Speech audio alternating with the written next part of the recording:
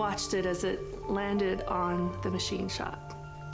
In the time it took me to get my phone back into hand and to take a picture, it was engulfed in flames. And I knew that within moments it would start exploding and I would be dead. And just as I moved out of the range of the explosions, they started happening, and I prayed for the people behind me. 10-minute drive normally to Chico became almost 4 hours. So it was a long trip.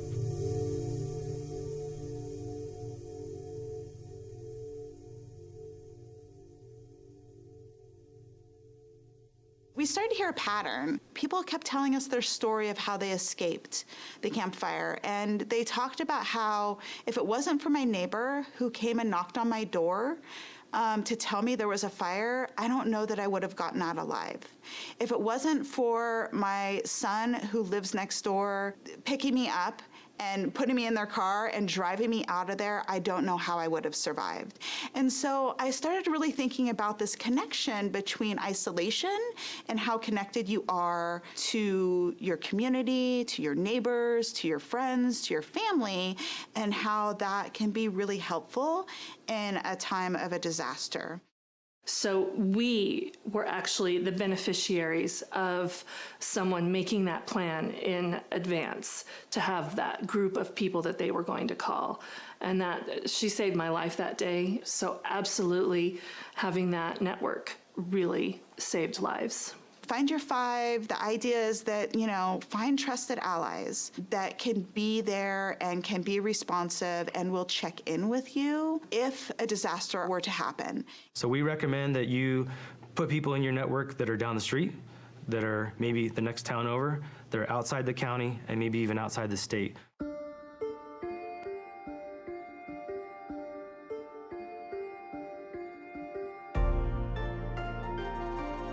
The final tier of the Ready, Set, Go is that go piece, and it's simply that, it's go. Evacuation information comes in two types. The first type could be an evacuation warning. This is essentially information that we're going to push out to the public, notifying them of a potential threat in their area where they may have to evacuate their home. An evacuation order is essentially that. We are telling people that it's time to go. There is an imminent threat to life, and we do not believe that you have much time to leave the area. Code Red is a opt-in alerting system that will dial your number. It'll send you a phone call, a text message, and an email notifying you of an emergency. That message is sent from our office, the Office of Emergency Services. It's going to be very targeted to your area, and it'll be specific to you. At 5:13, the phone rang with the Code Red call. And so as I was going up 49, I could look over to the left and see the flames in the canyon. The next layer is for staff to actually be out driving in the areas with a high-low siren. There's no other reason you'll hear that in an area unless we're putting out that evacuation order, not a warning, but an order. My day started routine patrol, came in and I was notified by dispatch to respond out to the Jones fire. Houses that had evacuation tags made it so we could just pass by. We knew that the residents had already been evacuated. Residences that did not have the tags, we would have to physically go in, knock on the door, look in the windows, make sure there were no occupants inside. Once you've been evacuated, as you're leaving, put this tag somewhere very, clearly identifiable, whether it's a mailbox, a gate, your address marker, so that deputies and officers can quickly identify if your residence has already been evacuated.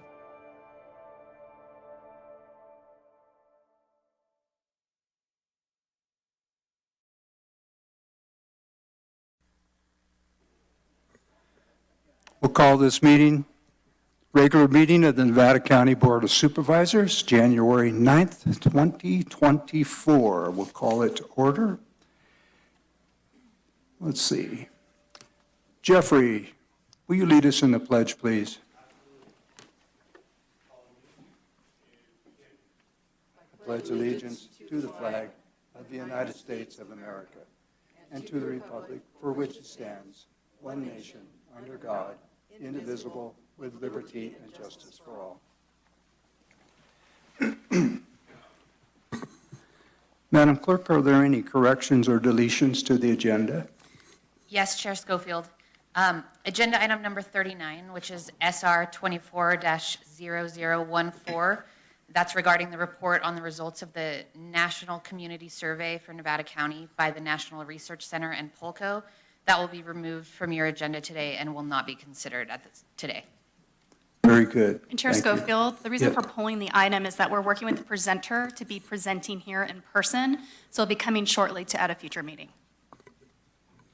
The What? presenter, Apolco, the consultant who did the community survey. Yes. We're coordinating with them to provide the presentation here in the chambers in person.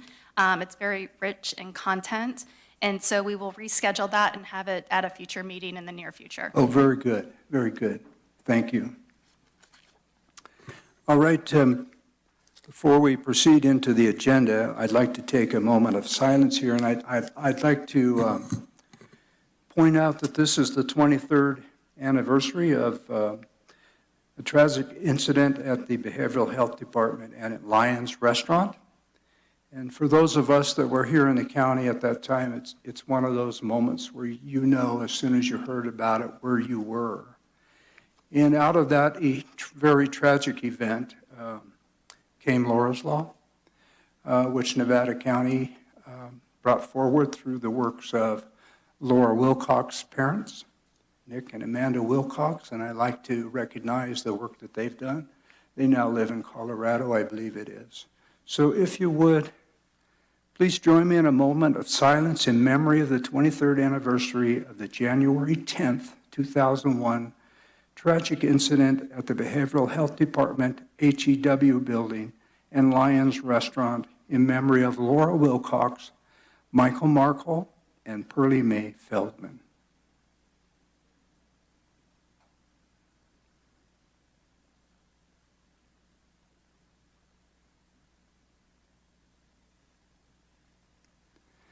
Thank you so very much. It's so good to remember these. All right.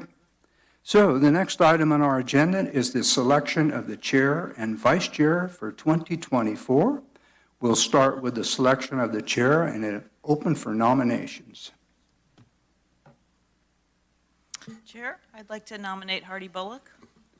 We have a motion to nominate Hardy Bullock, I'll second. motion made by Supervisor Hall, seconded by Supervisor Swarthout. Madam Clerk? District 4, Yes. District 3, Yes. District 1, Yes. District 5, Yes. District 2, Yes. One final act. This is the nomination for vice chair for 2024. I nominate Heidi. Hall. Motion by Supervisor Hook, I'll second. nominating Heidi Hall, Second. seconded Supervisor Swarthout. District 4, Yes. District 3, Yes. District 1, Yes. District 5, Yes. District 2. Yes. With that, I'm happy to turn over the chairmanship. Artie?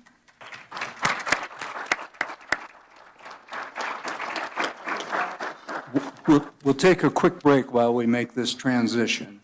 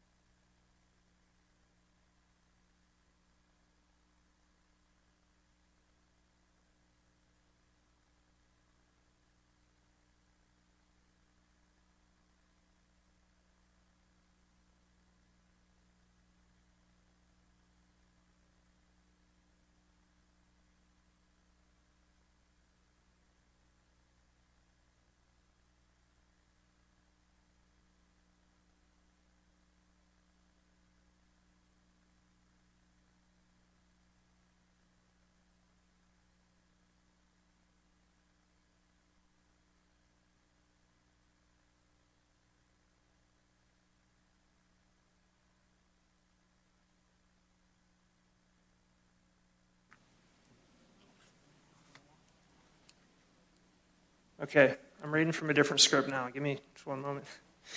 I just want to say a few words as we head into 2024 and I take over as chair. And then we're going to spend a little bit of time acknowledging the previous chair, Ed Schofield, which I'm really excited about.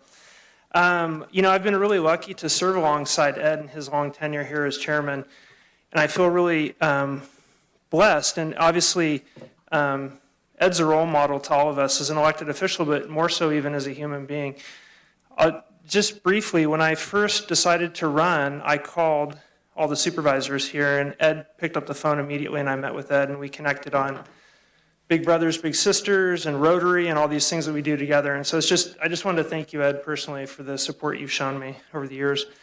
When thinking about trying to take over as chair, I thought a little bit about where we've been since 2020, and 2020 was kind of started this whole cascading effect of a bunch of changes with COVID and storms and fires and divisive national politics. And I thought, how can I bring something to my colleagues and to the community that's meaningful? And so for me, I think it's a perfect time to refocus on intention and set my individual attention for 2024. And I just wanted to read something. Intention is a state in which we commit to a course of action that is personally relevant and makes a positive impact on the world. So my intention for this year is to serve others first. If you've heard that, it's from Rotary. I didn't pick that up myself, but it's something we strive for as Rotarians. I want to focus on the current board objectives, and I also want to focus on helping support our staff fulfill their mission, which is our core services here at Nevada County. And I know intention comes in many forms, and some people, it's created through faith or connection, and that purpose and meaning in our lives that we strive to find every day. I think when you have a common goal and you serve with intention with another group of people, you multiply that effort and you bring that to bear on significant problems that we have in our community that we can solve. And I'm going to ask you I'm just inviting you to make your own intentions for 2024. Make it personally relevant and make it meaningful to our community and to our world, and most importantly to Nevada County. I'm really convinced that Nevada County can be the best county in America, the best place to live and to work and to thrive and to raise a family and to live the best life. So I'm excited to try and do that with you as a team, with our community and my colleagues here on the board. And I'm just really honored to be up here. So thank you for selecting me as chair. Looking forward to serving you. I did want to mention one more piece. I just wanted to point out that these leadership philosophies up on the screen here are something that our team put together. And I was really proud to see this. And for me, this is really how our actions can fulfill our intention, by working through these concepts and using these to kind of guide our work and our daily principles. So you'll find these online. You'll find these in our high-performance organization training that we've undertaken as a county. And I'm really proud of the work you've done, Allison, with your team. So I just wanted to thank you for creating an environment where we can succeed and where we can be the best people that we can for ourselves and also for our community. So with that, we'll get the meeting started. Thank you.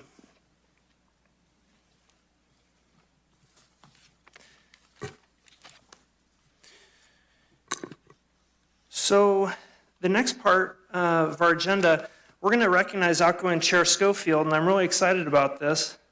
We're going to go ahead and play a brief slideshow of some of Ed's work over the past year.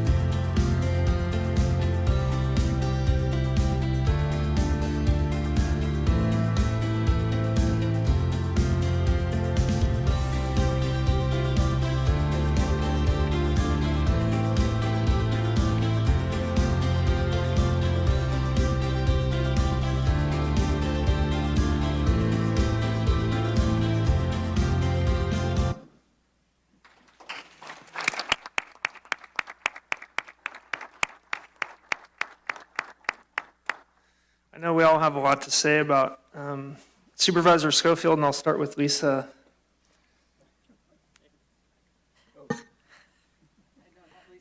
I had to move. Wow, I've known Ed for many years. Who would have thought 30 years ago when we were sitting on the board of directors for the Grass Valley Chamber of Commerce that we would both be sitting up here together.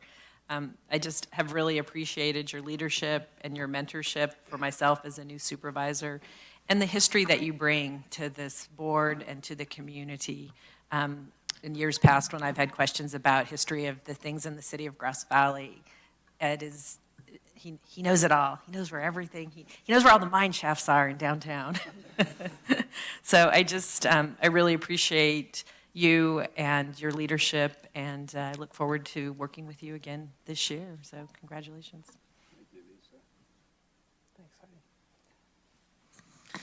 Ed, thank you so much. You have been the calmest, steadiest chair I've known since I've been on this board, and that says a lot. We've had some rough and tumble times up here, but you have set a standard for respect and civility and efficiency, and really have always maintained a calm demeanor, and I appreciate that so much.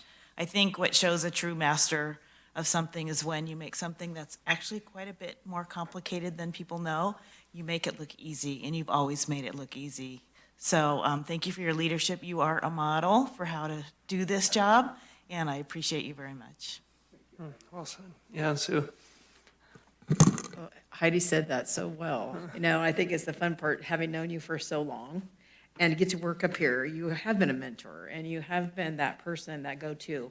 I feel like you would be the one that would say, grab me by the ear and say, Susan, this is not how it gets done, right? Or you'd be the one, you know, that's the kind of demeanor that you have with all of us. I think you feel comfortable, and you have that, like that quietness about you that is so comforting. I remember when I sat in that chair myself, and it was kind of a wild time. I was so glad that you were at my side. You were my vice chair at the time, and I don't even know if I ever told you how much I appreciated that, because I was a newbie, and it was my first time in that chair, and it was kind of a wild time. And I just have always appreciated that about you, and I appreciate your history and how you love this community. I think when you grow up here, there's something very special about that. And the history that we get to, we really get to feel that's something that's very special that we have to share. So this is going to be a great year. We're going to finish this year off with a bang, and let's roll into 2024. Thank you, Sue. Ed, I thought a lot about this, and I went looking for leadership quotes, and I found one that I really liked, and I'm going to read it here, and then I wanted to talk about kind of the 3 areas that you've affected me. The quote is, a leader, and I don't know who said the quote, I probably should have written that down, but a leader takes a little more than his or her share of the blame and a little less than his or her share of the credit, which I think you have really emulated for us, is that it's not about position, it's about serving others and serving others at multiple levels. And you have a humility that I've seen you in all kinds of situations. You've had that humility and that grace when you're working with others. It is so important in service. And I also would like to commend you in a little kind of lesser known fact that you are always prepared. If there's something on the agenda and there's something that needs to be studied and understood, you know it before we get in this room, and that takes a lot of work. I wanted to lift my binder up, but it's like 9.5 inches thick. It takes a lot of work, and you put that work in for a number of years. And your support of others, really being a mentor to all of us. So thank you for your service, both to the board and also to our community. Thank you, Heidi. Thank you to my colleagues. When it comes to being prepared, little do you know. I give all that credit to our staff, and you'll find this out too, Hardy. They're such a great group of people to work with. And it's the same here with working together. I've been very fortunate in the years that I've been here. There's always been that respect for each other on the dais. It doesn't matter what your vote's going to be. There's always that respect after that vote is done. And being chairman, it's truly an honor to be a chairman of the Board of Supervisors of Nevada County. So, Hardy, I wish you the very, very best, and thank you to all of my colleagues.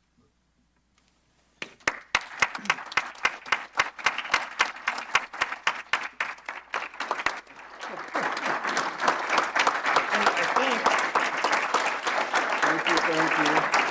Do you want to come down in the front? We'll go down and get a picture.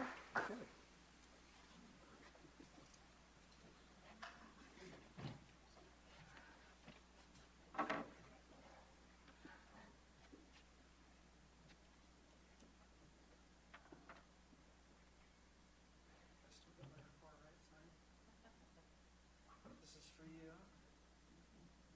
How many of those do you have? This is 4. All right.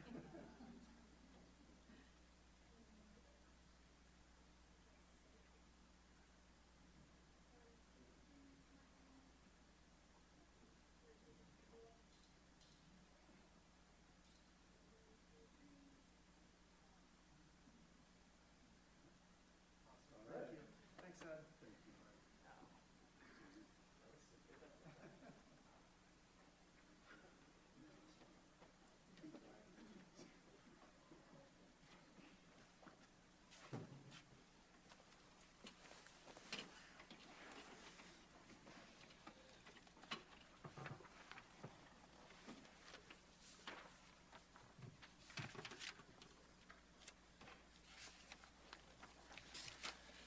Okay, we're going to move on to general public comment. Members of the public shall be allowed to address the Board of Supervisors on items not appearing on today's agenda that are of interest to the public and are within the subject matter jurisdiction of the board. Speakers are encouraged but not required to give their name and district of residence. Please direct your comments to the board, not the audience or staff. No individual may speak more than once during public comment. In the interest of civil discourse, it is the responsibility of the chair to ensure public comments are conducted in such a manner that avoids disruptive activity, promotes mutual respect, keeps comments focused on the issues, and avoids personal attacks. I'm going to limit public comment to 3 minutes, and your mic is going to turn off at 3 minutes. So just keep that in mind. And with that, I'll open up public comment. Good morning. I'm Jim Bear, resident of Nevada County for now going on to 23 years. And I took a photograph of the award to Ed today, and it has a big 3-minute red sign in it. So I'm going to share this with one of the groups that Ed is a member of, which is the Grass Valley Male Voice Choir. So I've known Ed for several years, and I thought, given all the official recognition, just an ordinary citizen could come up and thank you for what you've done. You've been extremely professional and strong, and by strong I mean if somebody needed to stop at 3 minutes or they were out of order, you let them know in a very even way. And over the years, no matter where I've met you, you would always connect. You were available. And even though you were usually friendly, no matter what I wanted to talk about, you never talked out of school. So it was always a personal connection. And on top of it all, you will go forward and continue to serve, and I'm really glad for that. So that is what I have to say, and thank you very much. Thank you, Jim. Well, good morning, board. It's been a while since you've seen me here. My name's Paul Gilbert, and you may remember me as a citizen auditor, as well as running for the clerk recorder registrar of voters position. Now, during that time period, I was auditing the voter rolls and other aspects of the government. Back just before November, each and every one of you received a letter from me titled a writ a quo warranto, and in that document, I gave you notice that I was going to be getting the oaths of office of everybody that was on the distribution list. Okay, today I'm giving you the first report of what I discovered. We have a problem here in this county, and unfortunately, it's going to affect quite a few members, elected officials here in this county. In the coming days, these people will be getting a letter from me detailing what is expected of them. And as far as this board is concerned, if these individuals do not take the corrective action, then this board will have to take the corrective action for them. Now, I also want to remind the board that some of the violations of the state statutes are significant.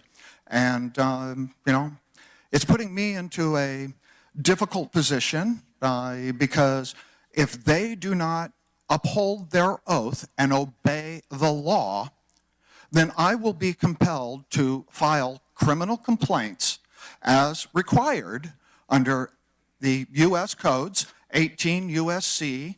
2, 3, 4, and 2382, which require me to report this violation with the military and the federal prosecutors. This is serious, and so I do hope that this board, when they receive these letters from me, will know exactly what they have to do. This is a problem, and it cannot be swept under the rug. So please, do your duty, uphold your oath to uphold the laws, and if any of the individuals that I have identified in the letters that you will be receiving fail to uphold the law, then you had better do it for them. So with that, please have a lovely day, and we'll be talking again soon. Thank you, Paul. Good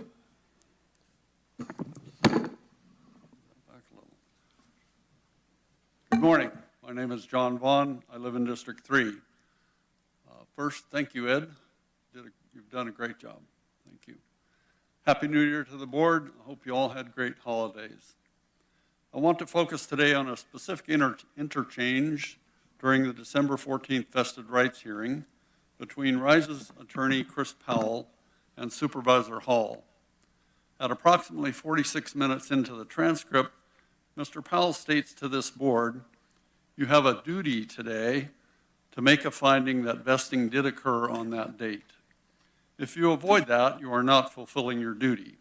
End quote. Notice the carefully crafted use of the word duty.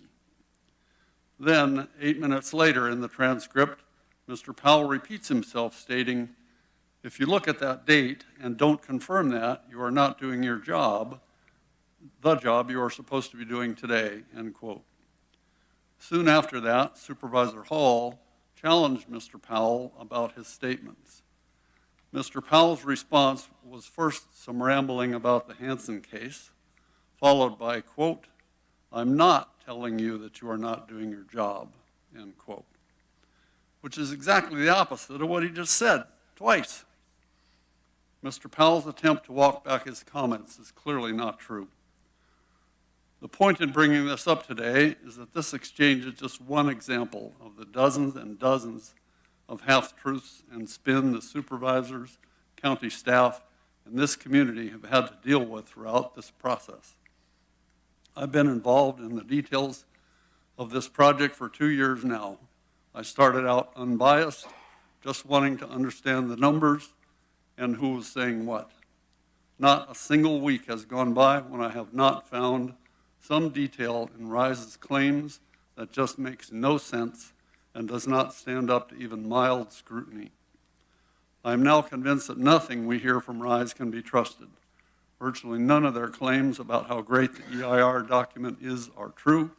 Virtually none of their claims about vested rights and constitutional rights and property rights and county bias and on are true.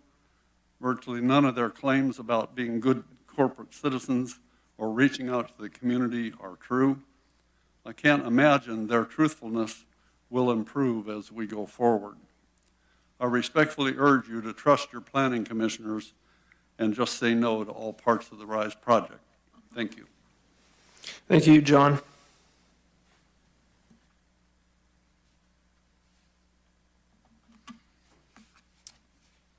Good morning. Ralph Silberstein, CEA Foundation. First, a thank you. We appreciate the professional way that the county conducted the processing of the RISE Gold's vested rights petition. Today, we are submitting additional information regarding the contaminated water coming out of the Idaho and Maryland mine drains along Wolf Creek. We provided some comments regarding the mine water outflows last year. Our concern is that the EIR reliance on testing of mine water at the Brunswick shaft is not valid. This is because the water generally flows into the mine at the Brunswick shaft, finds its way through the tunnels, and then eventually flows out at the Eureka drains 1.5 miles away along Wolf Creek near Centennial Drive. The EIR should have used test values at the drains on Wolf Creek where it flows out after exposure to the mine contaminants, not at the shaft where cleaner water flows in. Now we have learned that the EIR hydrology study done by EMCO in 2021 failed to include the U.S. EPA site assessment testing done in 2019 at the Centennial site, which also included testing the drain outflows in surrounding areas. The EPA test results show that mine drain outflows into Wolf Creek with high levels of arsenic, barium, chromium, cobalt, copper, lead, manganese, nickel, and zinc. Ben Mossman, CEO of RISE at the time, was the primary contact for the 2019 EPA testing. He executed the voluntary agreement to clean it up under the DTSC, thereby conditionally deferring a potential Superfund classification. Thus, Rise Gold was certainly aware of the test results from the mine drains, but those test results were omitted from the EMCO hydrology study and the EIR. Meanwhile, the misinformation campaign by RISE continues, quoting new RISE CEO Joe Mullen in a recent full-page union ad, quote, "The water in the mine is clean," unquote. The mine final EIR failed to correctly assess the mine water quality and its treatment, nor did it address how the mine discharge would be treated after the mine closes, despite the fact that these defects were identified in the draft EIR comments that CEA and the Water Board submitted. The EIR is required to provide valid information, to correctly assess impacts, and to provide adequate mitigations. Yet it failed in all three respects on this subject. The EIR should not be certified. Just say no. Thank you very much. Thank you, Ralph.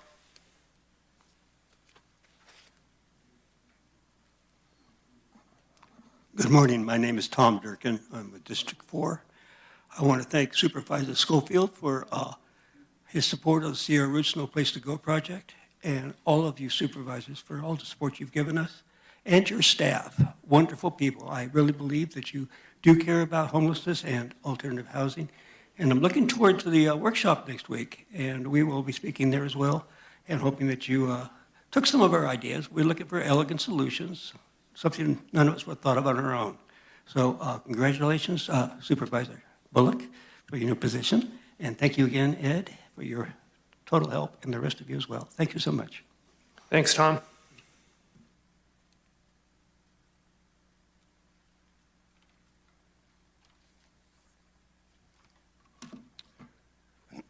Good morning, Supervisors. My name is Eric Jorgensen. I'm in District 1. For the past 3 years, I've served on the Energy Action Plan Working Group, and it is in that context that I bring my own personal comments. Last year, the Board of Supervisors included the objective of climate resilience, lending support to their earlier adoption of the Energy Action Plan. It is in this context that I'm looking at county building, county remodels, and your consent item 38 is an example of this.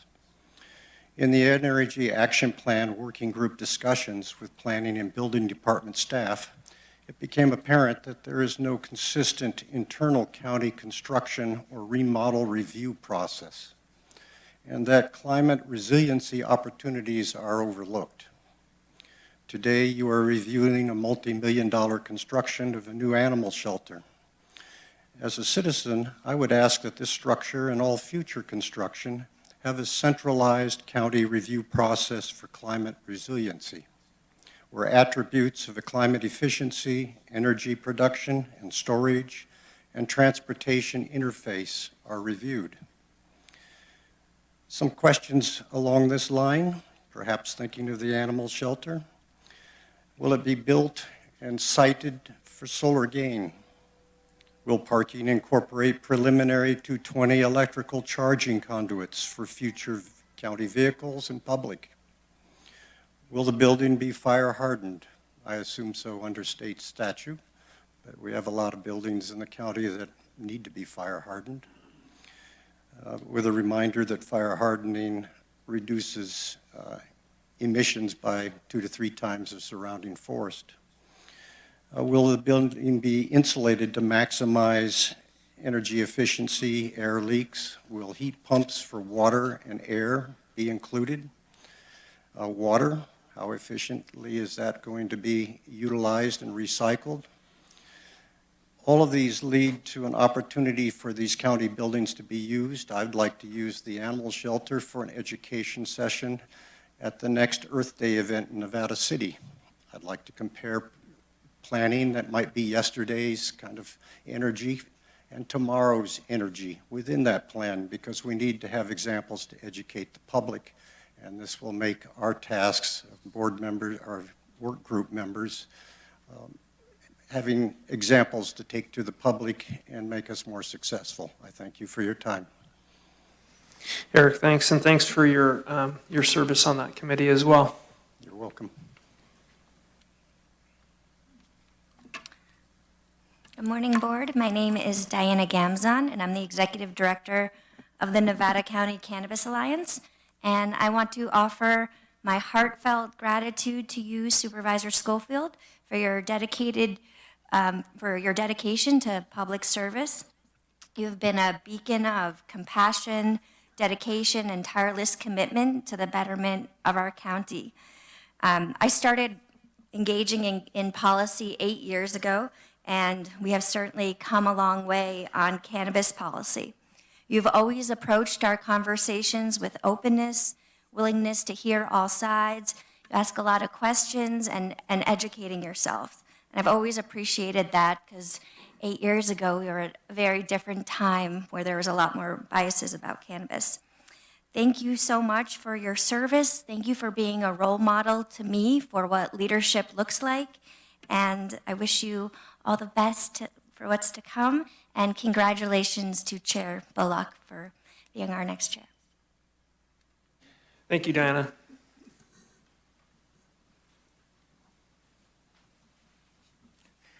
Lee French, Alta Sierra resident. I just want to say thanks to Ed for being there and discussing the neighborhood problems that came up here and there. And he was always available. And I kind of wanted to bring the thanks down to the neighborhoods. I know he's done a wonderful job. I've been here for all the meetings. He's done a wonderful job as chair, and thank you, Ed. I really appreciate it. Even more, I appreciate the fact that he was always available to listen and to understand where we were coming from in the neighborhoods. And Ed, I just can't tell you how much we will miss your service. Hopefully the next person that comes in is our District 2 supervisor, and we'll continue in that vein, and I appreciate it. Thank you. Thank you, Lee. Matthew Coulter, Nevada County. Riding the bus over here today, I was next to a gentleman that wasn't allowed on the bus because he was too drunk. That required, once we got to the library up here, that required an ambulance, fire, police response, which then they were called back because he was causing problems with the ambulance crew right out in front of the Rood Center on its way to the hospital. And this is because there's no shelter. And the unsheltered people are costing hundreds of thousands of dollars in other services versus just giving them a $10 tarp in some place that they can literally be. The scanner calls go up dramatically when the shelter is closed, when the shelter closes in the morning when it's so cold. Other communities have come to some solutions. We need to do it on the mere premise of fire danger alone, if nothing else. I don't care if you guys care if these people are literally dying on the sidewalk in front of the library. I don't care that you don't care. But maybe you care that when everything is a moonscape and burned down. There was a fire in Bennett Street homeless camp yesterday. It's wet. It's not going to go anywhere. But on a red flag day in the summer, it will take out Grass Valley. It'll take out DeMartini's, the largest tax base for Grass Valley, RV. There's multiple police responses up at that homeless camp on a weekly basis, if not daily. There needs to be daily. There needs to be a patrol out there daily. Running out of time here, so I'll just give some more of a body count. 2 dead on Blind Shady in San Juan last night. A couple days before that, a rollover fatality. We're stacking the bodies up here in Nevada County for one reason or another. Like I already mentioned, the unsheltered issue, that's costing in itself through using the bus as a dumping ground, using the police as social services. The bus driver on the bus this morning was on the radio begging for help from somebody, and he was asking for Hospitality House for this gentleman. I'll make the last 30 seconds about myself. In the city of Grass Valley, that has spent over $200,000 in attacking me in lawyers' fees. That's through Freedom of Information Act from someone else pulling that.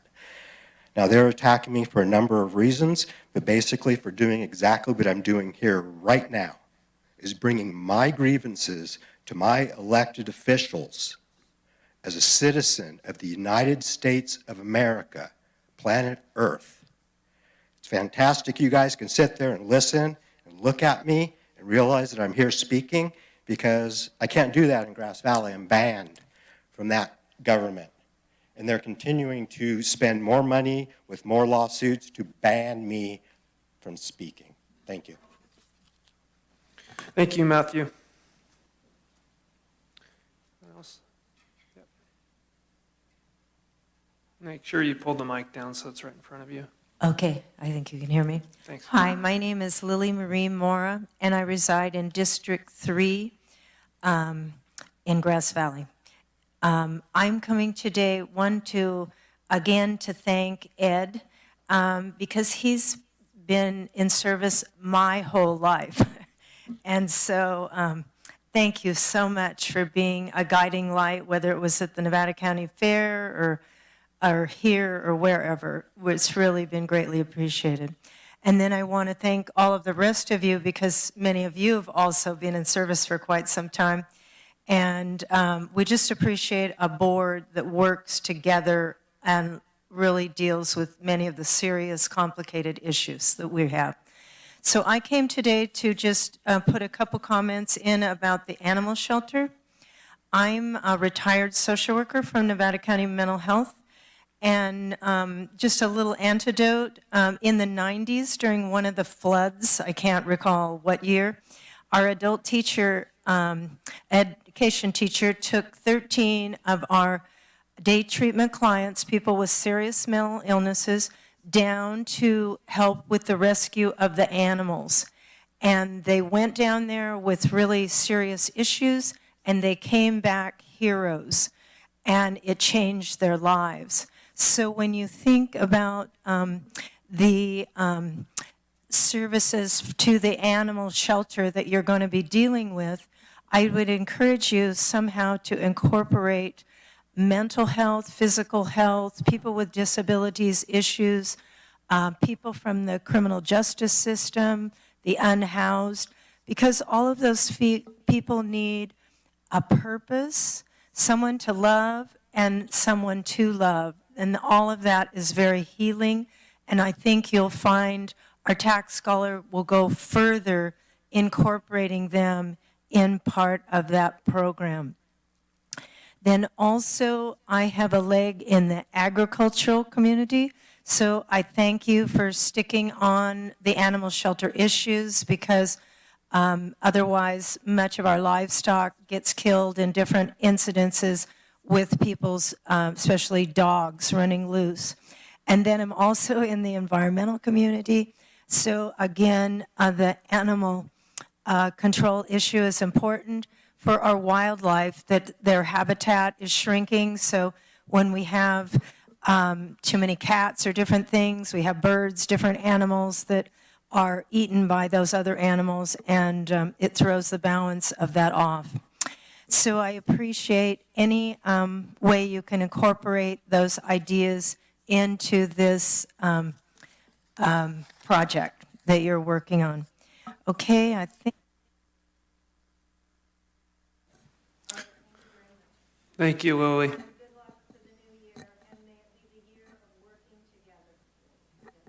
Thank you. Any other public comment inside the board chambers? Anybody else? Any callers? Chair, there are no callers or written comment for your general public comment session. Okay, thank you. With that, I'm going to close public comment. We're going to shift gears a little bit. We're going to switch up the order of things, and we're going to go ahead and recess as the Nevada County Board of Supervisors and convene as the Nevada County Sanitation District Number 1 Board of Directors.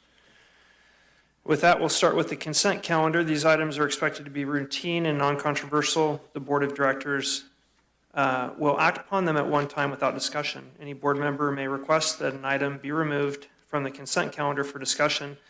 Members of the public wishing to ask questions or hear discussion on items listed under the consent agenda, and this is for NCSD, may now raise their concerns to the board members. The directors will take these concerns under consideration and decide if there is adequate reason to remove the item from consent. Any board members want to pull anything from the NCSD consent calendar? No? Okay. I'll entertain a motion on that then. So moved. I'll second. Motion and a second. Can you please call the roll? District 2? Yes. District 4? Yes. District 3? Yes. District 1? Yes. District 5? Yes. Okay, for NCSD District Number 1, we'll open public comment. Members of the public shall be allowed to address the Board of Directors on items that are of interest to the public and are within the subject matter jurisdiction of the NCSD Number 1 Board. Anybody like to provide public comment? Okay, I'm going to close public comment. And with that, we will adjourn as the Nevada County Sanitation District 1 Board of Directors and reconvene as the Nevada County Board of Supervisors. That brings us to our consent calendar. I'm going to say it one more time. These items are expected to be routine, non-controversial. The Board of Supervisors will act upon them at one time without discussion. Any board member may request that an item be removed from the consent calendar for discussion. Members of the public wishing to ask questions or hear discussion on items listed under the consent agenda may now raise their concern to the board members. The supervisors will take these concerns under consideration and decide if there is adequate reason to remove the item from consent calendar. Would anybody like anything removed from the consent calendar or pulled from the consent calendar? No. Okay. With that, let's see, do I need to provide public comment on the consent calendar? Any public comment on the consent calendar before us? Seeing none? Chair, Yeah. we do have one written public comment for the county consent calendar. That's for item number 28. It was submitted by Polly Halstead, and that comment was distributed to the board and is available to the public. Okay, publicly available and the board received that. Thank you. With that, I'll close public comment on the consent calendar and I'll look for a motion to approve. So moved. Second. Okay, motion and a second. Please call the roll. District 2? Yes. District 4? Yes. District 3? Yes. District 1? Yes. District 5? Yes. So Chair Bullock, you have a 10:30 timed item. We are prepared to move up the ledge platform presentation, if that's your direction. Yeah, that sounds great. Let's do that.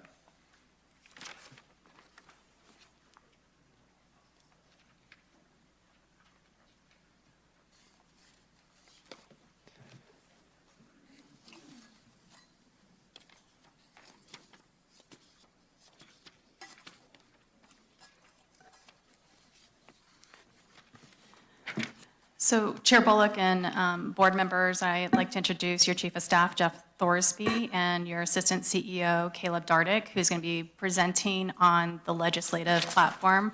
I want to recognize their work not only during this time of capturing the priorities of the board and the county as a legislative advocacy tool, but for the last 2 years, we have reached out to our partner agencies from the cities, the town, special districts, to make sure that we don't look at this just as a county perspective, but as a regional perspective. So at this point, I'd like to go ahead and hand it over to staff. Thank you. Thank you so much, Allison. Chair Bullock, members of the board, my name is Jeff Thorsby. I'm your Chief of Staff. I'm pleased to be here with Assistant CEO Caleb Dardick and to present to you your 2024 legislative platform. And before I begin, I just wanted to acknowledge really your work and your leadership. The board has been very active at the state and federal level for a number of years and provided a lot of great leadership, both in the association and individually and in your district. So I just want to acknowledge that component. So real quick before I'll turn it over to Mr. Dardick, I just wanted today what we'll do is we'll provide a brief overview of the purpose and use of the legislative platform. We'll talk a little bit about its development process, policy areas, and then we'll provide any kind of an overview of some kind of key updates and highlight some snapshots of that. And then, of course, answer any questions and then provide a recommendation to you. So with that, I'll turn it over to you, Caleb.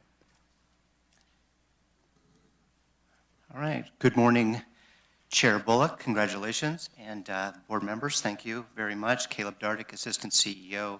And really, we have a wonderful team, but this is a team with a very strong leader, and we really want to acknowledge Jeffrey Thorsby for his tireless leadership and focus.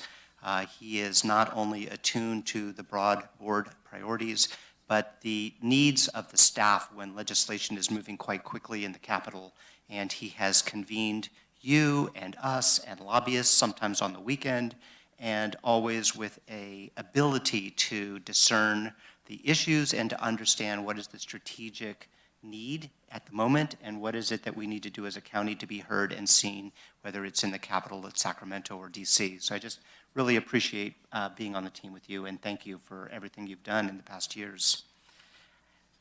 This tool that you've developed over the years, this legislative platform, is incredibly efficient and effective, and I think in many ways is part of the reason we can be so effective.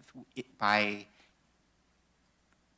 expressing your policy direction on what is over 200 items, you have given a clear message to the staff and to your consultants and lobbyists and team to understand where the county stands. And by knowing that we have a consensus behind this document, we can move very quickly to take action.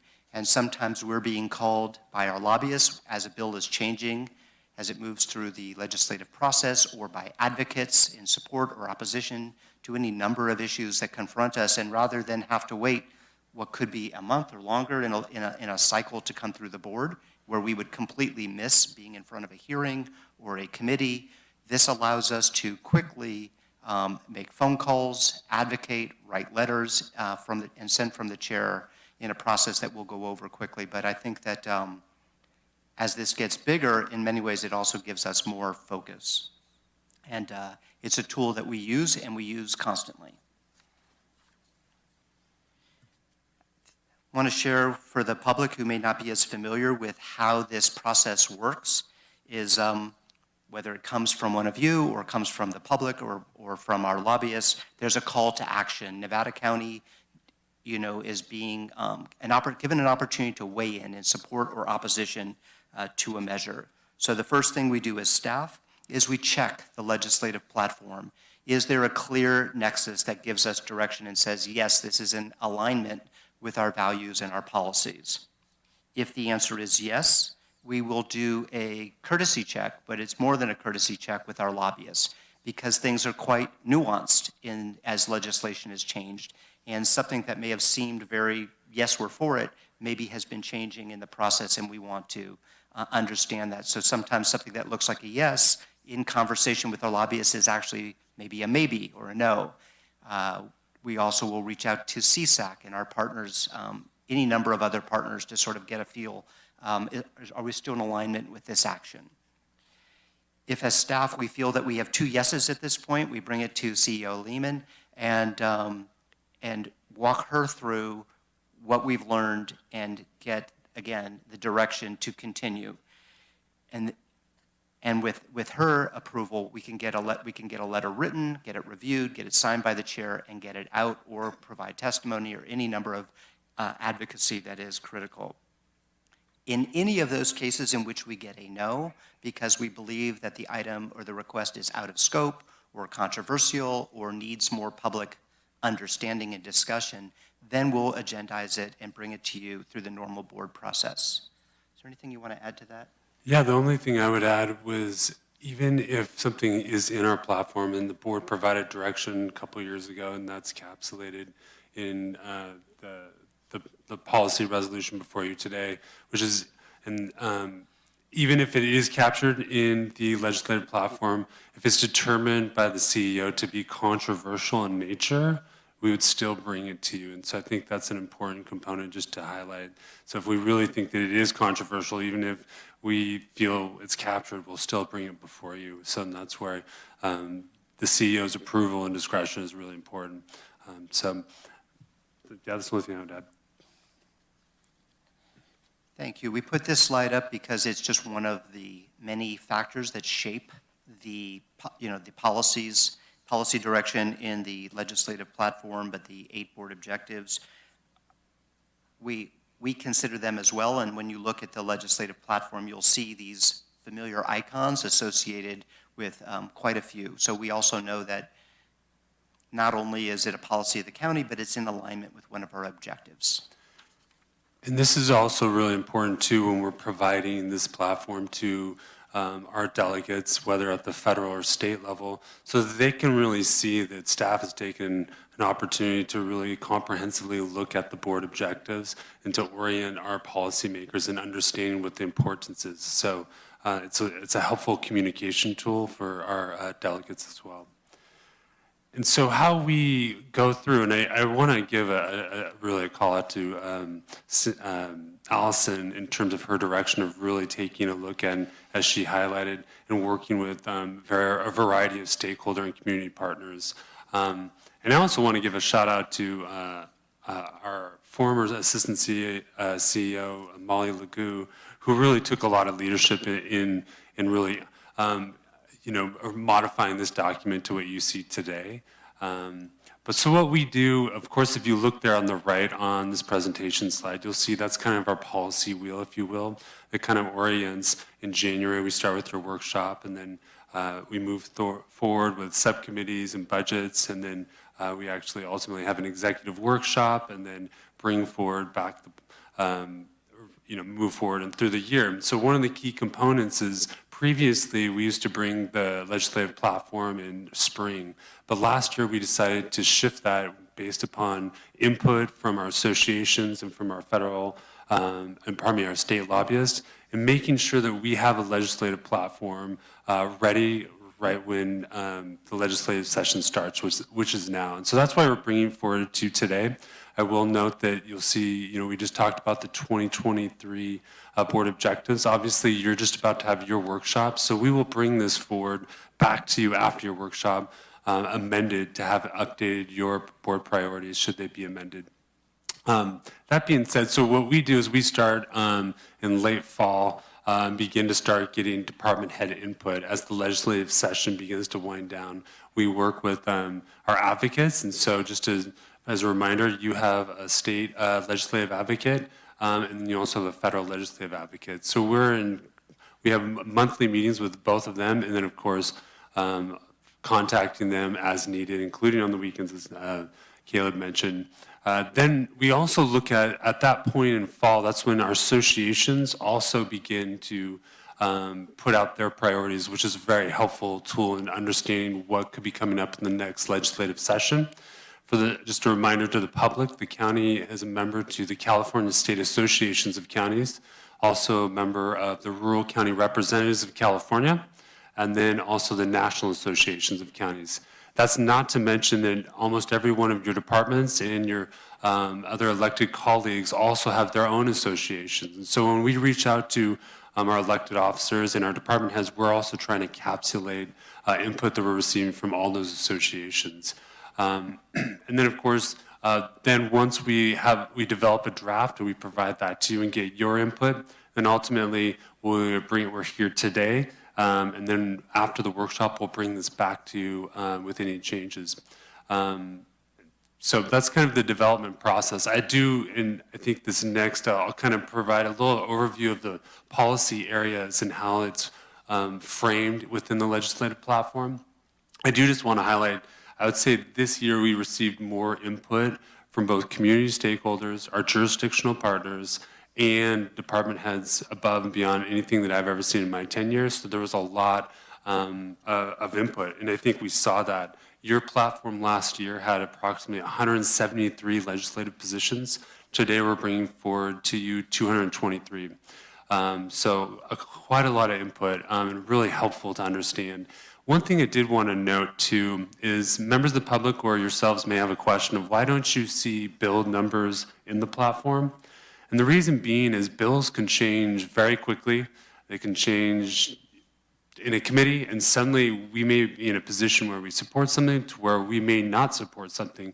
So rather than try to articulate bills, and of course they change every year, we essentially I like to articulate the spirit of the position. So why is our position what it is? We distill that input and then try to put that in the position so we can take a look at any pending legislation and really get to the root of the position that's of concern to the county, and that's helpful when we review legislation. The platform is divided into 5 policy areas. These policy areas are duplicative of how CSAC formulates its own policy areas, which is a helpful tool in terms of as we look through and you can kind of look per subject. That's administration of justice. You have 33 issues. Agricultural, environmental, and natural resources, that's 47 issues. I do want to call out Supervisor Hall for your leadership. I know you actually serve as the chair for CSAC on the AER policy committee, so we're really lucky to have your leadership there. Then we have government, finance, and administration. Then we have 50 issues underneath that policy area. You have health and human services, again, 50 issues. And then housing, land use, and transportation, that's 43 issues in this platform. So that's how we've divided it. And so I think what we'll do here is then provide just kind of a key, obviously you have the draft in front of you. I'm not going to go through every issue, but I just wanted to provide a key component of how we framed it. So the platform includes key legislative positions, and this is what we anticipate probably being the largest key issues that will be coming up in the next legislative session. And that's just for orientation to understand what is kind of the top components that we think we're going to be facing at the county level. And then, of course, there's also a project list. Also within the platform includes contact links, which can be helpful for the public or our partners as well to understand how to get in touch with either their federal representatives or their state representatives. So maybe kind of 3 key policy issues that I just wanted to highlight as an example, though I think we will see this year. Number 1 will be the state budget shortfall. The California Legislative Analyst Office is projecting about a $68 billion deficit in the state. The governor will be releasing his budget tomorrow on January 10th. That's constitutionally required. Of course, so that we do anticipate there's going to be program cuts. There's already a state freeze within the governor's administration, so we're aware of that. So we're going to be taking a close look. So we anticipate that being an important component. And then looking at, for example, realignment, that's also highlighted in there. I think another policy area issue that's of key importance as we look in this year will be looking at Mental Health Services Act. You received a presentation from your Director of Behavioral Health, Phoebe Bell, and Ryan Groover on some updates recently, but I think that's something we're closely looking at. And also there's a proposition that will be going towards the ballot. And so looking at how that funding is realigned, that's a big component. And then another one I would also highlight is also wildfire insurance. I know that you're probably hearing from your constituents, and I think, I know everyone is concerned about this issue. There's not necessarily a clear answer to it, But I think that's another component. But there's a number of issues, and I just wanted to highlight three, and I'm going to turn over to Caleb to highlight a couple projects as well. Yeah, thank you. I mean, similarly, by having it in your legislative platform, the list communicates these are the type of projects that we're going to seek funding for or seek support for in any regards. I think we'll look to you as well as what's possible in the political arena today of, and especially with budget cuts at the state level, where we can best put our focus. And I think that's an ongoing conversation with you as a board and our lobbyists is where should we focus? We obviously don't have the capacity to go after funding for every single project on that list, and some of them may not even be timely, or they may be, in the concept phase, design phase, or shovel ready. We do know that locally there are a few projects that really have funding shortfalls that are significant, and so we are focused as, continue to focus on them. These are not new in any way, but the Edwards Crossing Bridge, you've heard that there are two alternatives. The preferred alternative is significantly more expensive. That's going to require a very concerted strategic effort on behalf of the county to get that those funds beyond what Caltrans has agreed to already. Similarly, the state park is moving forward with the rebuilding of the Independence Trail. That also has a shortfall of about 2 to 1 of the money that's available. We know that we need to continue to advocate effectively for funding for major fuel breaks and their maintenance. And then, we're very excited recently to have the presentation on the North San Juan Fire Suppression Project, but we're of course a little disheartened to know that there's a funding gap there as well, not insurmountable, but one that we will remain focused on. So again, we look for this to be a dialogue with you as the year unfolds, and look for opportunities where we can put ourselves together, have a presence in Sacramento or DC to get the resources that are needed for our community. So I think with that, today we're happy to answer any questions, and our recommendation is to adopt the 2024 legislative platform. And as a reminder, we would be bringing this back to your board to amend based upon the input of your board workshop next week. Thank you. Yeah, great presentation. A lot of information, a lot of work's gone into this, so thank you for bringing it forward. I think we've talked about many of these things, and obviously talked about them over many years, and some of them have come and gone and gotten funded, and we see some of that great work happening. Let's start with questions from the board, and then we'll go to public comment, and then back to the board for dialogue. Sue, do you want to kick it off? Yeah, thanks, Chair. I don't have any really questions. The draft is really well done, and I like that we added some things that I thought were important, and I'm looking forward to having that conversation at our workshop. So thank you, appreciate it. Thanks, Sue. Ed? Thank you, Chair. Maybe just a clarification. So with all these 71 pages, as long as we're comfortable with all of the ones that are on here, and really looking, most of them we're very comfortable with. Most of them we're pretty comfortable, very familiar with. But if we get that quick call from CSAC or whoever it might be, as long as it's on that list, and then you've got the okay from the CEO, then the chairman can sign a letter saying, yes, we support, or no, we're opposed to this, correct? That's correct, sir. I would just highlight there's nothing to prevent you as individual supervisors from advocating on your own. But in terms of for the chair, that's the exact process. And of course, if we were concerned that it would be potentially controversial in nature to your colleagues, regardless of it being the platform, then we would work with the chair to then bring it before the actual board for review.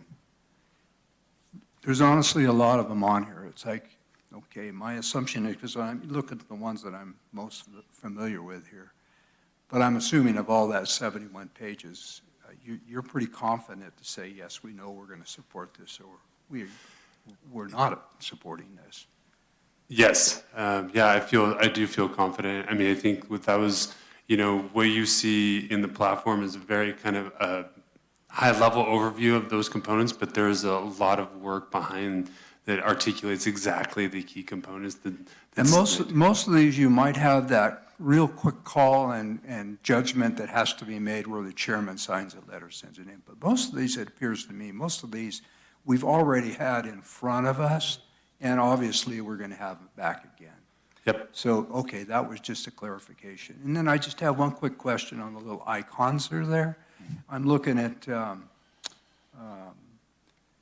well, the Combi Road sidewalk, of course, that one means a lot to me. It's got a little shovel icon next to it. Does that mean shovel ready? Or is it just a public works project? No, the shovel is supposed to mean potentially shovel ready. That's very, very, very good. Yeah. Yeah, and just to highlight too, the light bulb, and for the public's awareness, the light bulb means that's an idea that's been identified by staff or the board members of a potentially important component. The pencil refers to design phase, and then the shovel means that we want to go after funding for actual construction. That's very good, very good. All right, so Jeffrey, thank you for your work on it. Caleb, thank you so much. And I know the whole team has put a lot of effort into this. Thank you. Thank you, Chair. Yeah, thank you, Ed. Heidi? Thank you. Yeah, this document has come a long way, and I want to just, I mean, what you've done with this is amazing, and I think we're going to continue to make improvements and see how it's useful. Just to go back a few years, I just want to add, we bring ideas that go into this as well. And a couple years ago when we were looking at it, and to Ed's point, I was reading through it and saw a couple things that I thought, I'm not sure we're all on the same page on this. And so we took those out. And those items are ones that if CSAC or NACO or someone else wants us to write a letter, then it has to come to the whole board for discussion, so that everything in here should be things that we all agree on, and that's why it's important that we read through it pretty carefully every year, because I did catch something that one year that I wasn't sure about. Okay. Not this year. No, we're good. We're good. That was way back when we decided to turn this into something more robust, which I think is fantastic. But I don't want to forget our role in this too. You mentioned, that you've worked collaboratively this year with all these other institutions, which is a ton of work and very important. But we have input as well as board members in terms of issues that we bring to the table. 100%, and nothing's also preventing you or the board to bring forward items that are outside the platform. I think your point is a good one. This is a tool for us to respond quickly to legislation and also to put forward what we know to be important for our delegation, but by no means is board action limited in legislatively to this. It just needs to go to the board for approval. Thanks. And then I just want to note for education for the public, I think this is really helpful for the public who wants to understand the very complicated nuances of what a county can do and what a state or a federal agency has to do. So a lot of folks want the county to take care of things that we really are limited in scope. What this document does, though, is show us all the areas that we interact, where we interact with the state or the feds, where we need to be advocates. So there are things in here that we want to keep, like the SRS and PILT funding, and so it's in here because we need to keep advocating for it every year because it comes up for funding every single year. And then there are things in here where we need more funding, like for wildfire, where we need to advocate for more funding. All of these, if you go through every one of these issues, is in here because this issue or this work touches what we do at the county, but we don't have complete control over it. So we're advocating for policies or funding to change things to make them better at the county level. I think that's really important and a very helpful way, I think, for folks in the community to see our role as opposed to the state and the feds and why we are advocating as much as we are to make some of these changes and keep some of the funding and so on. So thank you for this really great document. I think it'll be really useful to be carrying around. Thank you. Thanks, Heidi. Lisa? No questions? Okay. With that, we're going to go ahead and open up public comment, and then we'll bring it back to the board for one final piece of dialogue if anybody cares to. Is there any public comment on the legislative platform?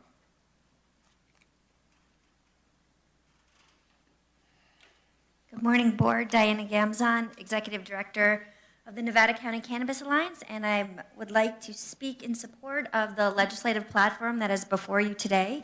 There is a thorough representation of the needs of the cannabis industry, I was really grateful to have a meeting with Caleb and Jeffrey several months ago to discuss it in depth, and it clearly shows items like banking, insurance, resources for enforcement, and small business support, which our industry needs so badly. I also just want to provide gratitude to Jeffrey for his support throughout the many years as our organization has engaged in statewide advocacy. Jeffrey has introduced us to elected officials, staffers such as Senator Alvarado Gil. We've had meetings with CSAC, and Jeffrey has also been just such an asset in working through bills that are coming through the pipeline and strategizing and the most effective people to reach out to. So that's been really wonderful being able to collaborate with you, Jeffrey. Since I have another minute, I guess I'll do a little advocacy.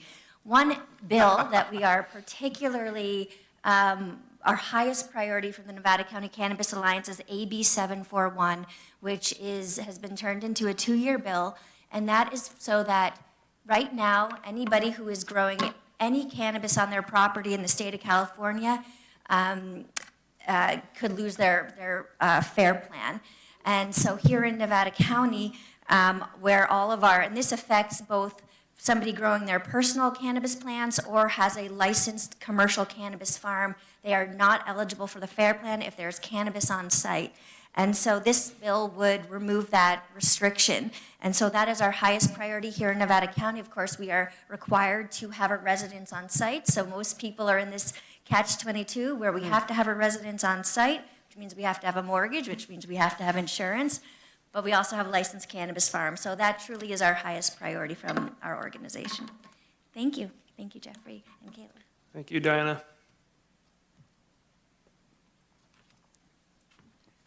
Matthew Coulter, Nevada County. This is a difficult county to organize because of all the state, federal. Matthew, can you pull the mic up so it's, there you go, thank you, sir. Sorry, state, federal, and all the different agencies that are involved in things around here. Something I've been trying to get Empire Mine to do, which is a state park, is to fix the 14-inch magenta drain system that is broken and just flowing out onto the ground and down into county and city property. They literally put a sandwich board sign saying they know about the break in the pipe and they're going to get around to it. I find that completely unacceptable, being that this is a toxic mine mitigation project. Just unbelievable that the state would just leave that like that. As well as the retaining wall for South Fork Wolf Creek is caving in, and I reported that to Caltrans because that's a little Caltrans section. So like I said, we have state, we have BLM, we have all these different agencies, and it would be great to have some kind of a clearinghouse where we could come to our county and they could appropriate the right people for these problems so they don't escalate for weeks, months, and years. Thank you. Thank you, Matthew. Any other public comment related to the legislative platform? Okay, with that, we'll bring it back to the board for additional dialogue. And then I guess, Madam Clerk, are we looking for a voice vote on the draft? Yes, a voice vote is, or let's do a roll call vote. Roll call My vote, apologies. okay, thank you. So Lisa, do you want to start off? Thank you. So I just want to say thank you for all the hard work that's gone into this, and I appreciate the meetings that we had discussing some of my interests. Also, in reading through the report, I was very impressed to see that you actually assigned your additional stakeholders to the issues. So there were some issues that were of interest to the city of Grass Valley, to Nevada City, and I was impressed with the fact that you were able to delineate who was doing what. At first I thought, well, this is interesting because you would think all the cities would be interested, but obviously you spoke with those groups and those were the things that were most important to them. So thank you. I look forward to bringing this back after we do the board workshops to see if there's any additions. And it's always interesting to follow all this legislation through both the state and the federal level. So thanks for your dedication and hard work on it. Appreciate it. I would just be remiss not to just mention it, to thank our entire team. Clearly, it's a team effort, and and that includes Mindy Stewart, your board analyst, That includes Ariel Levitt, Project Administrator. That also includes Carissa Sear, your other analyst, and then all of your department heads and senior executives. They really, that's the team that really deserves the praise. Okay, yep, Heidi. Yes, I think I've already made my statements. Thank you very much. It's an excellent document. Excellent, thanks, Ed. Anything else? Sue? Nothing? Okay. I was just going to mention, thank you again. It's, for a county of our size, and I think Supervisor Hall mentioned this, it's quite impressive that we've assembled this level of connection to our community, nonprofit community, special districts, and stakeholders. And it's one of the things I'm really proud of. We did a stakeholder outreach in District 5, and as we sat and talked to people, it was really refreshing, the feedback we got, because we let them know that we were connected to our state and federal delegation and how we can help through the legislative platform. So I think it really shows a lot of initiative on the county, so thank you so much. I was going to mention one piece is, as legislation changes, the nuance of the application and how that bill may or may not support these priorities changes as well. So there's a lot of interpretation that comes from our senior staff, understanding when a letter may be appropriate and when a letter or a bill looks to be supportive, but it may not actually be supportive. And so that's what I really appreciate is the understanding, and that takes time to track all those issues and those bills and all those pieces of legislation independently, where our congressional support staff that we contract with comes in, and that's why we choose to have those types of support staff on helping us out. There's a lot of nuance there. And again, I just want to reiterate, Jeff, thanks for mentioning that any of the elected officials can lobby on their own behalf on issues or initiatives they feel are important to them, right? So you can write a letter, and that goes for all of our elected officials, not just the Board of Supervisors, but others. So again, thanks again for bringing it forward. Unless there's anything else, I'll go ahead and entertain a motion. So moved. Second. Motion and a second. Madam Clerk, please call the roll. District 2? Yes. District 4? Yes. District 3? Yes. District 1? Yes. District 5? Yes. Thank you so much. Appreciate Yep. it. Great work. And with that, we're going to take a break until our timed item at just about 10:29, 10:30, right at that piece, and then we'll jump back in.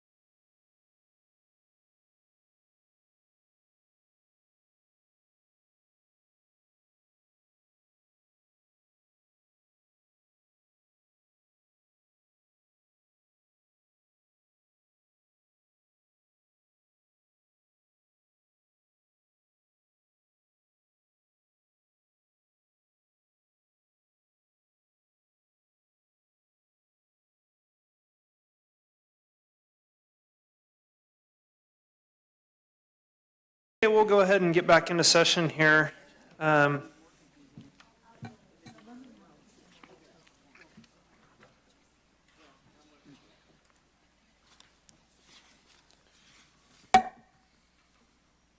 Okay, this is item 35, Community Development Agency Director Trish Tillotson. This is an informational report on the Nevada County 2-year Economic Development Action Plan. Looking forward to it, and we'll turn it over to Kimberly Parker, I think, sitting up here at the mic to kick us off. Thank you so much, Chair Bullock, and hello, Supervisors. Kimberly Parker, Program Manager for Economic Development. And it's my pleasure today to introduce Integrated Communication Strategies and their representatives, Bill Mueller and Jerry Ezavano, the consultants that have worked rigorously over the last 7 months on the Economic Development 2-year action plan. ICS services include economic development, strategic planning, communication councils, and so much more. They've worked with jurisdictions, nonprofits, and agencies both inside and outside of California. Today's presentation is going to focus on the 7-month journey we have been on with our many economic and community partners. It will give you a chance to hear the input and feedback that they received. And our goal is for you to have this report prior to the board workshop so that when we go into that next week, it will encourage discussion on economic development. Within a short period of time after the board workshop, you will receive a final draft of the action plan and will have a chance to meet with us individually prior to the February 27th meeting where we hope to have final discussion and board direction. With that, I am going to turn it over to Bill Mueller with Integrated Communication Strategies. Thanks, Kimberly. Good morning, Mr. Chair and members of the board. My name is Bill Mueller. I'm a partner with ICS and very excited to be talking with you again. Good to see you. I'm here with my business colleague and partner, Jerry Azevedo, and together we jointly produced the presentation together with Kimberly that we'll present today. So, as you know from the staff report, we were engaged this summer in order to help the county put together a 2-year action plan for economic development. And so we have a presentation that we'll give. Our hope is that we'll be able to sort of march through it because there are a lot of connected findings. Our hope is that we'll get all the way through it, although if you have sort of a burning question, I hope that you'll interrupt and ask. Otherwise, we're going to leave, I believe, as much as 20 or 30 minutes at the end of our presentation for dialogue and discussion. This is an opportunity for us as your consultants to hear from you, to get direction, to get questions on sort of the emerging shape of this strategy. And then we will go away and adopt the direction that you've taken, finish the writing, and as Kimberly mentioned, bring a preliminary draft back for you for still one more opportunity for you to help shape that outcome before it is considered final in February. And as you know, again, from the staff report, the idea is that in the March-April timeframe, the 2-year clock would start and this plan would be put into effect. So with that background, why don't we begin the slide presentation.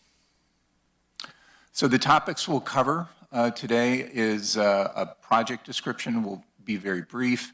The key informants and contributors, many of whom are here in the audience with us today, the action plan framework, the core findings, the assets, constraints, and opportunities that we uncovered over this 7-month journey, recommended action plans, and then time for your question, input, and direction. So again, by way of background, our mission was really a 2-part mission. One was to deliver a set of realistic and actionable strategies that guide the actions and investments of the county in particular, and then the county in relationship with its partners. So you'll see our recommendations sort of split up in that 2-part area. And because this is a new office, this 2-year action plan is intended to provide interim guidance. So in the 7 months that we had, as exhaustive as this has been, we're still waiting for economic development data from Brookings Institute later this month. We're hoping to have more opportunity to go even deeper in the latter part of this 2-year process. And that will take more time and effort, and we can talk about that and answer your questions in that regard. So our project goals are pretty clear. We want to grow the economy, more economic activity, more tax revenues for the county, to improve the win rate for federal and state investments and grants, especially in this moment of time. Improved branding and awareness, stepped up communication and knowledge sharing between the county and local businesses, more support for entrepreneurs and small businesses. This is really the backbone of your economic development engine. Over 90% of county employers are 20 employees and fewer. And so really sort of embracing that, and the startup community and entrepreneurship is incredibly important.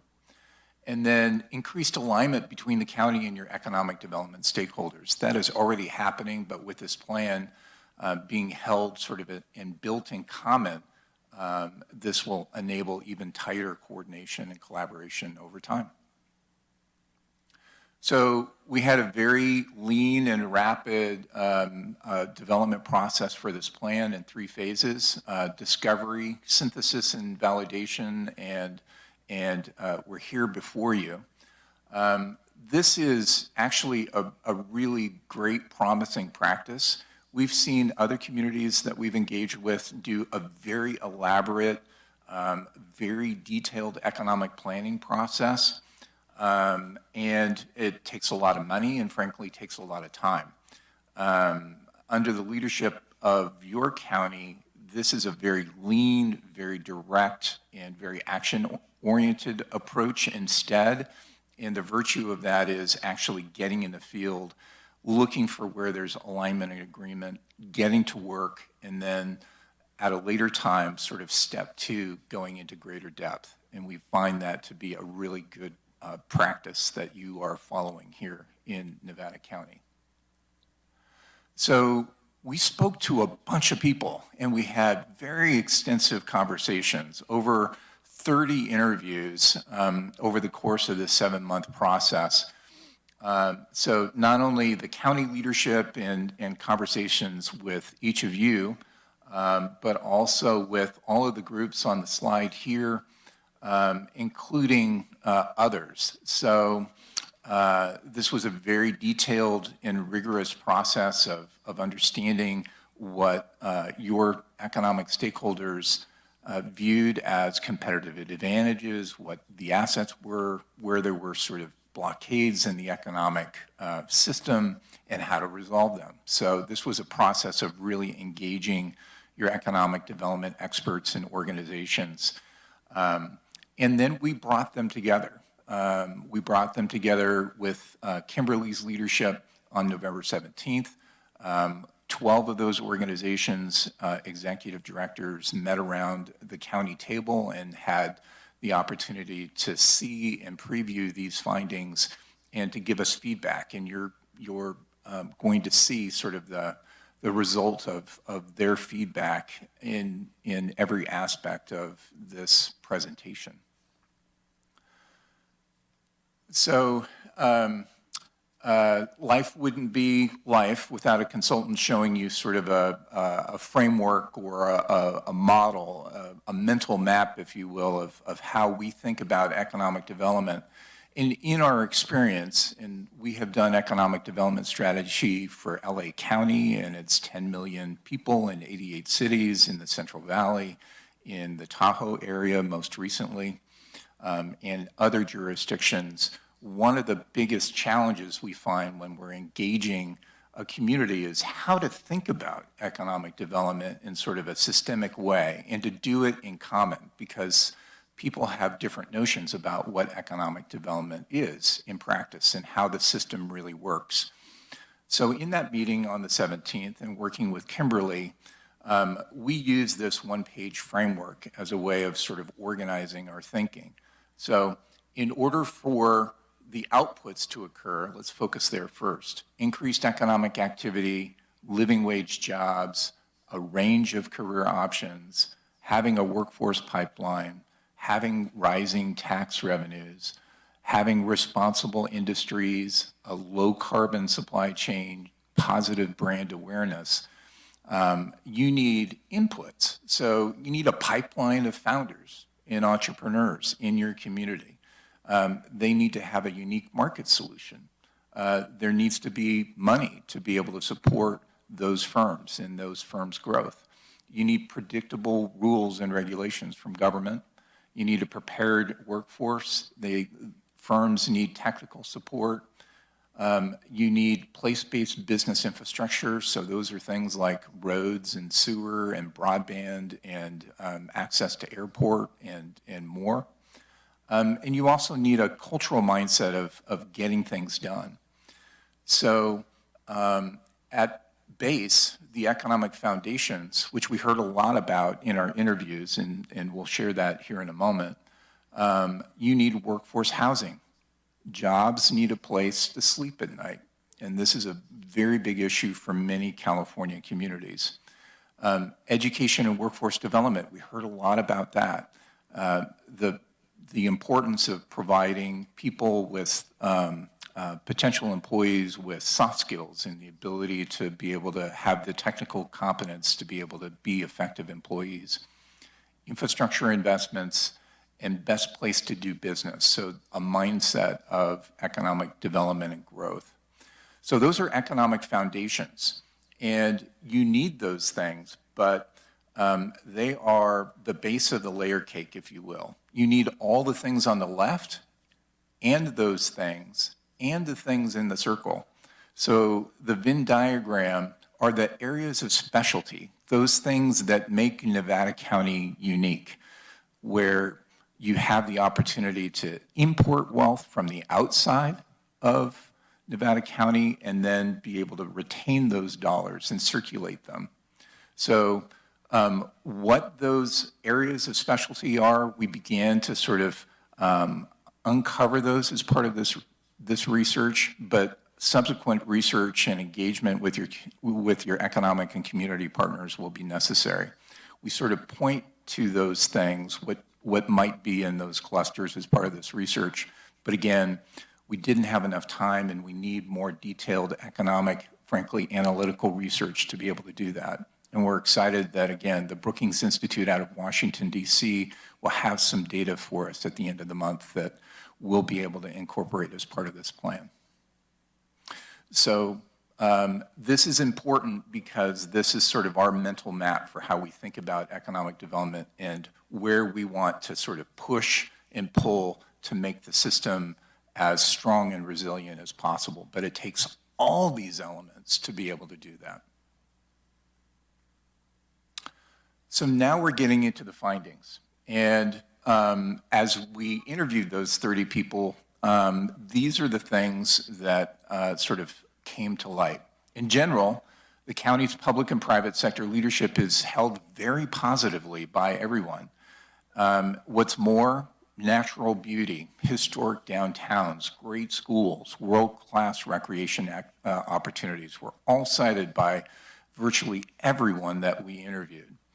But there's a challenge, a wake-up call, and that is there are a number of challenges facing local businesses, and the exit of Telestream was sort of a wake-up call. It got people thinking about the challenges that face the county. And so as a call to action, it's bringing people together to say, what can we do to really support our economy and make sure that it's resilient for the long haul? So this one slide is a summation of all the things that we heard across those 30 interviews. In one slide, these are the things that we heard most often. And not coincidentally, the number one issue that we heard most was a lack of affordable workforce housing. We heard that from your business organizations. We heard that from everyone that we spoke to, as well as employers, of course. And the three facets, it diminishes the pool of applicants for any position. It creates economic hardship and housing insecurity for all residents. And it aggravates efforts to build up the workforce population in the county. So these are all things that we heard from your community. Finding qualified employees was the second most cited issue, and that is the challenge of finding both people as well as people with soft skills. And soft skills are often described as the ability to problem solve, having effective communication skills, even basics like showing up on time and wearing the right clothes for the position are challenges that we heard from employers. Broadband access. While things have been getting better and the county's investment in this area has been substantial, we know through our familiarity with broadband, it takes sort of continual and repeated investments and at a neighborhood scale, and it's costly. And so we heard about that sort of in a two-part way. One is that it's getting better, but it's still an issue. So continued encouragement to focus on that. More funding for local groups needed. So you'll see this later in our presentation, but often support for local economic development and community building groups is counter-cyclical, meaning when the economy goes down, their needs go up, but dollars sort of bottom out. And so other communities and other counties are thinking about ways in which to support the local business community with grants and support that sort of runs across that tide, that supports those groups when the economy goes down in a greater level and then pulls back when the economy is stronger. The other thing that we heard, and it may draw a smile from a number of you, is that Nevada County is at least two very distinct areas. And we heard quite a bit about the fact that the experience in East County and in Truckee, the area around Nevada City, Grass Valley, and South County are very distinct. And this is really important when it comes to marketing the county and to be able to meet its very distinct needs, with Truckee and Grass Valley probably being the epitome role models for the differences. So now I'm going to run through for each a list of assets, a list of constraints and opportunity areas, and then I'll end with the areas of investment. And we mean investment in the broadest sense, not just financially, but in terms of energy on the part of the county and its partners as well. So starting off on assets, the county itself is viewed as highly functioning and responsive. So we don't always hear this when we do work in other jurisdictions. So this is definitely to the credit of not only you, but to your executive team and the staff. Historic downtowns and unique event offerings. Proportionately, you have a very large, what's called creative class in the nomenclature of economic development. That means people that are in the arts, in music, in entertainment, and education. We look for this as consultants because these are the people creating new ideas, new services, and it's sort of the wellspring for economic development and growth. So the fact that you have a large portion of your community that is geared in this way is an asset. And we need to look for ways to leverage that asset. So of course you have amazing downhill and cross-country skiing, river sports, and the rest. You've got a great agricultural assets with clean water, great soils. In some ways, your high number of retirees, and looking at the latest census count, 1 out of every 3 Nevada County residents is 65 or older, and that proportion has been growing. It's a very high proportion for your county. In one respect, that has bearing on social services and your hospital system and a variety of other sort of county infrastructure. But on the other, it represents a great asset, and that's why we put it in this column. These are people that know how to work. Studies show that they show up on time, they have great skills, they have flexibility when it comes to being able to work.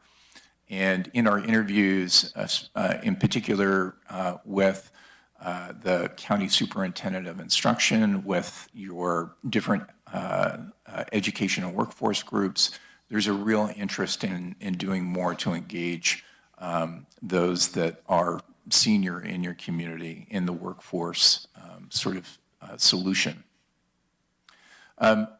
Clearly, increased numbers of remote workers post-pandemic, and that is an asset because they have means as well as increased engagement in the community. So many advantages there. You also have a large number of nonprofits proportionally, and looked at as an economic advantage, notwithstanding their tax status. They employ people, and they provide a lot of value to your community. You have a close-knit collaboration between the Sierra Business Council, the SBDC, Sierra Commons, the Nevada City Chamber, ERC, to support startups and micro businesses and entrepreneurs. Again, we look for this because this is the heart of economic development, is focusing on your startup community and economic development.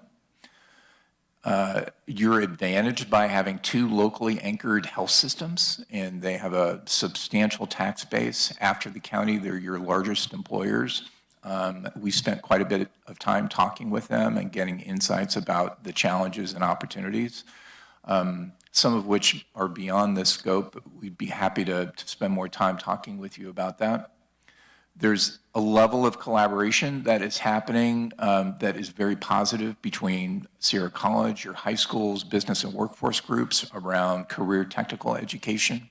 This is incredibly important in a suburban, rural county like Nevada.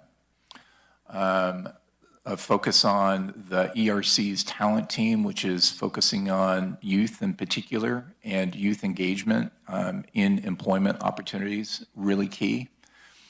And then we look at your size, the county being about 100,000 people, as an advantage. When we did work in LA County, again, think 1 in 4 Californians, 88 cities, and 1 county. Often it took us months just to schedule a meeting of the economic development groups, and then another month more trying to negotiate the agenda.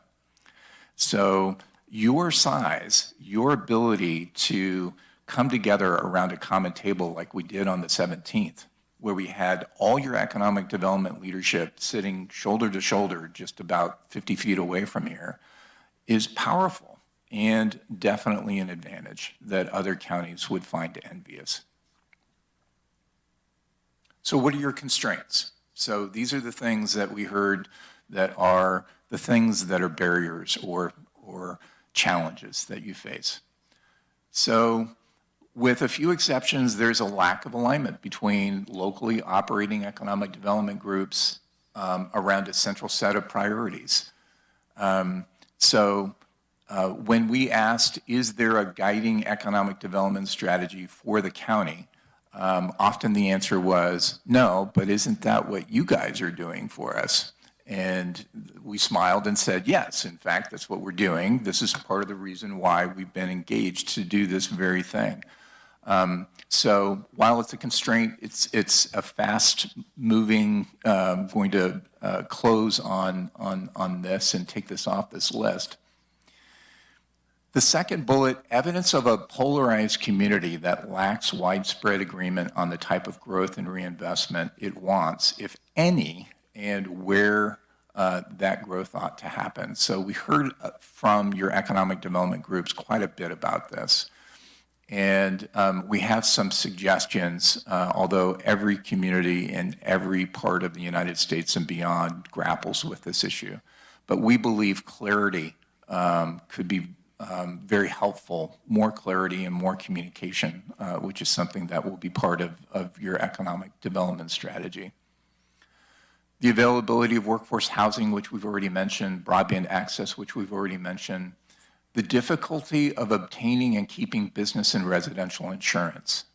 We heard this consistently, and we know that due to natural disaster and just the liquidity of insurers in California, that rates are going up, not by single digits, but often in double digits. And the challenge that both residents, so your workforce, as well as employers are having in having access to that insurance is a critical issue.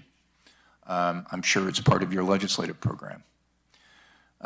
Lack of current inventory of businesses outside of Grass Valley or Nevada City. So what that means is in the absence of having a business license program or some other tool, there's not a way for the county to know outside of Grass Valley and Nevada City, where there is a business license program, what is going on with those businesses, how to be in touch with them, to understand what their needs and challenges are.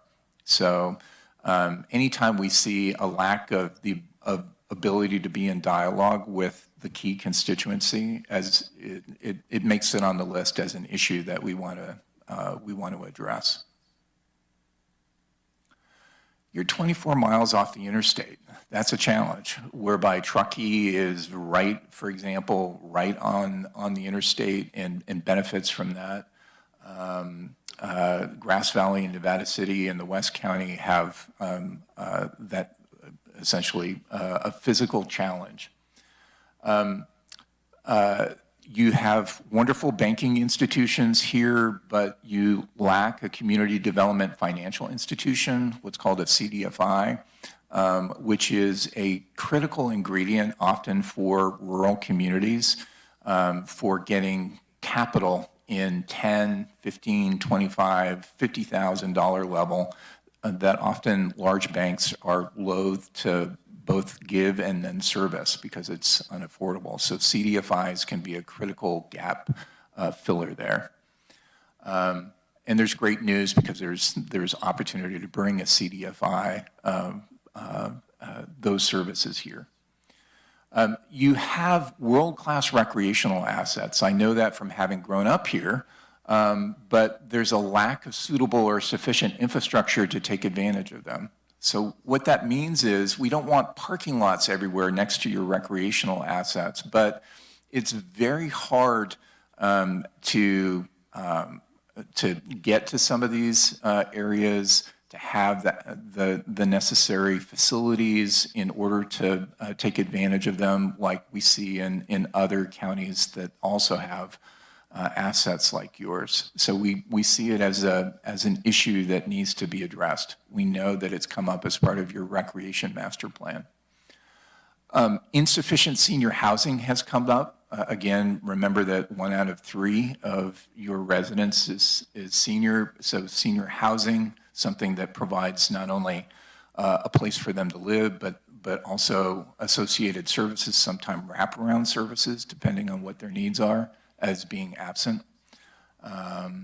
Frankly, this came up from your health systems as something that they're concerned about, so something that we should be concerned about. And then a few respondents mentioned the difficulty of doing business in California. Now, why this made a special note, sometimes in some communities that we do this work, the state is first and foremost on their minds. Here in Nevada County, it came up a few times. one way that we interpret that is people just, thought that we knew it. B might be that they sort of accept it as the cost of doing business. But we did think it was sort of interesting that in Nevada County anyway, this did not come up like we sometimes hear it in other communities in which we work. So, FYI. So what are the opportunity areas? This is where we're turning to, what do we want to do over the next 2 years? And this is what we're checking in with you about to see if you concur in any sort of feedback or suggestions that you have.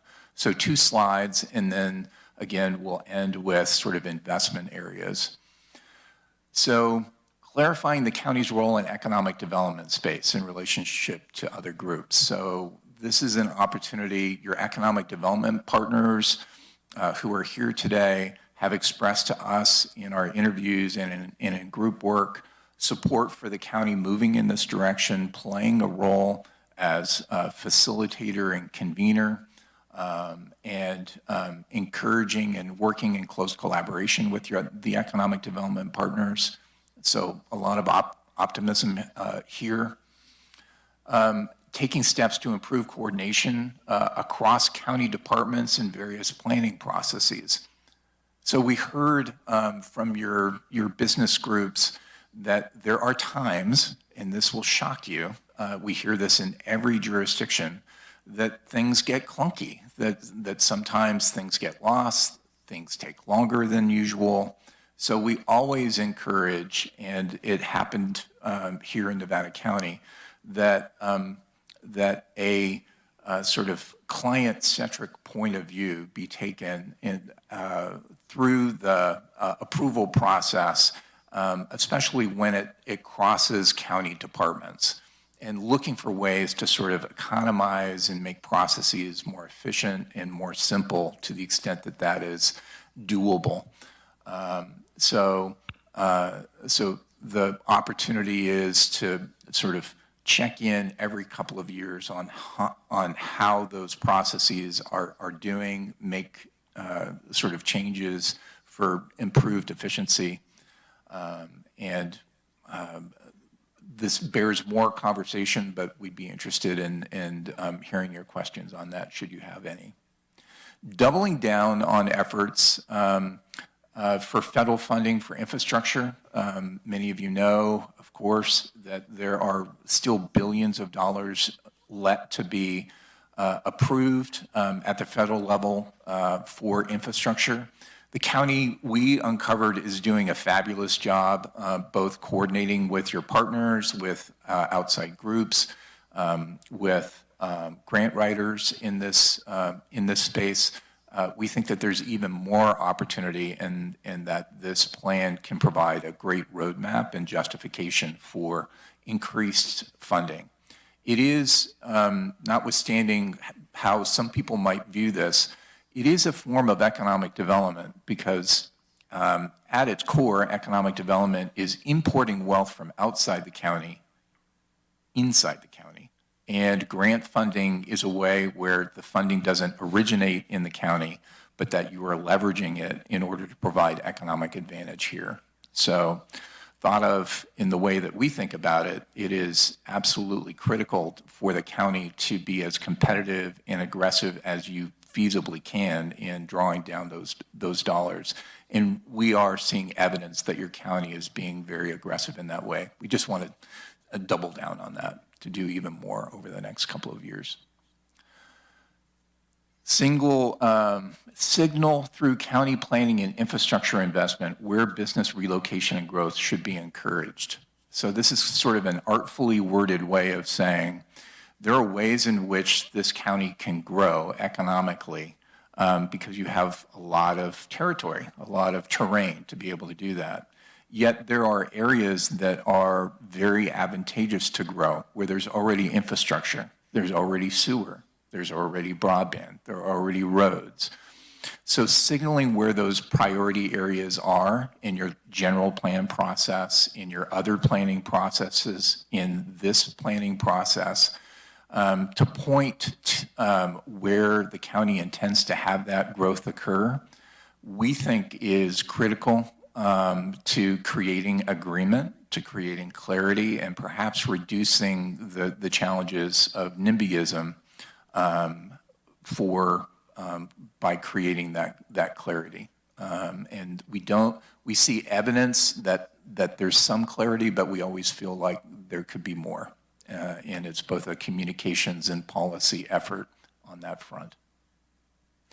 Determine a cost-effective way to maintain a current inventory of businesses located in the county to enable two-way communication. So we're not set on how that should be, but we do think that the county should be in regular conversation with local businesses and your business groups. That's very hard to do under the current regime, just for lack of information, and we think that this can be systemized, and there's ways that we can do that are relatively low cost. Currently, there is not a how to do business in Nevada County guide. We think that this could be very straightforward and something that could be cured within the next 90 days. We heard quite a bit from small business as well as business groups that this would be very helpful. In the absence of that, to be a little bit funny, Kimberly would need to be cloned because a lot of what her job is being that concierge. So one of the ways we want to help your economic development office is to allow Kimberly to be everywhere by having sort of that guide available and for businesses that are interested.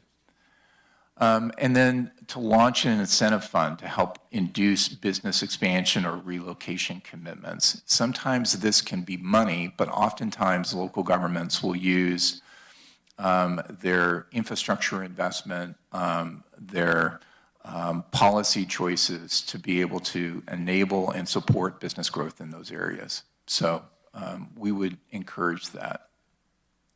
So now we're shifting to the second part of the mission, which is what the county can do with its partners. So we feel very strongly, based on the evidence as economic development consultants, that a grow from within strategy for this county is incredibly important. So there's a way that in economic development practice where a focus is on trying to bring that marquee business into the county from outside, and that if we were only to bring in an Amazon or an Intel or someone, that our economic sort of needs would be met. Increasingly in economic development practice, that no longer works. It hasn't worked for pretty much the last 10 years. And the reason is that companies relocate if you are able to swing it. And then what you don't hear after the press conference 6 to 12 months later is that their business divisions are in some other place, their total employment is some other location, and we just don't see that as being sort of reliable, economic, sustainable growth. Instead, it's really around entrepreneurship. It's really around supporting your small business ecosystem, and that is where jobs are created. It's in the small and medium-sized firms based on the data and evidence. So having a grow from within strategy and mentality is incredibly important. A business retention and expansion program is also high on our list, and we'll get to that in the investment area. And that is your early warning system. So again, think Telestream. There is a way in which many of your groups are in conversation with the local business community. GIL and ERC is the marquee. This systemizes it.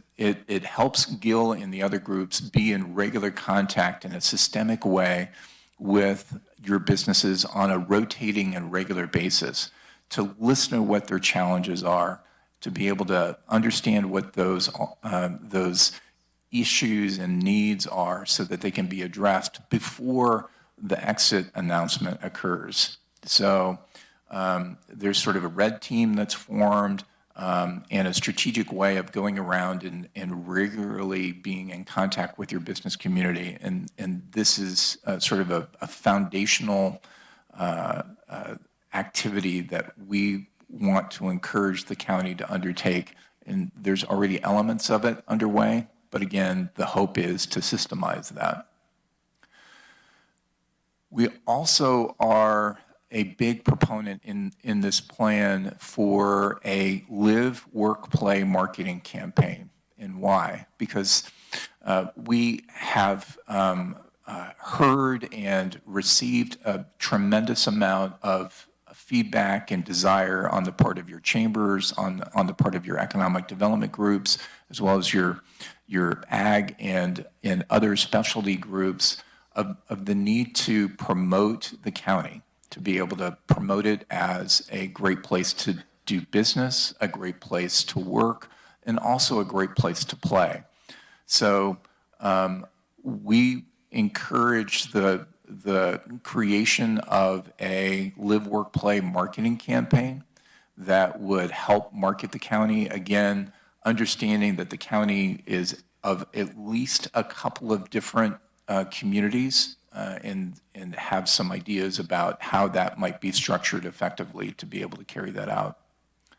Leveraging the regional tourism strategic planning process and clarifying the county's competitive advantages. If you go back to that mental framework, the things in the three circles are things that are incredibly important for the county to spend more time really sort of working with your economic department partners to figure out. So food and agriculture has a real opportunity to be one of those circles for a variety of assets and competitive advantages that you have. Your creative economy, your advanced manufacturing sector, all are great candidates to be in that circle, and with additional research and working with your economic development partners, we want to flush that out. So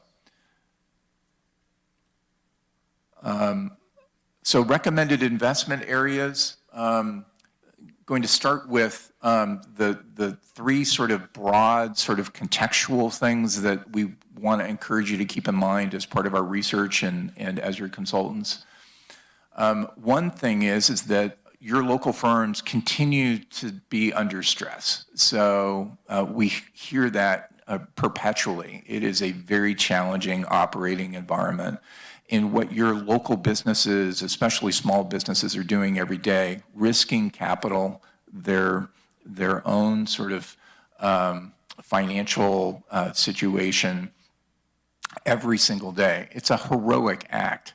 And they're challenged. And the next bullet is that it appears in 2024 and 25 that things are going to be even more challenging. We've got the list here is a little bit sobering, but geopolitical challenges, high cost of capital, which we expect to stay high, still weak access to qualified workforce, notwithstanding a lot of great effort that's happening here locally, but it's not going to turn on a dime. So these are things that are going to be important to address. The state budget deficit is not insignificant, and we know that that'll have a profound effect potentially. And then there's risks of further economic shocks and disruptions. Going back to the insurance question, we track and acknowledge that over the last decade, there have been more disasters and more shocks than in any time in history. And it's very hard to plan and to be successful in that environment. But that is the environment in which we're operating.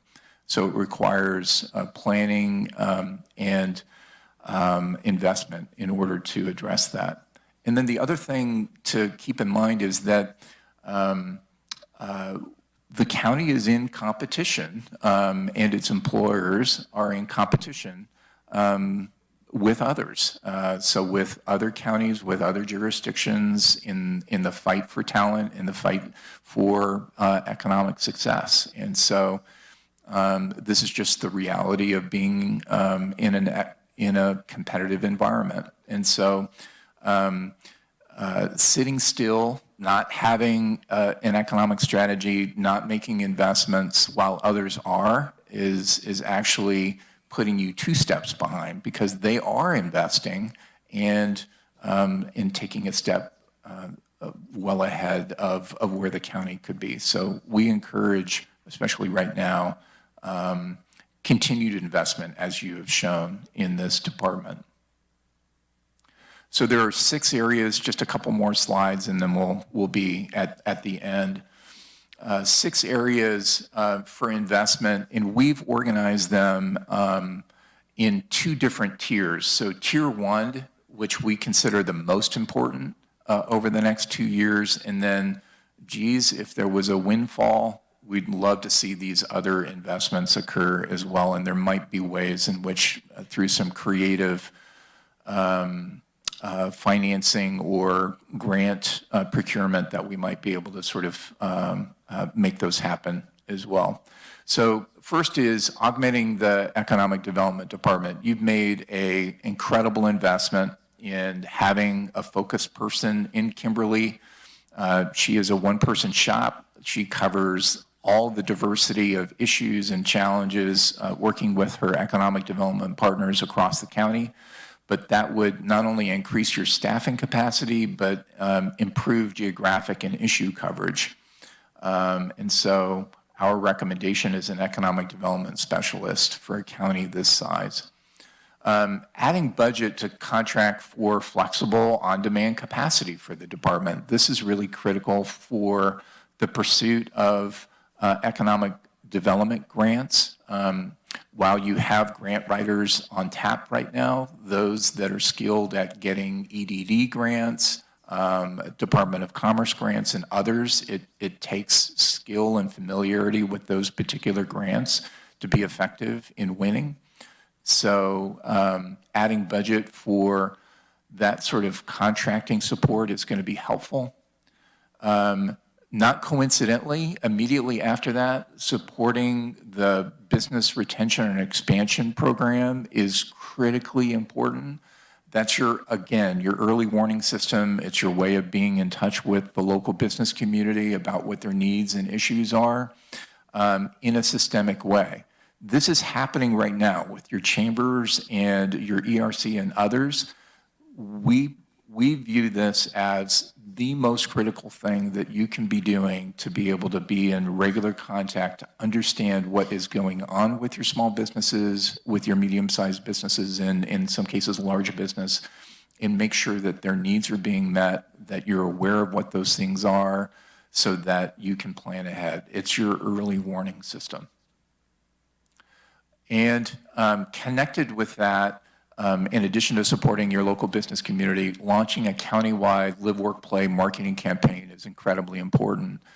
Not only is it important for your local firms to drive economic activity, but it's also helpful for getting the employees to both relish being here, but also maybe relocate here. It has a positive effect on TOT receipts, tax revenues, employee retention, which I just mentioned. And it also has the value of boosting local resident pride and awareness. We find this often key, especially for communities like Nevada County that host a number of events. The best marketers are the people who live here, who talk it up with their neighbors and with the residents that they're rubbing shoulder to shoulder with, or the guests that are at your hotels and restaurants. So having positive things to say about the economy and the county is important. For Tier 2 funding, creating a county incentive fund is on the top of our Tier 2 list. And I want to underscore that often people reflexively and rightfully think, well, the county setting aside funds. But using tax breaks, grants, subsidized loans, improvements in infrastructure are a way in which you can be the difference between a business being successful or one that is forced to exit. And so thinking about all the tools in the county's arsenal that it can use as a body to be able to sort of support economic development is really important. And then augmenting county funding to support local business and trade groups.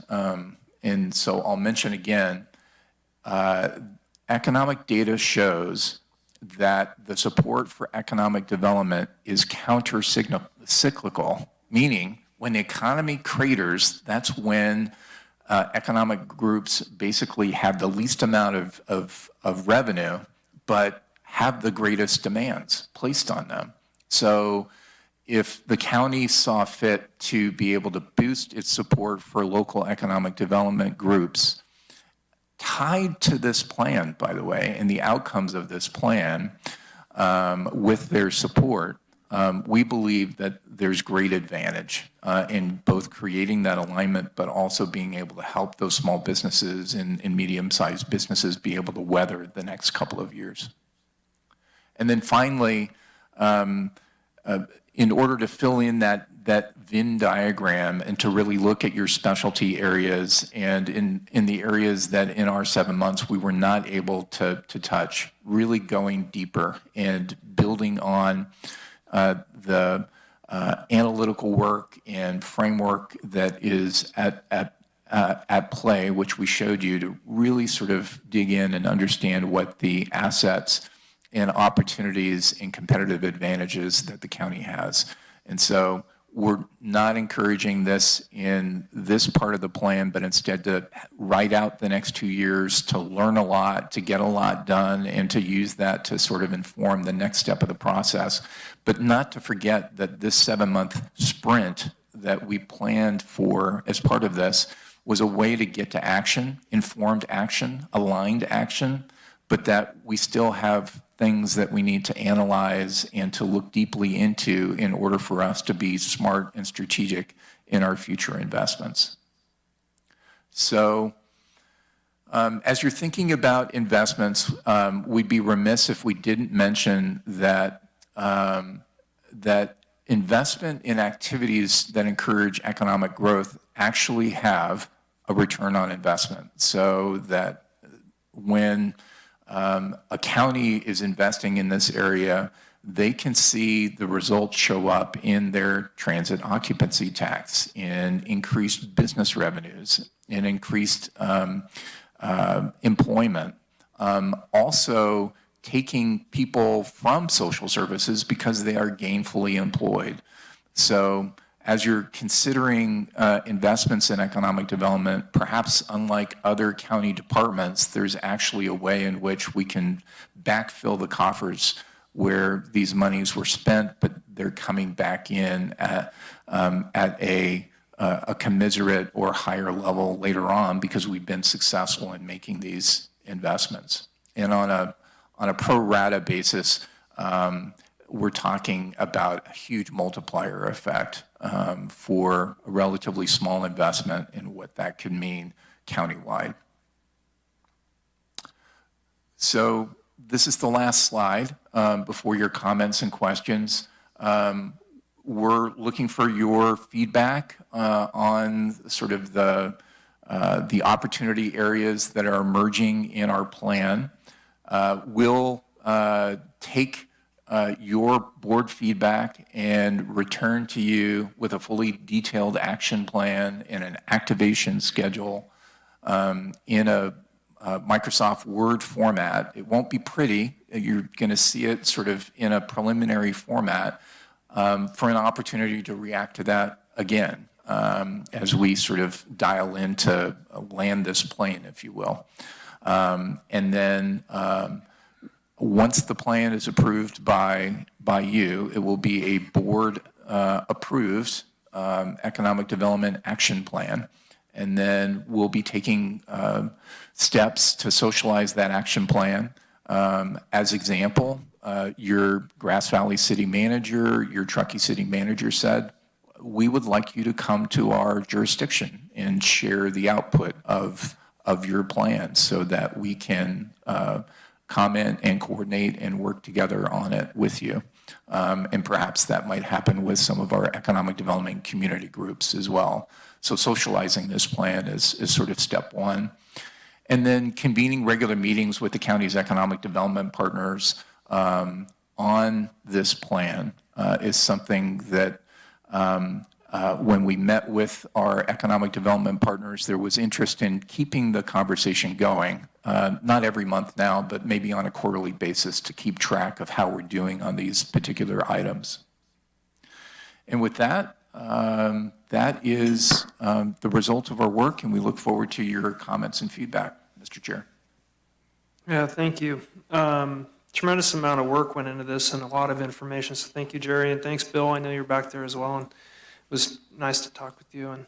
And Kimberly, thanks for bringing all this forward. Could you just clarify really quickly for the board? We're going to have additional options to comment and also presentation during the workshop. Absolutely. We wanted to bring this to you because we thought it might influence dialogue at the board workshop.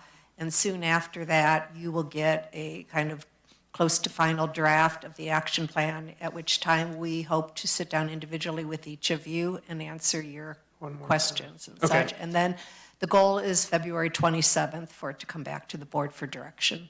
Okay, and which phase are the other jurisdictions, like the towns, included? Where do they fit in? Go ahead. It was very important to your county leadership team that we consult with the city managers and the city leadership in addition to the economic development groups. Those were part of our 30 interviews. As part of those interviews near the end, they volunteered, hey, we're really interested in having you come back. So that might be sort of in the understanding of the time frame, might be in March that we visit with them. Before the final draft that the board will see? Not necessarily, no. Not necessarily. It would be once the plan is approved by your body, and then making sure that the county is aligned. For example, in Truckee, as you may know, they're embarking on a similar process isolated to Truckee. So part of our conversations, Mr. Chair, was how could this plan and that plan speak to one another and actually leverage? And so that's the sort of conversations that we would hope would continue. Okay, great, thanks. But Chair Bullock, based on the board's discussion and direction, we understand it's a priority to look at a regional approach both on the east and west side of the county. So if there's another opportunity to meet with our town and city partners in advance, we could do that as well. Okay, yeah, thanks for pointing that out. I'm going to just ask some questions from the board and then go to public comment and then come back. I think there's probably going to be a fair bit of discussion. And I know that Lisa and Ed both have a lot of interest in this area, and I'd like to start with you, Lisa, if you have any questions. I don't really have any questions. It was nice to meet you in person. I appreciated the interview that we did a few months back. Just one issue that really strikes home for me is when you talk about the term affordable workforce housing. It doesn't exist, and we need to have a different dialogue about that, because you have two types of housing currently in our community. One is market rate and the other is subsidized. And unfortunately, what ends up happening when you start talking about providing housing for our workers is they can't afford the market rate housing, but they make too much money to go into the subsidized housing. So I think there needs to be a broader discussion on that one particular issue. And it's a huge issue, and it's not just economic development. It goes back to homelessness, to all sorts of different issues that we have in the community. So I would just like us to look at that a little bit differently. I requested a copy of this yesterday because I wanted to have the opportunity to look at it. It's a lot to digest. And so I think given the opportunity that we're going to bring this back, I think I'm going to reserve any additional questions or comments until I've had an opportunity to really look at this closely, maybe ask some questions, not just of our staff, but of some of our community stakeholders as well, to see what they think and where they see this whole thing going. But I'm very appreciative of all the work that's gone into it. I know it's pretty detailed, and We don't have the same budget that Los Angeles County did, 88 cities and 10 million people, but I think you did a really great job of quantifying. I've worked in this area for years in the community as a council person, as a small business owner, as a member of the Economic Resource Council for many years. So I'm really appreciative of the work, and I think you nailed a lot of it. Thanks, Lisa. Ed? Thanks, Bill. Excellent report. I don't know if there was anything that really shocked me. Oh, wow, I didn't know that. I don't know if that's the case, but I think when we talk about investment in economic development, one of the greatest things that we've done is we've made economic development a priority. We brought Kimberly on, and that has made such a huge difference that I can see working with our businesses. And it's kind of brought our nonprofits together, the way I've seen it. So I'm really complimenting you, Kimberly, on the results that we've had. And I think one of the things that really stood out to me was, well, I don't know, Telestream, yeah, that was a wake-up call, but, we should have been looking at Grass Valley Group years and years ago when you talk about a wake-up call. That's what these big companies do. They grow, they sell, make it, anyways. I thought the thing that really stood out to me was grow from within. I really like that. And I know that Gil and Robert and Leslie and Robin and Stuart, these folks are doing this within these organizations. They're doing it. I really appreciated a meeting, one of the last meetings with ERC, where we had a couple local businesses there and telling us what it is to start. And I think the thing that really caught my attention is when Gil said, yes, and we've been working on this business plan, and we can tell you just when they're going to be making enough money to join the ERC. And it's just kind of, there went a light bulb that says, these are the kind of people that we're dealing with, and this is your startup type of company. And they're not big, they are small. So I really like the grow from within. And I think as much as you've got there, we just got to absorb this. We've got to really absorb this. But obviously, you've got some real good steps going forward, too. And again, my compliments to Kimberly to what we have accomplished just in the last year. Thanks, Bill. Thank you, Chair. Thank you, Ed. Sue?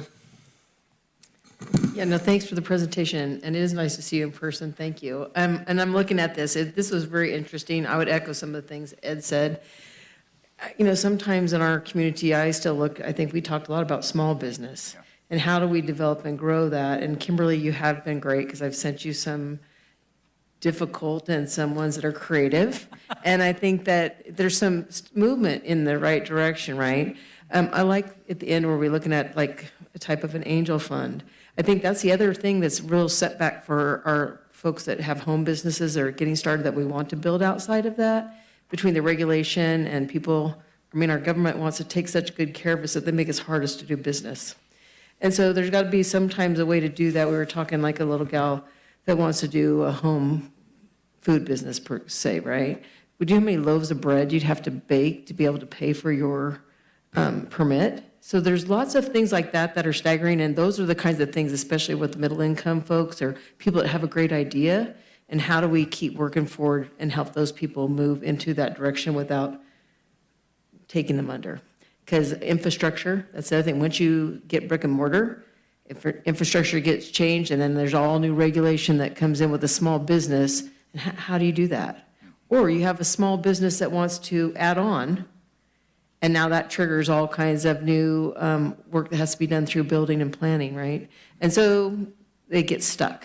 So I think having Kimberly here has been helpful because I think they have an idea before they go into that and don't have that culture shock that comes with that. And then, but what are the steps? How can we move forward? So I look forward to deep diving this a little bit better myself.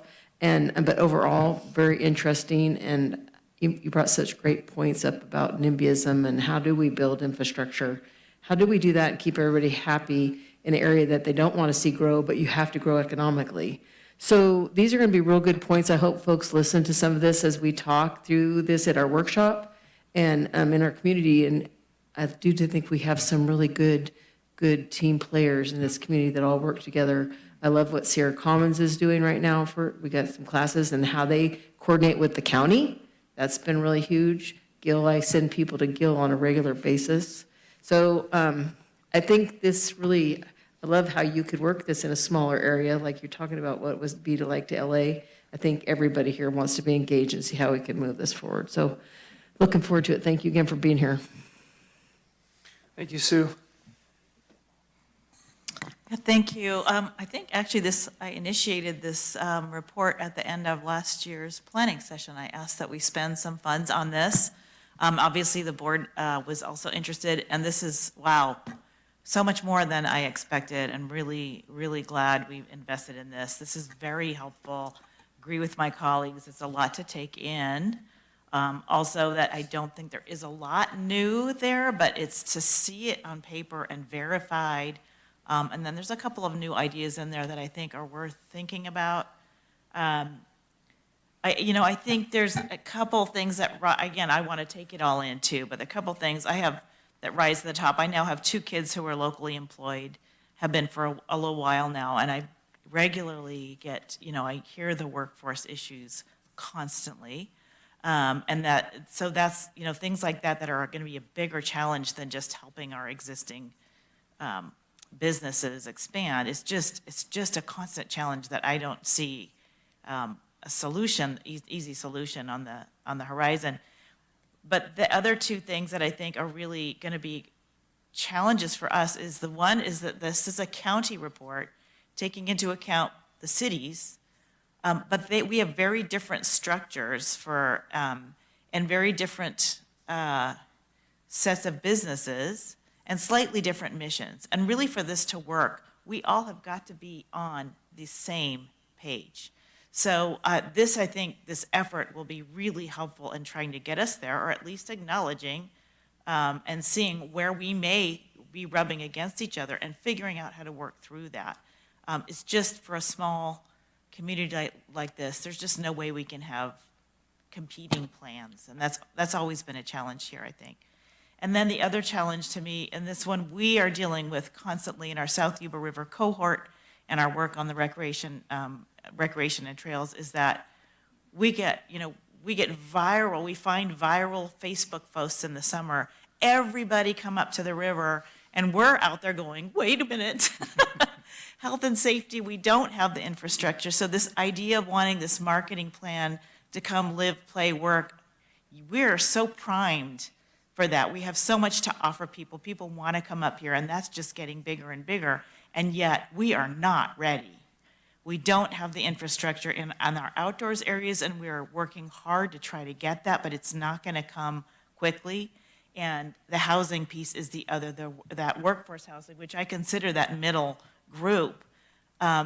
We know we need it badly. We know we can't attract people sometimes because we don't have it, or we get people in who change their mind because it's just too difficult to find housing with fire insurance that isn't too expensive and broadband that works. And I think we're working towards solutions on all of those things, but they're not going to come quickly. The building housing takes so much time. So how do we, those are 2 competing things that we need, both of which that we need. How do we bring the people in first, and then, I don't know, what do we do with them? We build the housing first and wait? So I really would love to see what you've seen in other areas and ways to help manage that. But this is really, really helpful. I can't see us doing anything but going forward now that we have this, all this great data in one place. Thank you. Yeah, I don't have too many more questions. I do have some comments, and I'll probably hold them until after the public comment. It's an excellent intro. I do think there's a tremendous amount of content, so I think if we can return comments back to you in a timely fashion, it'll probably help you refine this and get it to the next step. I would like to see in the final document just a really well-defined definition of workforce housing. In the east side, that may mean different things than other different areas of the county, and you pointed out that the county is different geographically in different areas, so that I think that's important. And Supervisor Swarthout had a great point that there kind of is polarized in these two areas. There's market and then supportive or subsidized, whichever term you're using. But it would be nice to understand what exactly works in the workforce housing piece. That's just one piece. And then I did have a question. You used the term soft skills, which are the problem solving and kind of integration into the workforce pieces. Is that highlighting the fact that the workforce may have hard skills like education and acumen, so those are present, but maybe some of the soft skills are missing, or are they both missing? So I can answer that, and then Bill can add to it if he'd like. I sit on the Career Technical Education Advisory Committee for the high school, and both through their conversations with business as well as I think conversations that Sierra Business Council, ERC, have had with businesses, they have a level of workforce that they feel that if they could get someone on board with soft skills that they could train into the positions. And so it really is about that soft skill development. Okay, thank you. Yeah, that's good to understand. One more question.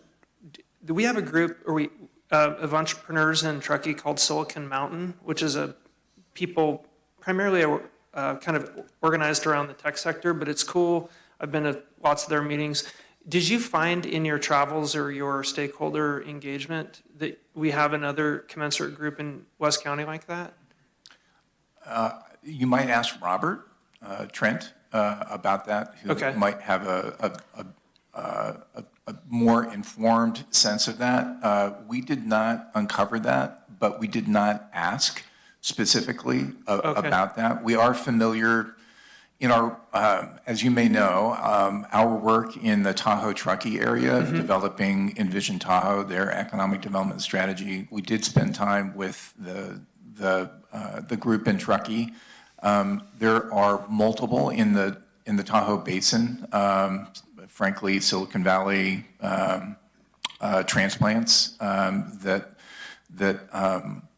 are providing advantage, and we help connect them as part of Envision Tahoe and really sort of double down on that.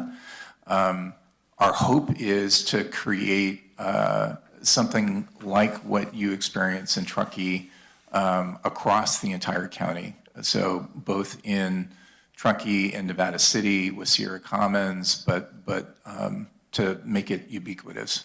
I would just add to that there was kind of a loosely formed group of angel investors on the west side at one point. I think kind of with pandemic and other things, it just kind of really kind of fell off, but starting to have some conversations of those initial members again and see if there is an interest in really bringing people together. Okay, great, thanks. Let's open it up to public comment, and we can see if we have anybody on the call-in line. Good morning. Happy New Year, Supervisors. Congratulations, Chair Bullock. I am Leslie Williams. I'm the Associate Director of Sierra Small Business Development Center, which is hosted at Sierra Business Council. Am I totally echoing? Right. We're part of a nationwide network founded in the late 70s by Congress to be the boots on the ground for small businesses. And we provide no-cost business consulting confidentially to hundreds of businesses in Nevada County each year. Our expert business advisor assists small businesses with all their small business needs, whether it's to help them launch a business, hire employees, obtain capital, increase sales, or have succession planning and sell their business. We really appreciate our strong working relationship with Nevada County's Economic Development Department to serve small business in our communities. All of our new clients, we crafted a message early on when Kimberly took her position to all of the new client intakes. I assign them to the advisors, and everybody in Nevada County receives an email that has all of Kimberly's contact information, Economic Development Department, a small business startup checklist, and how to operate a small business. Last year, 2023, we had a total of 169 small businesses in different stages and different industries, and we outline that and send it to Kimberly every month. Collaboration, we totally believe, is the key to success, and we do appreciate all the support the county provides to small businesses to ensure that the economy in Nevada County thrives, and we are excited to continue to help to be a resource partner in this effort. Thank you. Thanks, Leslie. Hi, my name is Michael Taylor. I live in District 1. I'm running for Supervisor of District 1, and I have a few comments that I'd like to make. I think we need to look at the messaging from our leaders and the importance of growth versus stagnation. And I think that we're in a 1 or 2 decade stagnation. And I think part of opening communication, saying that we're open for growth and we want growth, is aggressively rezoning property so that we can increase growth through these rezonings, making more properties attractive to put in commercial businesses or whatever. I also think we're in a good situation. It seemed like doom and gloom, kind of like what comes first and what's next. But I think rezoning property and opening the door and saying that we're open for business. And part of opening the door for business is growing in a direction that makes sense. And a direction that makes sense is workforce housing, which I think we do have an opportunity by investing in people wanting workforce housing. So if they have a house 1,200 square feet or less, that we waive the fees, return on investment. As well as I think we're in a good situation with Grass Valley getting ready to purchase a ladder truck. And I think purchasing that ladder truck should include going up another story. We're also in a good position for hotels being built in Brunswick, on both sides of Brunswick, that's going to open up near housing in the near future. So I think we're in a good situation to build on what we have, as well as invest in the future through rezoning. And I think that that just about covers everything I was thinking of. Thank you. Thank you for your comments, Michael. Hello, Robert Trent, Sierra Commons. Thank you so much for the hard work. It's awesome. One of the things I've really enjoyed is having different economic development groups come together. It's been very refreshing. Some comments on the initial take on this report is I too am digesting a lot of information. I see some of the first slide with all the commonly heard concerns and then the solutions at the end. It doesn't feel like they're completely aligned. I'm hearing the board support small businesses and grow from within, but in the spending priorities or on the top tier priorities is a marketing campaign. And supporting local organizations like the ERC and the chambers and all those groups are essentially number 5 on the list. So grow from within is super important. And another thing that I see somewhat missing is, yes, I don't have a degree in economic development by any means. I can help businesses start and grow. But bringing money in is important. But there's something to be said for resiliency in our own community, growing companies from within that are addressing the needs of our community. So by the people, for the people. And that's going to stop the drain of money going out from Amazon when we have the goods and services available from within our community. And that's a huge area that I think we can start addressing now, and we are addressing now, as opposed to some of the longer term things like getting our recreation. So when an advertising campaign, marketing campaign can launch and we can handle them, but the timing right now, I think, is best to focus on the small business, growing the small businesses from within. And I'd just like to have you revisit those priorities in this action plan to consider that. With Sierra Commons and the ERC have a long history of developing the tech community in Western Nevada County. It's a different animal now. And in the last year, with the help of some county funding, we have been working on cultivating community, but it's a different animal. It's a lot of solopreneurs, remote workers that are looking for community, but what I'm not seeing is them ready to start big companies, the next Telestreams, with some exceptions. So I'd love to talk with any of you about that in the future. So thank you. Thank you, Robert. Good morning. Excuse me. Good morning. My name is Tom Durkin, District 4. Very excellent report. I'm very impressed. But there's a big hole in it. No mention of the homeless population in this county. You can't get a job if you don't have a home. And as a member of the workforce myself, a lot of your workforce is living in illegal housing, but that's the only housing available. So either we find more housing or we make it legal to live in trailers and other things with certain health and safety, minimum health and safety standards are met. Because a lot of people want to work, but it's been very clear that without housing, you can't have a good place to live, you can't raise your children, and you can't live in fear of being evicted by a complaint from a neighbor who just doesn't like the fact that you're there without any real reason for you not to be there. So just would like you to take that into consideration as you go forward. Thank you so much. Thanks, Tom.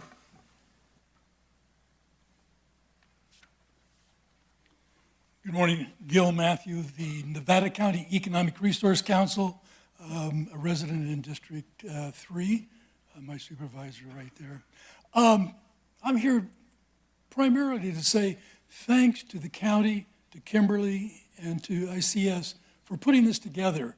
We've sort of talked about these subjects around the community, but they've never been centralized. This is a centralized.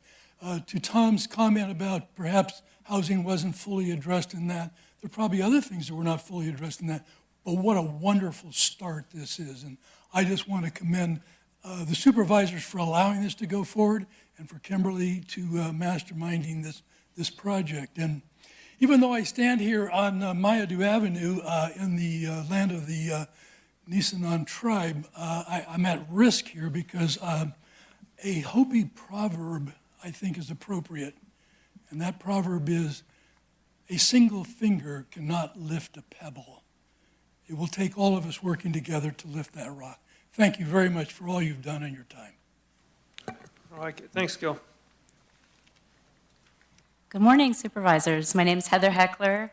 I'm your new program manager for the Grass Valley, Nevada City Cultural District, working with the Nevada County Arts Council, and I'm so thrilled to be here today to speak on behalf of the Arts Council, and really, like Gil, to thank Kimberly for involving the Arts Council and the arts community in this important conversation, so thank you so much.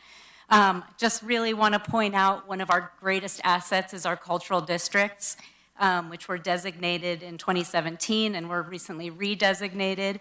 We have 2 of 14 cultural districts in this state in Nevada County. That's really important, really huge. And it's a great opportunity for us to promote this community. We also have 2 of only 4 rural cultural districts. So that's, again, showing you how important that is and the high concentration of cultural resources and creators in this community. And I love that that came up in your report. Thank you so much, because we know that those are the innovators in our community. That's where innovation comes from. We need to support those creators. One of the things that we have done with the cultural districts is created an inventory of cultural assets, which is ongoing, and a directory of our local creatives, people that are available to work and to be hired. So I think it will be great to continue to partner with you on that.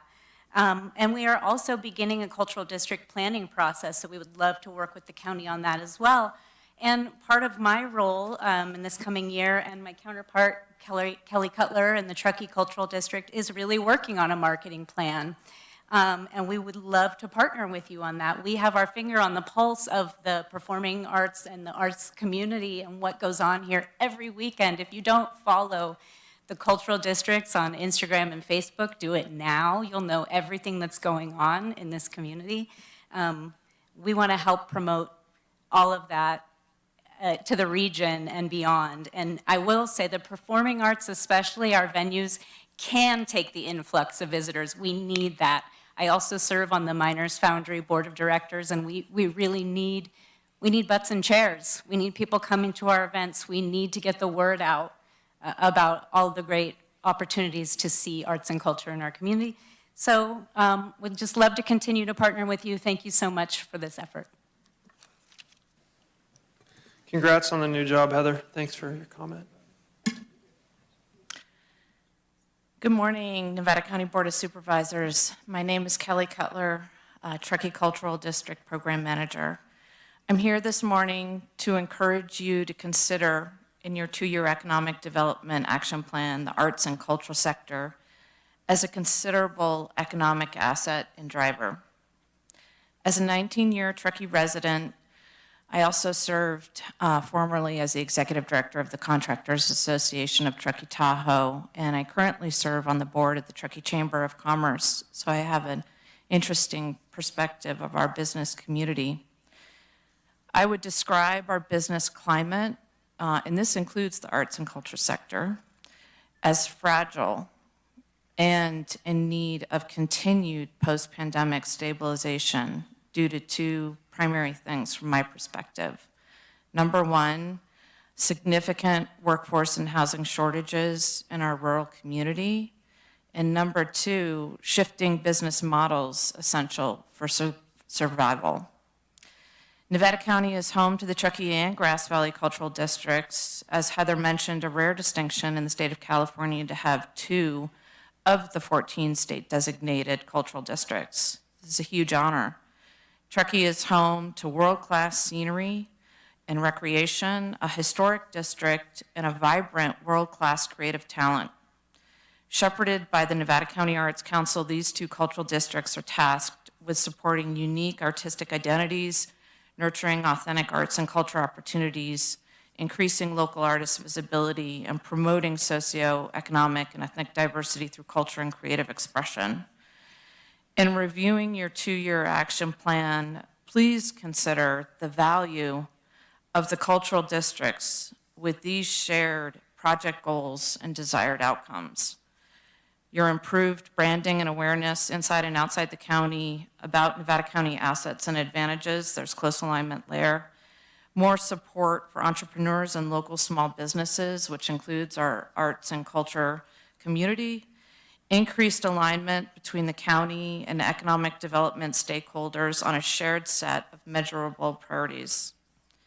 An opportunity to partner with Nevada County Arts Council and the 2 cultural districts in this process, I promise you will be beneficial in achieving desired economic outcomes. And I have a little bit of time, so I'm just going to mention that an opportunity that struck me after seeing the presentation is to work closely and collaboratively as a cultural district with the county in launching our cultural master plan process, which is required in our grant commitment to the State Arts Council, and we'll be rolling into that process. I think an RFP is going to go out in the next 30 days. And Kelly, I'll just mention thank you for your comments. And Heather and all the stakeholders that have commented today, you can provide your comments to the clerk of the board, and we'll get those and we'll make sure that they're integrated with Kimberly and the consultant team, just to let you know. You don't have to squeeze it all in today, but there's a process here, so thank you. Good afternoon. Good morning. Well, this is John Blinder. Thank you, Chair Bullock and the rest of the board. I'm delighted to be here. And like everybody else who came up here, we're delighted to be a part of this process. Bill's a great partner in gathering information. What I didn't realize was that being the 3rd person to discuss the arts in this, that I wouldn't have much left to say. But I will say this. I've been involved in the arts community now, I just realized, for about 25 years, since a group of founders of the Center for the Arts started in 1999. And I could not imagine at that moment in time standing up here talking to all of you with open ears and open hearts and minds, talking about the value of the arts and the cultural aspects of our community in the way that you have embraced us. So for all of us in the arts community, in the arts leadership of this community, we thank you for your openness. We thank you for understanding the value and the economic engine that the arts truly are. And through this process, I really, truly hope that Bill will be able to quantify and to be able to create more programs that show the value of the arts and the richness that we have in Nevada County. So thank you very much for all your efforts. Thank you, John. Diana Gamzon, Executive Director of the Nevada County Cannabis Alliance. I'm up here representing over 200 of our local cannabis businesses. The majority of these businesses have all been growth from within, with about 170 of these businesses in the unincorporated part of our community. And I want to thank your board and thank Kimberly for the work that you have done, Kimberly, to secure grants that support our small cannabis businesses. And I just want to, this is incredibly impressive. I was so impressed when I heard Bill and Jerry's presentation to the Economic Resource Council, and with Bill and Jerry and Kimberly, we've got the Economic Growth Jedi Masters on this, so I'm really excited to see where this plan takes us. Thank you to your board for prioritizing economic development as a board objective. Thank you, Allison, for creating this position that Kimberly is in, and also prioritizing economic development. And thank you, Kimberly, for spearheading this project. Really excited where this will all go from here. Thanks. Thanks, Diana. Matthew Coulter, Nevada County. I didn't hear the word Airbnb or that phrase. Basically, both sides of the hill are being eaten up by Airbnbs, and we seem to have a lot of developers in town that are totally focused on that. And in doing so, we're eliminating housing. If you drive through either Grass Valley or Nevada City at dusk and notice how many dark houses there are, it's incredible. Thank you. Thank you, Matthew. Do we have any callers on the line? Chair, we do not have any callers or written comment. Okay, thanks. We'll bring it back to the board for final closing comments.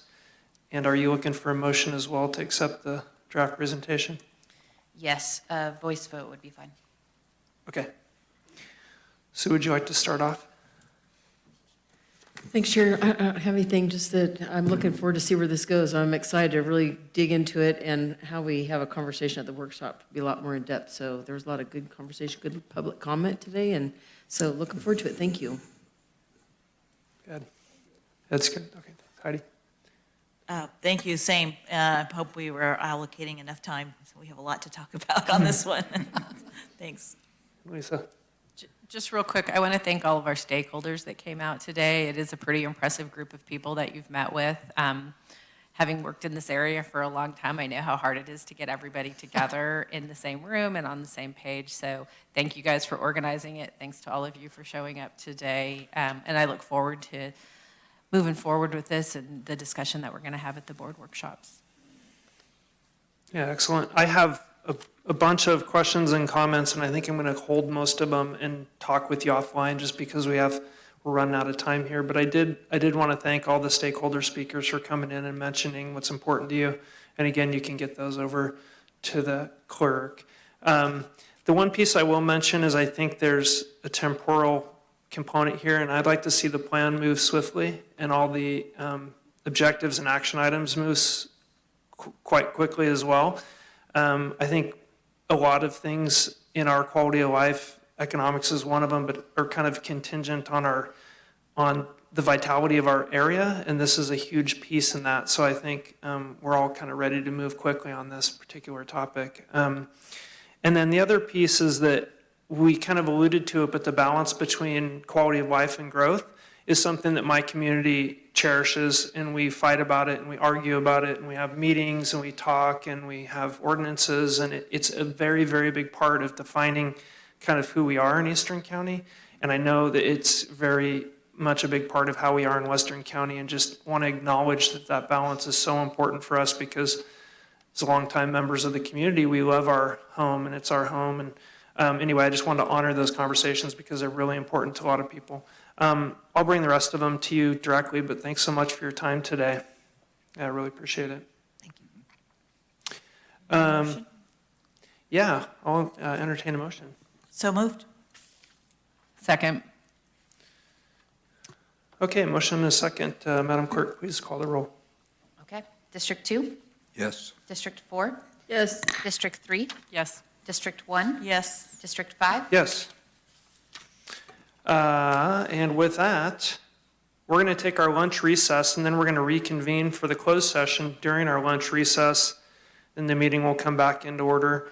That's going to be 12:45 for the closed session, and I think County Council is going to read us out into closed session. We do have a media opportunity at 12 for the entire board related to our Public Works Health Van. And so if you'd like to participate, please join me outside. And with that, I'll turn it over to County Councilor Allison. Do you have something? No, for the public's benefit, I just wanted to reiterate, we just stated that we do have the ribbon cutting of our public health van out front. So we invite members of the board members to cut the ribbon, as well as public to participate in this really great opportunity to get community health services out into to our residents. So thank you for the opportunity to share that information. Thank you. Chair Bullock, related to the closed session, we have two closed session matters. The one is related to reviewing the board's position and instructing its designated labor negotiations, representing representatives regarding employee salaries, salary schedules, fringe benefits, and all other matters, as stated in the agenda.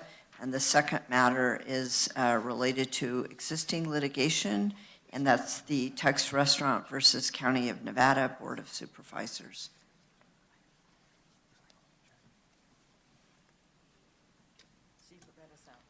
Yep, thanks. Well, with that, we'll Chair Bullock, I Yep. just wanted to let you know there are no callers or written comment on closed sessions. Oh, great, thank you for Yes. that. And did we, Yep. is there any Do we have any public public comment on the closed session items? Sorry, I'm new at this. Matthew Coulter, a question I've asked before is when does the public get to hear the disposition of the different closed session events that go on? Because it seems like they're every 2 weeks, and we never hear the conclusion of anything unless the person that wins the case brings it to the media's attention. That's a good question, Matthew. I'm going to turn it over to our county council for that. Thank you. So related to closed sessions, for example, the labor negotiations that we're discussing, all of those contracts will be brought in open public session. Related to litigation, often it's just information that's provided to the board. If there's any settlement authority that was given or we went forward to settlement, that information is only available after the case concludes and the settlement is actually signed. Okay, so publicly available information after the conclusion of the case. Okay. Correct. And if they wanted to find that kit, where would they go? They can ask about any particular litigation to see if it's been Individually. resolved. Okay, great, thank you. And with that, we'll adjourn, and we'll see you back here at 1:30.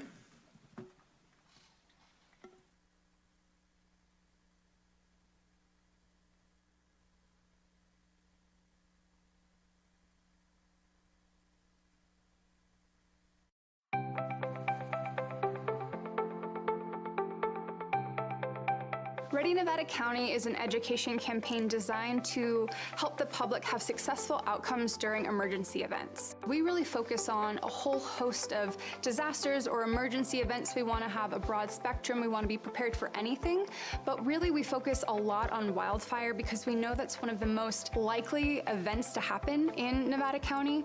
Ready, Set, Go is really built around the wildfire premise to prepare residents to be ready before an event, to move into the set posture when there's a red flag or a fire is near you, and then to go when it's time to go. Essentially, in its simplest form, it's a three-tiered community emergency preparedness plan.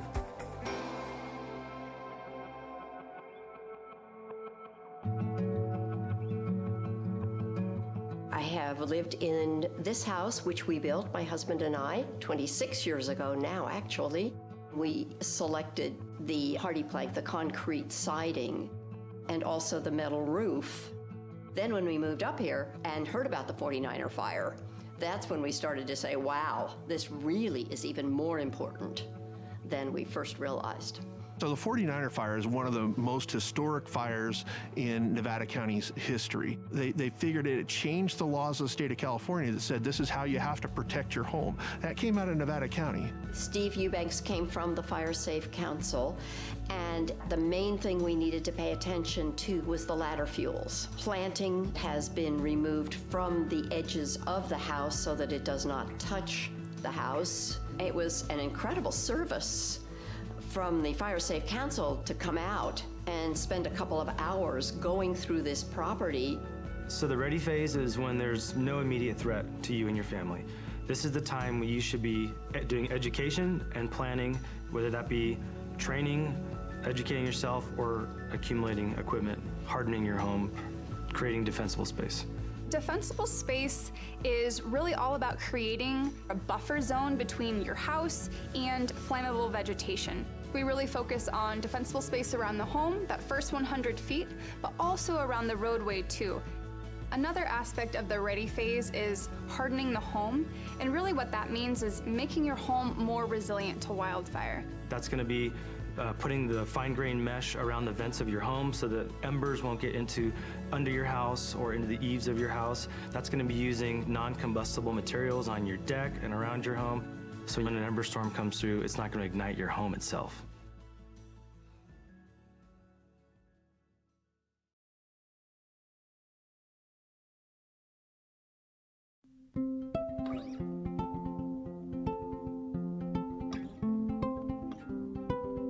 I currently live here in Grass Valley with my parents. All of us have sleep apnea, so we all have CPAP machines that require power in order to run.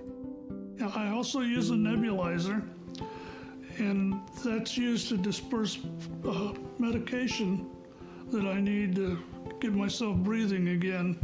When we have safety shutoffs, we have to hook up our equipment to batteries that have inverters. We have a generator that powers some of the things around the house, but then I obtained a pretty substantial battery from Freed, and it was so easy to go through the process to obtain a battery that I would recommend it to anyone who might have medical needs that require power, or really anything. I would highly recommend contacting Freed. So whether it's a snowstorm or a public safety power shutoff, we really want folks to be thinking about, okay, what are the things I'll need on hand to weather the storm? Do I need to have candles? Do I need to have battery-powered radio? Do I need to have flashlights? So what are the things that you'll need to shelter in place or address the disaster at hand? So a go bag could be anything. It could be a backpack, it could be a suitcase. It's going to be something that you put together to sustain yourself, your family, your pets if needed. That's going to have food, water, medication, clothing, toiletries to get you by for 72 hours. You need to think of your go bag as the only resource you may have. Stores may be closed, the power may be out, so you may have to literally live out of this thing for a 3-day period as an evacuee.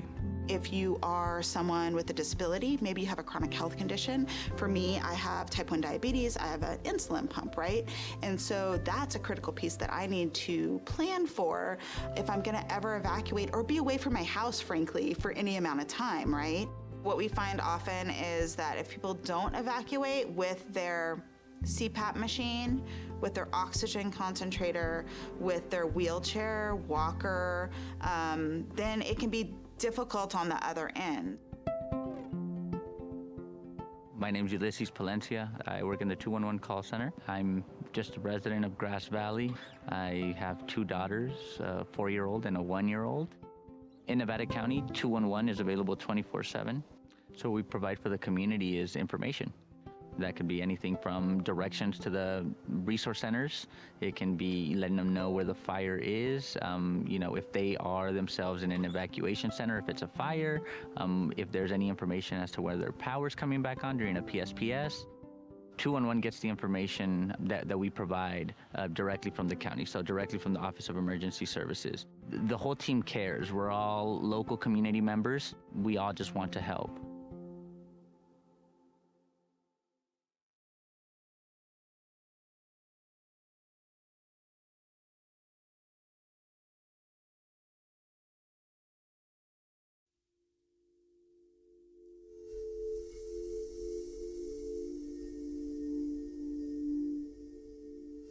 So we were all sleeping in bed on Thursday, November 8th in Paradise. And first the house phone rang. Picked up my phone. It was my sister who lived a block or so away from us. We were woken by a telephone call from my daughter. She said that we were being evacuated. I left sooner than them.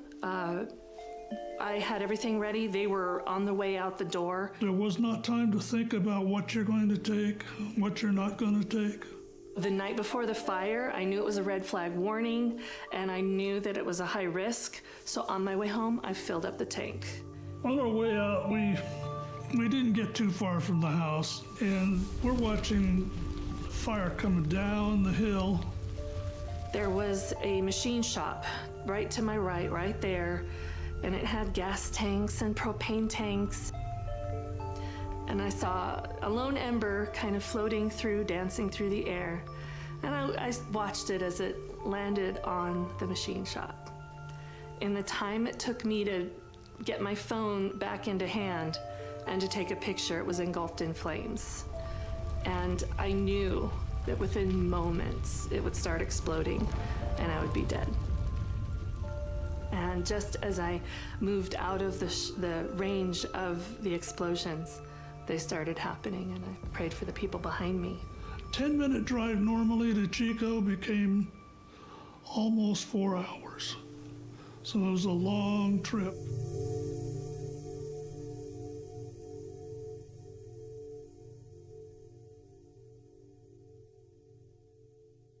We started to hear a pattern. People kept telling us their story of how they escaped the campfire. And they talked about how if it wasn't for my neighbor who came and knocked on my door to tell me there was a fire, I don't know that I would have gotten out alive. If it wasn't for my son who lives next door picking me up and putting me in their car and driving me out of there, I don't know how I would have survived. And so I started really thinking about this connection between isolation and how connected you are to your community, to your neighbors, to your friends, to your family, and how that can be really helpful in a time of a disaster. So we were actually the beneficiaries of someone making that plan in advance to have that group of people that they were going to call. And that she saved my life that day. So absolutely having that network really saved lives.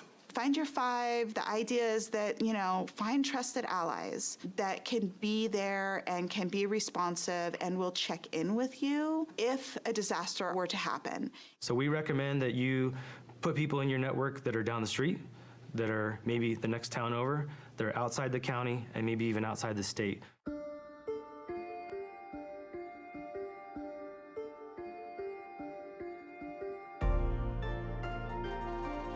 The final tier of the Ready, Set, Go is that go piece, and it's simply that, it's go. Evacuation information comes in two types. The first type could be an evacuation warning. This is essentially information that we're going to push out to the public, notifying them of a potential threat in their area where they may have to evacuate their home. And an evacuation order is essentially that. We are telling people that it's time to go. There is an imminent threat to life, and we do not believe that you have much time to leave the area. Code Red is a opt-in alerting system that will dial your number. It'll send you a phone call, a text message, and an email notifying you of an emergency. That message is sent from our office, the Office of Emergency Services. It's going to be very targeted to your area, and it'll be specific to you. At 5:13, the phone rang with the Code Red call. And so as I was going up 49, I could look over to the left and see the flames in the canyon. The next layer is for staff to actually be out driving in the areas with a high-low siren. There's no other reason you'll hear that in an area unless we're putting out that evacuation order, not a warning, but an order. My day started routine patrol, came in and I was notified by dispatch to respond out to the Jones fire. Houses that had evacuation tags made it so we could just pass by. We knew that the residents had already been evacuated. Residences that did not have the tags We would have to physically go in, knock on the door, look in the windows, make sure there were no occupants inside. Once you've been evacuated, as you're leaving, put this tag somewhere very, clearly identifiable, whether it's a mailbox, a gate, your address marker, so that deputies and officers can quickly identify if your residence has already been evacuated.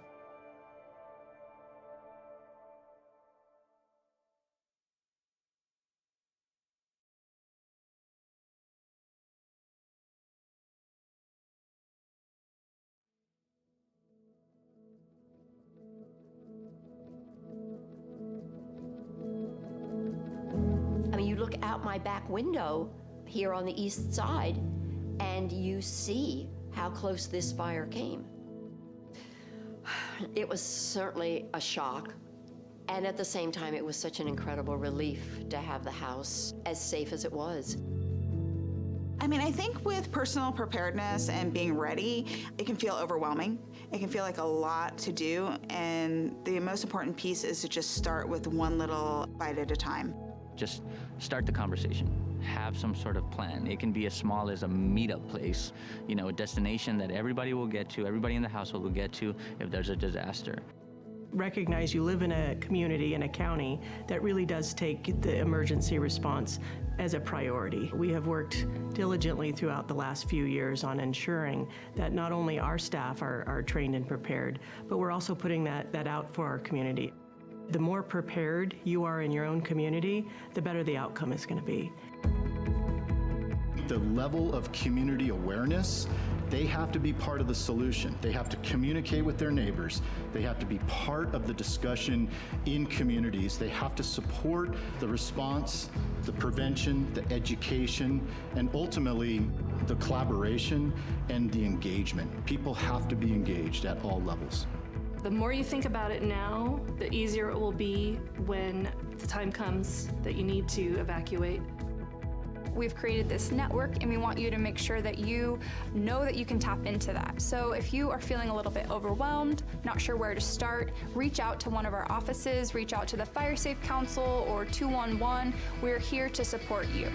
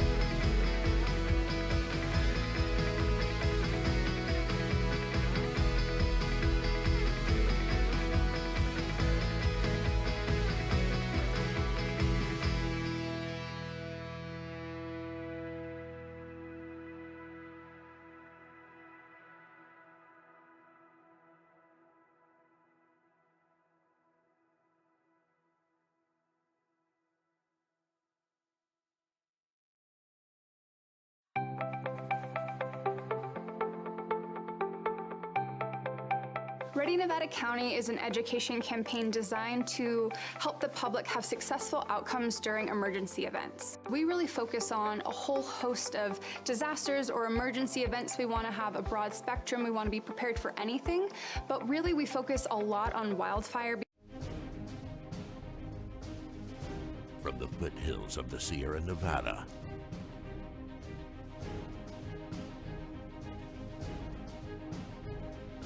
a new hero will emerge.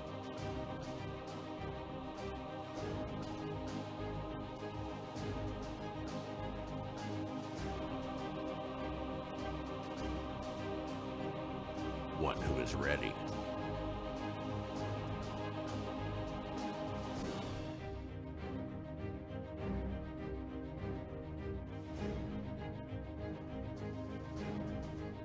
One who makes sure their friends and family are set.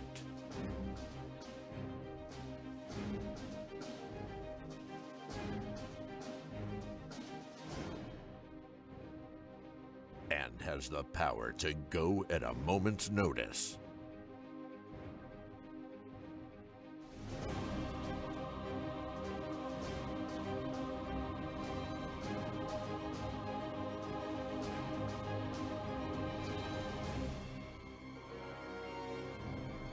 this fire season. You're the hero. We are Ready Nevada County.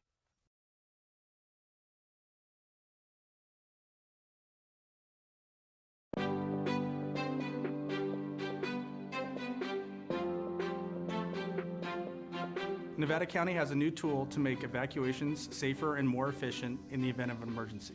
This new tool is called Zone Haven, and we need you to know your zone. In order to know your zone, you need to go to community.zonehaven.com, type in your address. Once your address populates in the pop-up window, take that information and write down the zone that is given to you where you know you'll find it in case of emergency. Zone Haven and knowing your zone does not replace Nixle and/or Code Red. It actually supplements them, and it makes those tools more powerful because you'll know what zones are being evacuated or which ones are being placed on advisory. And as a result, you won't have to do anything else other than listen to those messages and know if it's time to go. Even if you don't have internet, this could be done by word of mouth, it can be done by radio, or it could be us driving down the street, so please know your zone.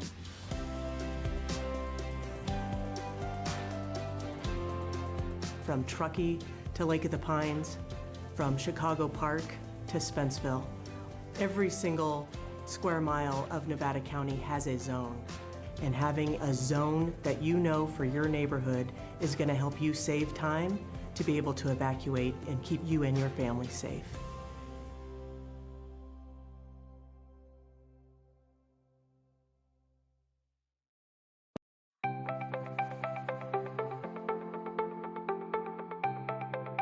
Ready Nevada County is an education campaign designed to help the public have successful outcomes during emergency events. We really focus on a whole host of disasters or emergency events. We want to have a broad spectrum. We want to be prepared for anything, but really we focus a lot on wildfire because we know that's one of the most likely events to happen in Nevada County.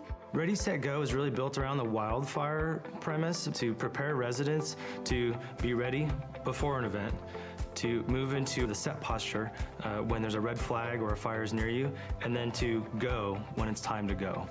Essentially, in its simplest form, it's a 3-tiered community emergency preparedness plan.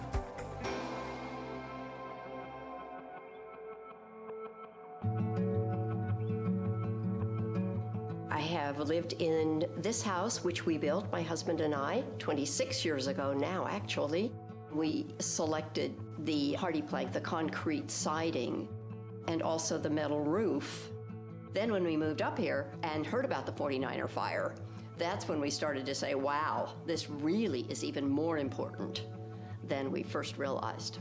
So the 49er fire is one of the most historic fires in Nevada County's history. They figured it changed the laws of the state of California that said this is how you have to protect your home. That came out of Nevada County. Steve Eubanks came from the Fire Safe Council, and the main thing we needed to pay attention to was the ladder fuels. Planting has been removed from the edges of the house so that it does not touch the house. It was an incredible service from the Fire Safe Council to come out and spend a couple of hours going through this property. So the ready phase is when there's no immediate threat to you and your family. This is the time when you should be doing education and planning, whether that be training, educating yourself, or accumulating equipment, hardening your home, creating defensible space. Defensible space is really all about creating a buffer zone between your house and flammable vegetation. We really focus on defensible space around the home, that first 100 feet, but also around the roadway too.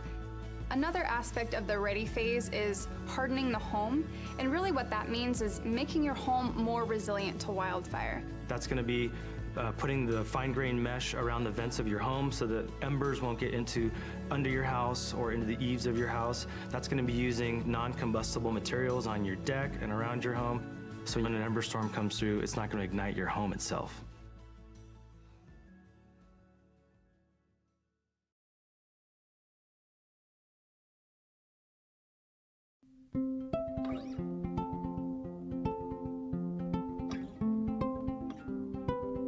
I currently live here in Grass Valley with my parents. All of us have sleep apnea, so we all have CPAP machines that require power in order to run.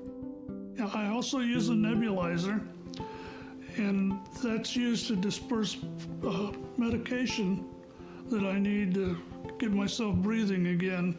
When we have safety shutoffs, we have to hook up our equipment to batteries that have inverters. We have a generator that powers some of the things around the house, but then I obtained a pretty substantial battery from Freed, and it was so easy to go through the process to obtain a battery that I would recommend it to anyone who might have medical needs that require power, or really anything.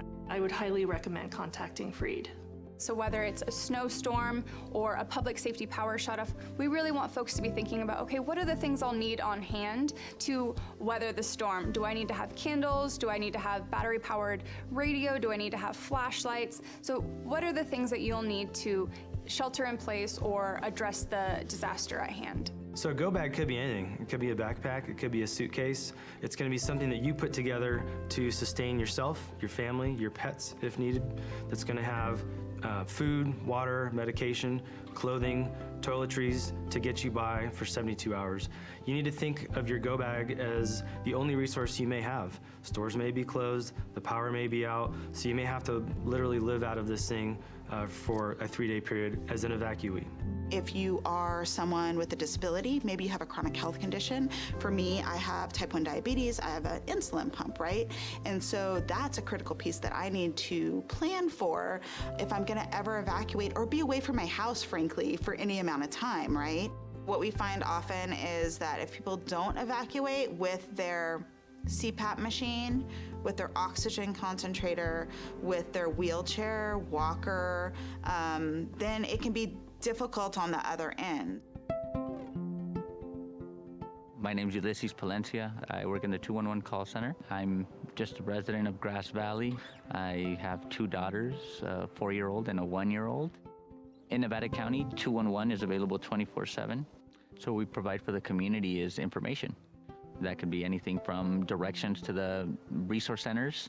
It can be letting them know where the fire is, if they are themselves in an evacuation center, if it's a fire, if there's any information as to whether their power's coming back on during a PSPS.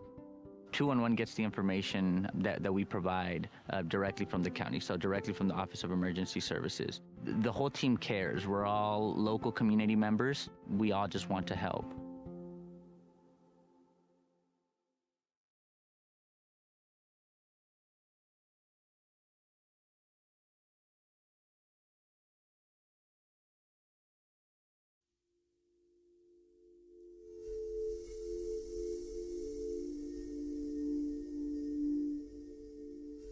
So we were all sleeping in bed on Thursday, November 8th in Paradise. And first the house phone rang. Picked up my phone. It was my sister who lived a block or so away from us. We were woken by a telephone call from my daughter. She said that we were being evacuated. I left sooner than them. I had everything ready. They were on the way out the door. There was not time to think about what you're going to take, what you're not going to take. The night before the fire, I knew it was a red flag warning, and I knew that it was a high risk. So on my way home, I filled up the tank. On our way out, we didn't get too far from the house, and we're watching fire coming down the hill. There was a machine shop right to my right there, and it had gas tanks and propane tanks. And I saw a lone ember kind of floating through, dancing through the air. And I watched it as it landed on the machine shop.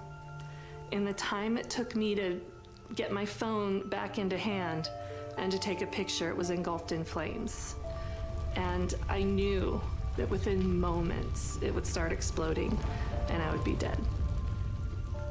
And just as I moved out of the range of the explosions, they started happening, and I prayed for the people behind me. 10-minute drive normally to Chico became almost 4 hours. So it was a long trip.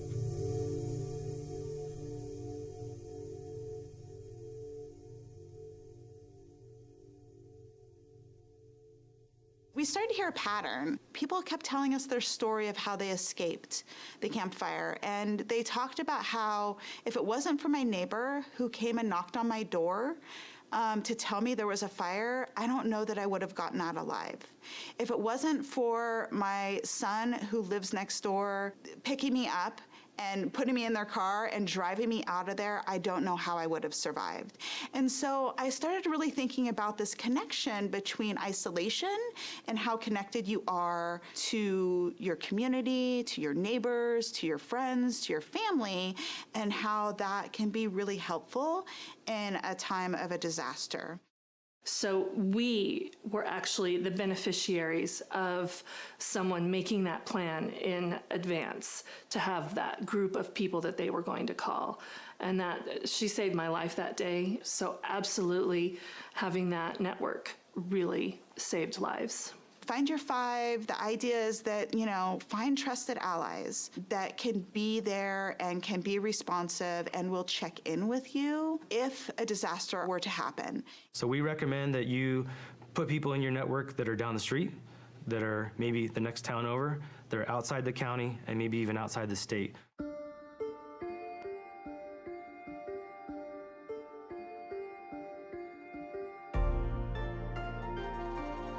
The final tier of the Ready, Set, Go is that go piece, and it's simply that, it's go. Evacuation information comes in two types. The first type could be an evacuation warning. This is essentially information that we're going to push out to the public, notifying them of a potential threat in their area where they may have to evacuate their home.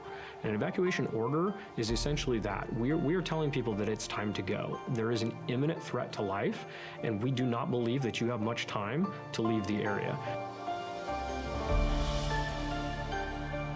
Code Red is a opt-in alerting system that will dial your number. It'll send you a phone call, a text message, and an email notifying you of an emergency. That message is sent from our office, the Office of Emergency Services. It's going to be very targeted to your area, and it'll be specific to you. At 5:13, the phone rang with the Code Red call. And so as I was going up 49, I could look over to the left and see the flames in the canyon. The next layer is for staff to actually be out driving in the areas with a high-low siren. There's no other reason you'll hear that in an area unless we're putting out that evacuation order, not a warning, but an order. My day started routine patrol. Came in and I was notified by dispatch to respond out to the Jones fire. Houses that had evacuation tags made it so we could just pass by. We knew that the residents had already been evacuated. Residences that did not have the tags, we would have to physically go in, knock on the door, look in the windows, make sure there were no occupants inside.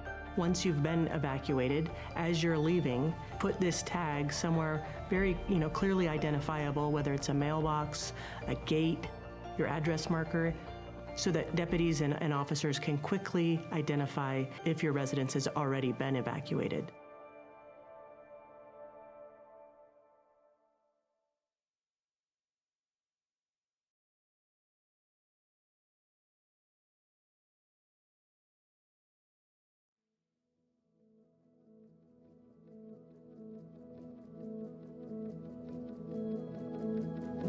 You look out my back window here on the east side, and you see how close this fire came.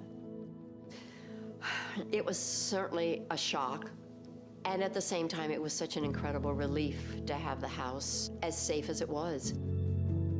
I think with personal preparedness and being ready, it can feel overwhelming. It can feel like a lot to do, and the most important piece is to just start with one little bite at a time. Just start the conversation. Have some sort of plan. It can be as small as a meetup place, a destination that everybody will get to, everybody in the household will get to if there's a disaster. Recognize you live in a community, in a county, that really does take the emergency response as a priority. We have worked diligently throughout the last few years on ensuring that not only our staff are trained and prepared, but we're also putting that out for our community. The more prepared you are in your own community, the better the outcome is going to be. the level of community awareness, they have to be part of the solution. They have to communicate with their neighbors. They have to be part of the discussion in communities. They have to support the response, the prevention, the education, and ultimately the collaboration and the engagement. People have to be engaged at all levels. The more you think about it now, the easier it will be when the time comes that you need to evacuate. We've created this network and we want you to make sure that you know that you can tap into that. So if you are feeling a little bit overwhelmed, not sure where to start, reach out to one of our offices, reach out to the Fire Safe Council or 211. We're here to support you.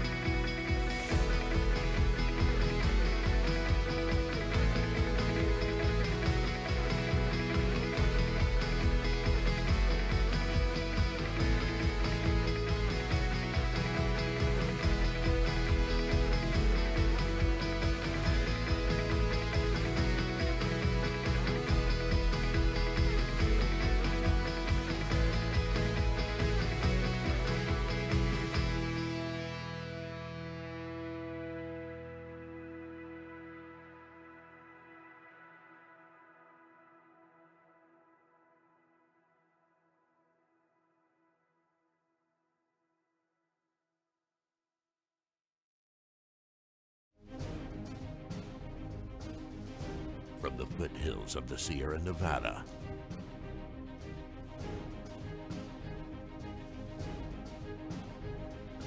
a new hero will emerge.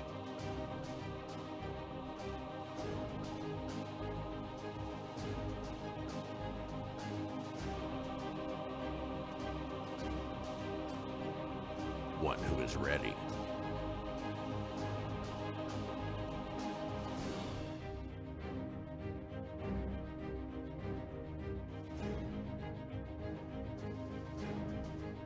One who makes sure their friends and family are set.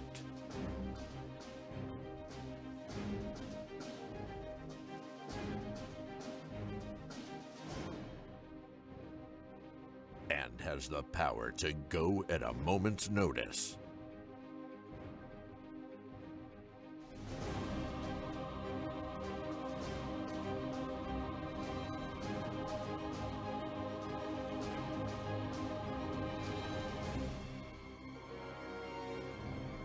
This fire season, you're the hero.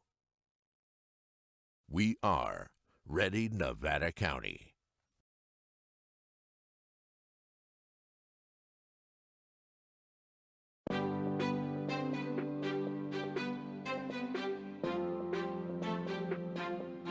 Nevada County has a new tool to make evacuations safer and more efficient in the event of an emergency. This new tool is called Zone Haven, and we need you to know your zone. In order to know your zone, you need to go to community.zonehaven.com, type in your address. Once your address populates in the pop-up window, take that information and write down the zone that is given to you where you know you'll find it in case of emergency. Zone Haven and knowing your zone does not replace Nixle and/or Code Red. It actually supplements them, and it makes those tools more powerful because you'll know what zones are being evacuated or which ones are being placed on advisory. And as a result, you won't have to do anything else other than listen to those messages and know if it's time to go.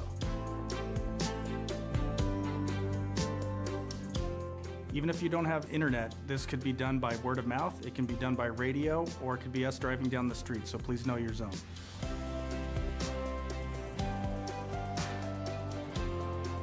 From Truckee to Lake of the Pines, from Chicago Park to Spenceville. Every single square mile of Nevada County has a zone. And having a zone that you know for your neighborhood is going to help you save time to be able to evacuate and keep you and your family safe.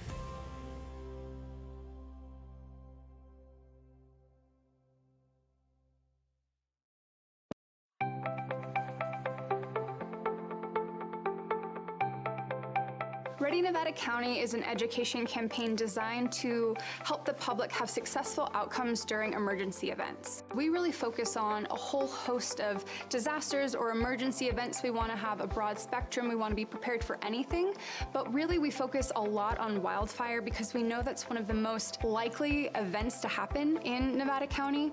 Ready, Set, Go is really built around the wildfire premise to prepare residents to be ready before an event, to move into the set posture when there's a red flag or a fire is near you, and then to go when it's time to go. Essentially, in its simplest form, it's a 3-tiered community emergency preparedness plan.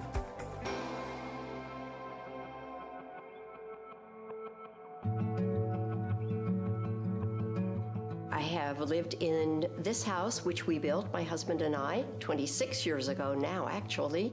We selected the hardy plank, the concrete siding, and also the metal roof.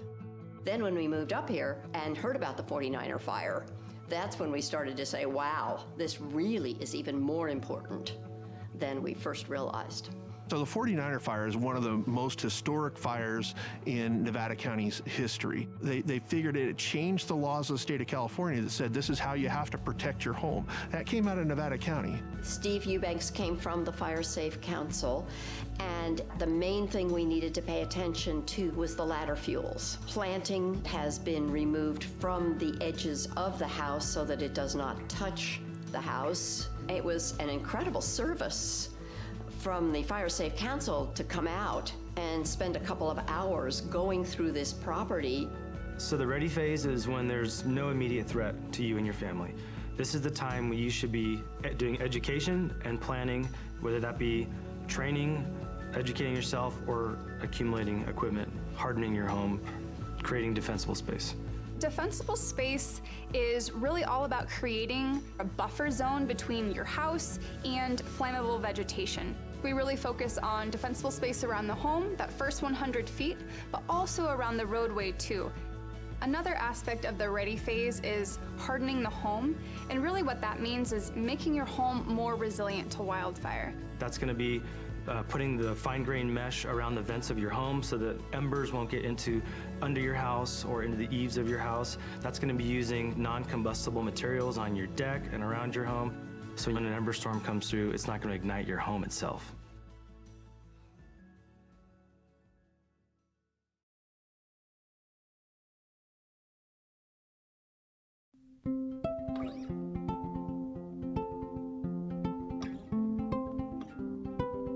I currently live here in Grass Valley with my parents. All of us have sleep apnea, so we all have CPAP machines that require power in order to run. I also use a nebulizer, and that's used to disperse medication that I need to get myself breathing again. When we have safety shutoffs, we have to hook up our equipment to batteries that have inverters. We have a generator that powers some of the things around the house, but then I obtained a pretty substantial battery from Freed, and it was so easy to go through the process to obtain a battery that I would recommend it to anyone who might have medical needs that require power, or really anything. I would highly recommend contacting Freed.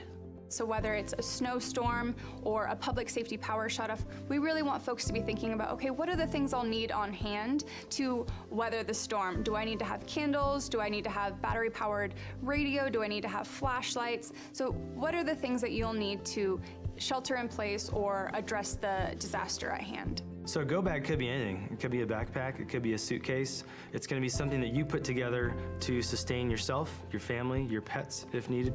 That's going to have food, water, medication, clothing, toiletries to get you by for 72 hours. You need to think of your go bag as the only resource you may have. Stores may be closed, the power may be out, so you may have to literally live out of this thing for a 3-day period as an evacuee. If you are someone with a disability, maybe you have a chronic health condition. For me, I have type 1 diabetes, I have an insulin pump, right? And so that's a critical piece that I need to plan for if I'm gonna ever evacuate or be away from my house, frankly, for any amount of time, right? What we find often is that if people don't evacuate with their CPAP machine, with their oxygen concentrator, with their wheelchair, walker, then it can be difficult on the other end. My name's Ulysses Palencia. I work in the 211 call center. I'm just a resident of Grass Valley. I have 2 daughters, a 4-year-old and a 1-year-old.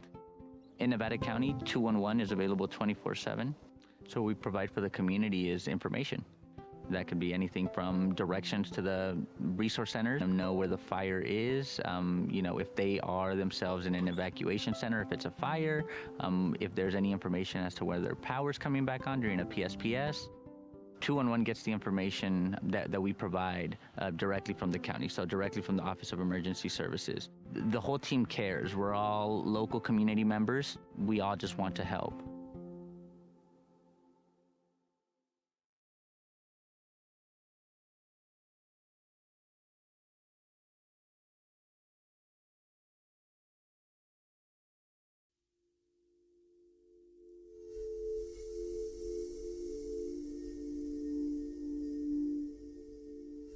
So we were all sleeping in bed on Thursday, November 8th in Paradise. And first the house phone rang. Picked up my phone. It was my sister who lived a block or so away from us. We were woken by a telephone call from my daughter. She said that we were being evacuated. I left sooner than them. I had everything ready. They were on the way out the door. There was not time to think about what you're going to take, what you're not going to take. The night before the fire, I knew it was a red flag warning, and I knew that it was a high risk. So on my way home, I filled up the tank. On our way out, we didn't get too far from the house, and we're watching fire coming down the hill. There was a machine shop right to my right there. And it had gas tanks and propane tanks.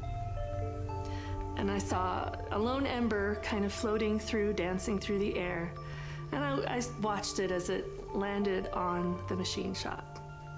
In the time it took me to get my phone back into hand and to take a picture, it was engulfed in flames. And I knew that within moments it would start exploding and I would be dead. And just as I moved out of the range of the explosions, they started happening, and I prayed for the people behind me. 10-minute drive normally to Chico became almost 4 hours. So it was a long trip.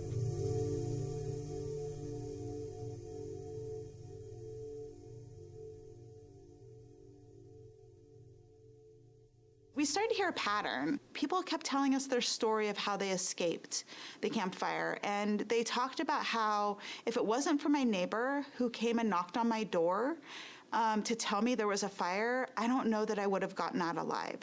If it wasn't for my son who lives next door picking me up and putting me in their car and driving me out of there, I don't know how I would have survived. And so I started really thinking about this connection between isolation and how connected you are to your community, to your neighbors, to your friends, to your family, and how that can be really helpful in a time of a disaster. So we were actually the beneficiaries of someone making that plan in advance to have that group of people that they were going to call. And that she saved my life that day. So absolutely having that network really saved lives. Find your five. The idea is that, find trusted allies that can be there and can be responsive and will check in with you if a disaster were to happen. So we recommend that you put people in your network that are down the street, that are maybe the next town over, that are outside the county, and maybe even outside the state.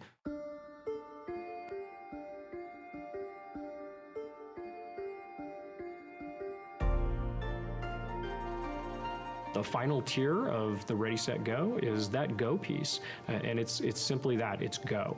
Evacuation information comes in two types. The first type could be an evacuation warning. This is essentially information that we're going to push out to the public, notifying them of a potential threat in their area where they may have to evacuate their home. An evacuation order is essentially that. We are telling people that it's time to go. There is an imminent threat to life, and we do not believe that you have much time to leave the area. Code Red is a opt-in alerting system that will dial your number. It'll send you a phone call, a text message, and an email notifying you of an emergency. That message is sent from our office, the Office of Emergency Services. It's going to be very targeted to your area, and it'll be specific to you. At 5:13, the phone rang with the Code Red call.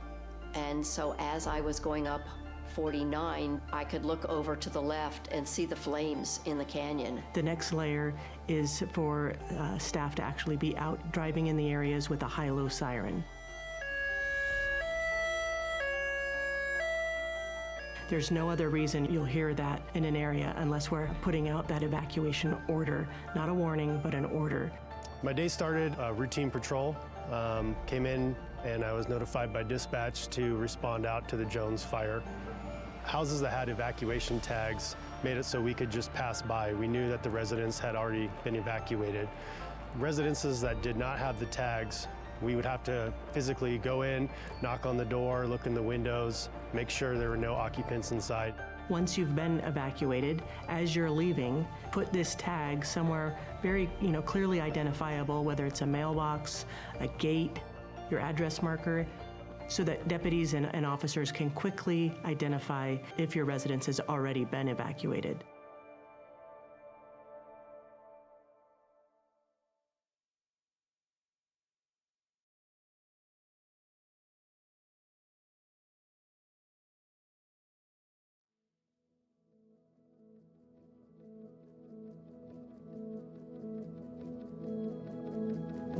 I mean, you look out my back window here on the east side, and you see how close this fire came. It was certainly a shock, and at the same time, it was such an incredible relief to have the house as safe as it was. I mean, I think with personal preparedness and being ready, it can feel overwhelming. It can feel like a lot to do, and the most important piece is to just start with one little bite at a time. Just start the conversation. Have some sort of plan. It can be as small as a meetup place, a destination that everybody will get to, everybody in the household will get to if there's a disaster. Recognize you live in a community, in a county, that really does take the emergency response as a priority. We have worked diligently throughout the last few years on ensuring that not only our staff are trained and prepared, but we're also putting that out for our community. The more prepared you are in your own community, the better the outcome is going to be. The level of community awareness, they have to be part of the solution. They have to communicate with their neighbors. They have to be part of the discussion in communities. They have to support the response, the prevention, the education, and ultimately the collaboration and the engagement. People have to be engaged at all levels. The more you think about it now, the easier it will be when the time comes that you need to evacuate.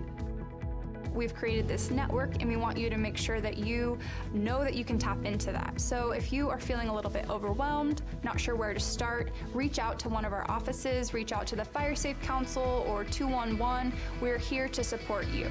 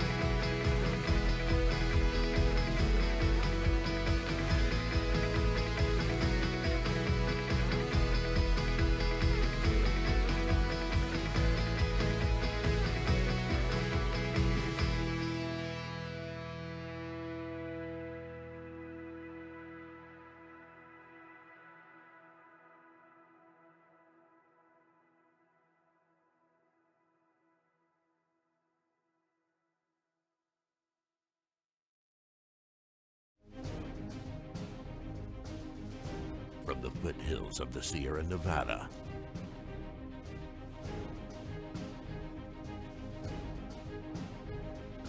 a new hero will emerge.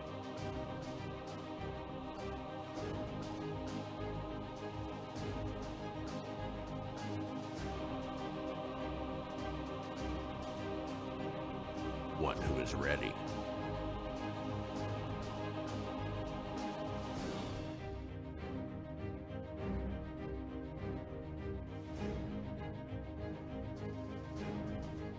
One who makes sure their friends and family are set.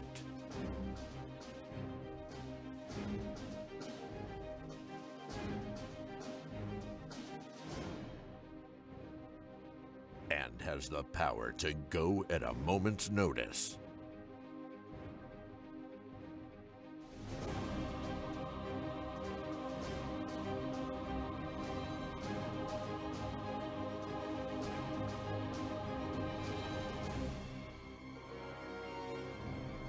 This fire season, you're the hero. We are Ready Nevada County.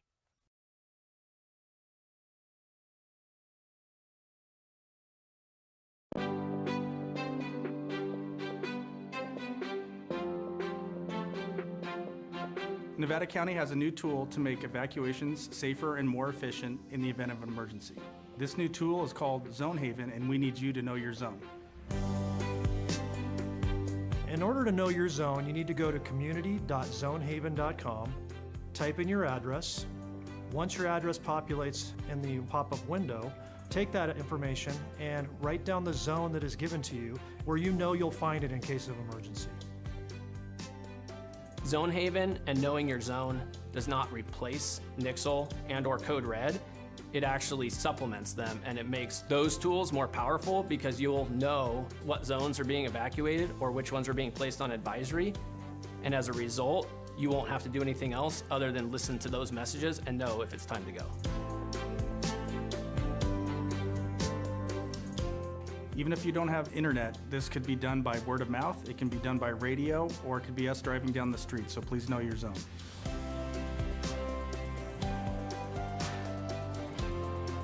From Truckee to Lake of the Pines, from Chicago Park to Spenceville. Every single square mile of Nevada County has a zone. And having a zone that you know for your neighborhood is going to help you save time to be able to evacuate and keep you and your family safe.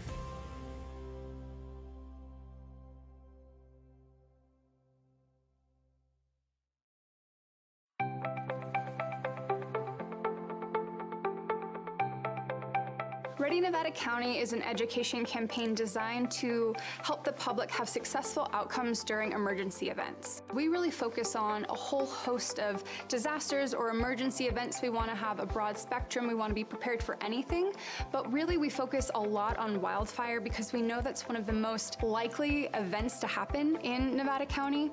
Ready, Set, Go is really built around the wildfire premise to prepare residents to be ready before an event, to move into the set posture when there's a red flag or a fire is near you, and then to go when it's time to go.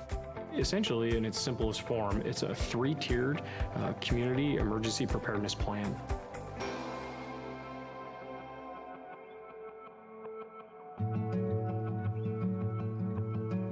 I have lived in this house, which we built, my husband and I, 26 years ago now, actually. We selected the hardy plank, the concrete siding, and also the metal roof. Then when we moved up here and heard about the 49er fire, that's when we started to say, wow, this really is even more important than we first realized. So the 49er fire is one of the most historic fires in Nevada County's history. They figured it changed the laws of the state of California that said this is how you have to protect your home. That came out of Nevada County. Steve Eubanks came from the Fire Safe Council, and the main thing we needed to pay attention to was the ladder fuels. Planting has been removed from the edges of the house so that it does not touch the house. It was an incredible service from the Fire Safe Council to come out and spend a couple of hours going through this property. So the ready phase is when there's no immediate threat to you and your family. This is the time when you should be doing education and planning, whether that be training, educating yourself, or accumulating equipment, hardening your home, creating defensible space. Defensible space is really all about creating a buffer zone between your house and flammable vegetation. We really focus on defensible space around the home, that first 100 feet, but also around the roadway too.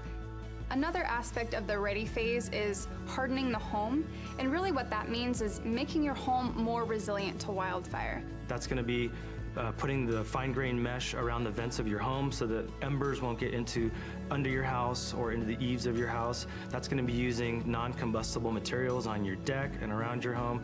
So when an ember storm comes through, it's not going to ignite your home itself.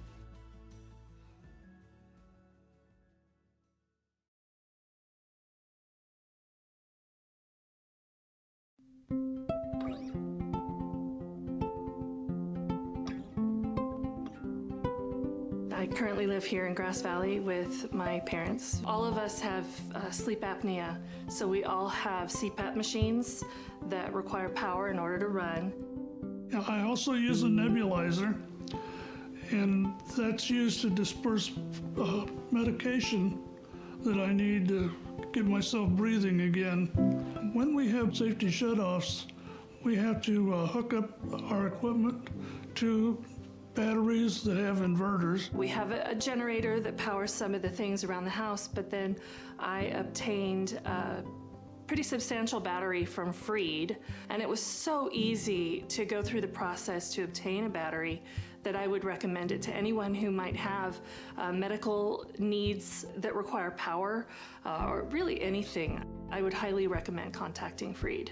So whether it's a snowstorm or a public safety power shutoff, we really want folks to be thinking about, okay, what are the things I'll need on hand to weather the storm? Do I need to have candles? Do I need to have battery-powered radio? Do I need to have flashlights? So what are the things that you'll need to shelter in place or address the disaster at hand? So a go bag could be anything. It could be a backpack, it could be a suitcase. It's going to be something that you put together to sustain yourself, your family, your pets if needed. That's going to have food, water, medication, clothing, toiletries to get you by for 72 hours.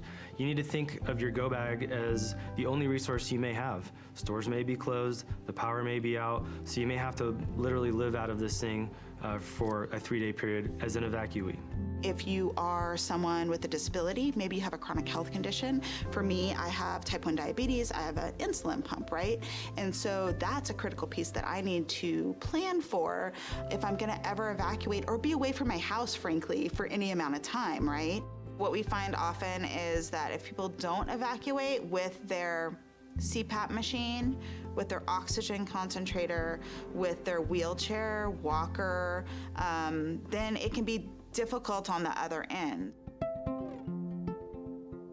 My name's Ulysses Palencia. I work in the 211 call center. I'm just a resident of Grass Valley. I have 2 daughters, a 4-year-old and a 1-year-old. In Nevada County, 211 is available 24/7. So what we provide for the community is information. That could be anything from directions to the resource centers.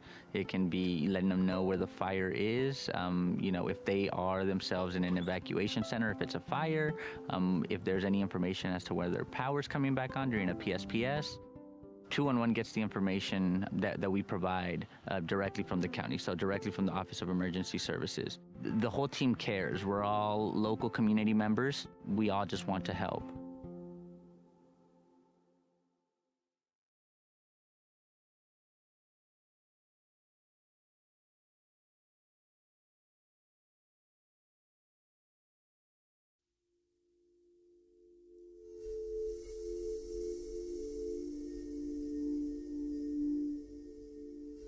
So we were all sleeping in bed on Thursday, November 8th in Paradise. And first the house phone rang. Picked up my phone. It was my sister who lived a block or so away from us. We were woken by a telephone call from my daughter. She said that we were being evacuated. I left sooner than them.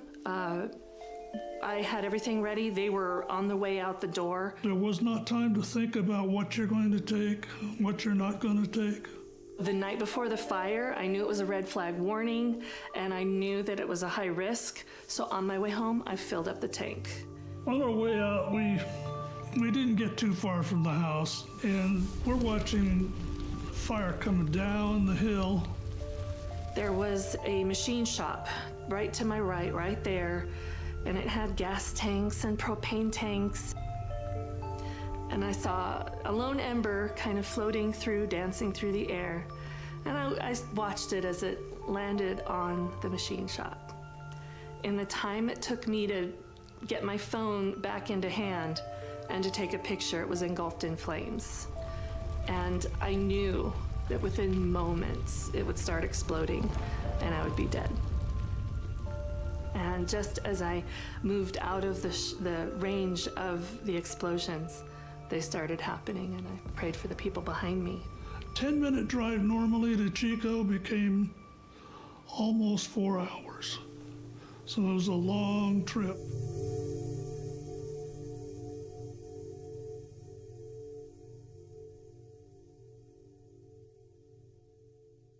We started to hear a pattern. People kept telling us their story of how they escaped the campfire. And they talked about how if it wasn't for my neighbor who came and knocked on my door to tell me there was a fire, I don't know that I would have gotten out alive. If it wasn't for my son who lives next door picking me up and putting me in their car and driving me out of there, I don't know how I would have survived.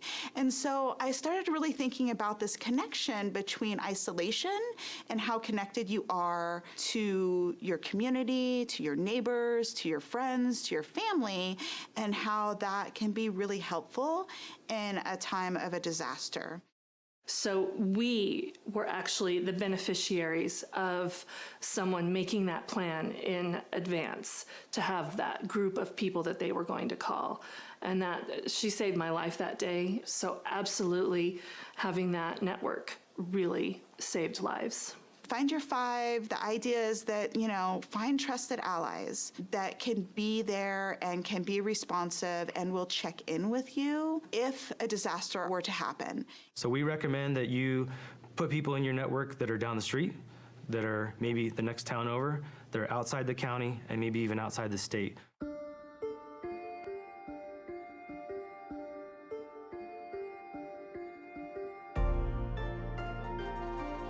The final tier of the Ready, Set, Go is that go piece, and it's simply that, it's go. Evacuation information comes in two types. The first type could be an evacuation warning. This is essentially information that we're going to push out to the public, notifying them of a potential threat in their area where they may have to evacuate their home. An evacuation order is essentially that. We are telling people that it's time to go. There is an imminent threat to life, and we do not believe that you have much time to leave the area.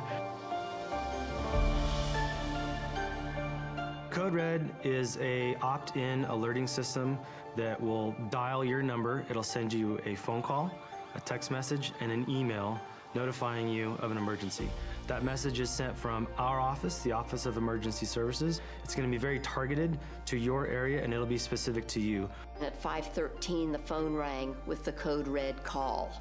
And so as I was going up 49, I could look over to the left and see the flames in the canyon. The next layer is for staff to actually be out driving in the areas with a high-low siren. There's no other reason you'll hear that in an area unless we're putting out that evacuation order, not a warning, but an order. My day started routine patrol, came in and I was notified by dispatch to respond out to the Jones fire. Houses that had evacuation tags made it so we could just pass by. We knew that the residents had already been evacuated. Residences that did not have the tags, we would have to physically go in, knock on the door, look in the windows, make sure there were no occupants inside. Once you've been evacuated, as you're leaving, put this tag somewhere very, clearly identifiable, whether it's a mailbox, a gate, your address marker, so that deputies and officers can quickly identify if your residence has already been evacuated.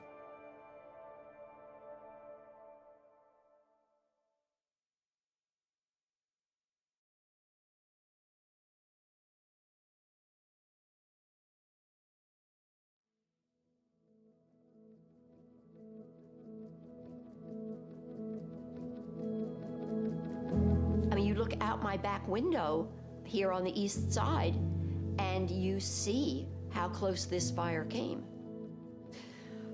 It was certainly a shock.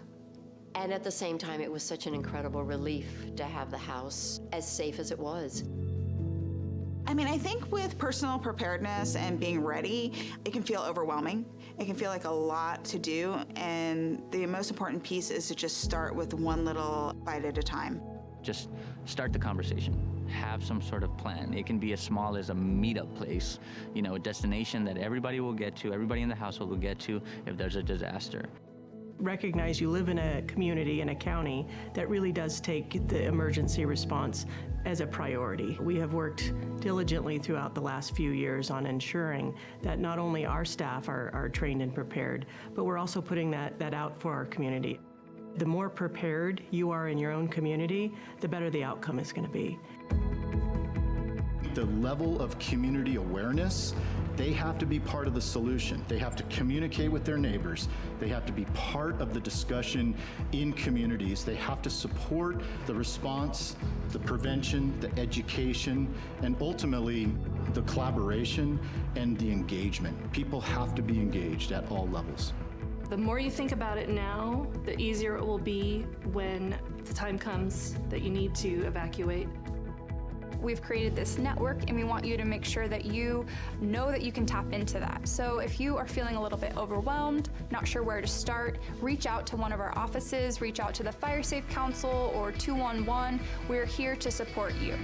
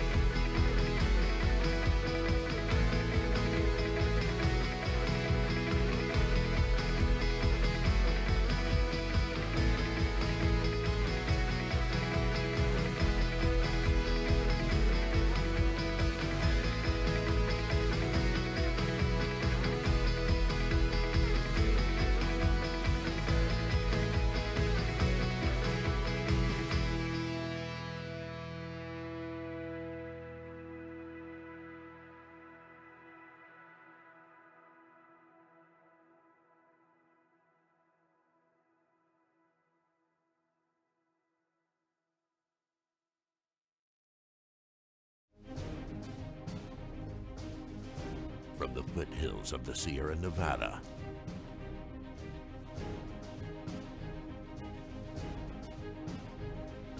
a new hero will emerge.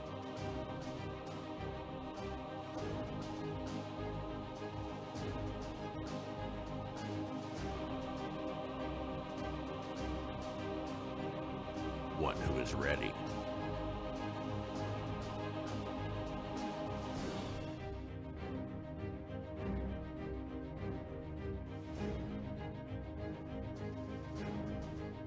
One who makes sure their friends and family are set.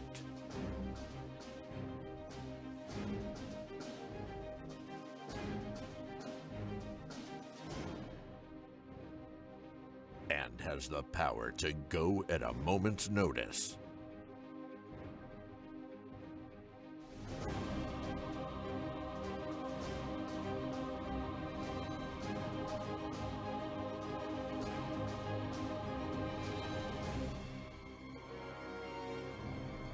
This fire season, you're the hero. We are Ready Nevada County.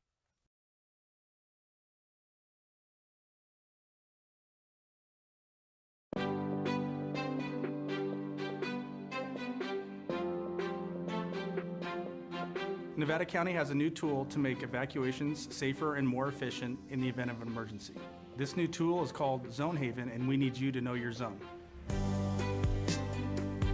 In order to know your zone, you need to go to community.zonehaven.com, type in your address. Once your address populates in the pop-up window, take that information and write down the zone that is given to you where you know you'll find it in case of emergency. Zone Haven and knowing your zone does not replace Nixle and or Code Red. It actually supplements them, and it makes those tools more powerful because you'll know what zones are being evacuated or which ones are being placed on advisory. And as a result, you won't have to do anything else other than listen to those messages and know if it's time to go.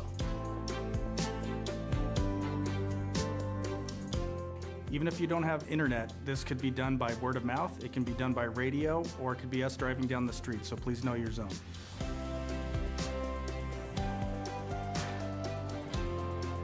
From Truckee to Lake of the Pines, from Chicago Park to Spenceville, every single square mile of Nevada County has a zone.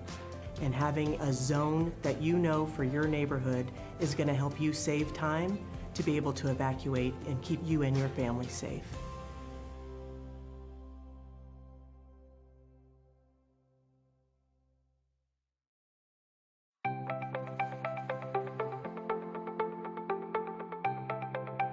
Ready Nevada County is an education campaign designed to help the public have successful outcomes during emergency events. We really focus on a whole host of disasters or emergency events. We want to have a broad spectrum. We want to be prepared for anything, but really we focus a lot on wildfire because we know that's one of the most likely events to happen in Nevada County. Ready, Set, Go is really built around the wildfire premise to prepare residents to be ready before an event, to move into the set posture when there's a red flag or a fire is near you, and then to go when it's time to go. Essentially, in its simplest form, it's a three-tiered community emergency preparedness plan.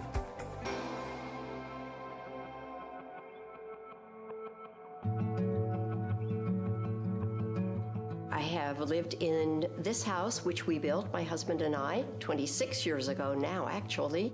We selected the hardy plank, the concrete siding, and also the metal roof. Then when we moved up here and heard about the 49er fire, that's when we started to say, wow, this really is even more important than we first realized. So the 49er fire is one of the most historic fires in Nevada County's history. They figured it changed the laws of the state of California that said this is how you have to protect your home. That came out of Nevada County. Steve Eubanks came from the Fire Safe Council, and the main thing we needed to pay attention to was the ladder fuels. Planting has been removed from the edges of the house so that it does not touch the house. It was an incredible service from the Fire Safe Council to come out and spend a couple of hours going through this property. So the ready phase is when there's no immediate threat to you and your family. This is the time when you should be doing education and planning, whether that be training, educating yourself, or accumulating equipment, hardening your home, creating defensible space. Defensible space is really all about creating a buffer zone between your house and flammable vegetation. We really focus on defensible space around the home, that first 100 feet, but also around the roadway too. Another aspect of the ready phase is hardening the home, and really what that means is making your home more resilient to wildfire. That's going to be putting the fine-grained mesh around the vents of your home so that embers won't get under your house or into the eaves of your house. That's going to be using non-combustible materials on your deck and around your home, so when an ember storm comes through, it's not going to ignite your home itself.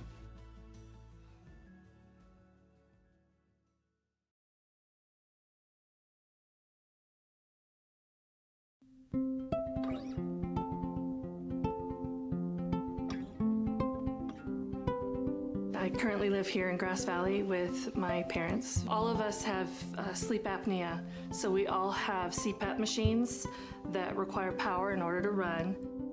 I also use a nebulizer, and that's used to disperse medication that I need to get myself breathing again. When we have safety shutoffs, we have to hook up our equipment to batteries that have inverters. We have a generator that powers some of the things around the house, but then I obtained a pretty substantial battery from Freed, and it was so easy to go through the process to obtain a battery that I would recommend it to anyone who might have medical needs that require power, or really anything. I would highly recommend contacting Freed.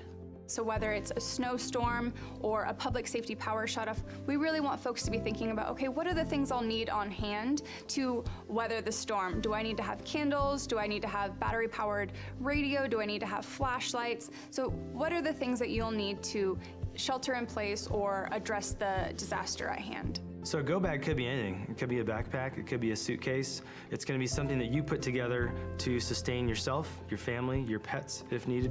That's gonna have food, water, medication, clothing, toiletries to get you by for 72 hours. You need to think of your go bag as the only resource you may have. Stores may be closed, the power may be out, so you may have to literally live out of this thing for a 3-day period as an evacuee. If you are someone with a disability, maybe you have a chronic health condition. For me, I have type 1 diabetes, I have an insulin pump, right? And so that's a critical piece that I need to plan for if I'm gonna ever evacuate or be away from my house, frankly, for any amount of time, right? What we find often is that if people don't evacuate with their CPAP machine, with their oxygen concentrator, with their wheelchair, walker, then it can be difficult on the other end. My name's Ulysses Palencia. I work in the 211 call center. I'm just a resident of Grass Valley. I have 2 daughters, a 4-year-old and a 1-year-old. In Nevada County, 211 is available 24/7. So what we provide for the community is information. That could be anything from directions to the resource centers. It can be letting them know where the fire is, if they are themselves in an evacuation center, if it's a fire, if there's any information as to whether their power's coming back on during a PSPS. 211 gets the information that we provide directly from the county, so directly from the Office of Emergency Services. The whole team cares. We're all local community members. We all just want to help.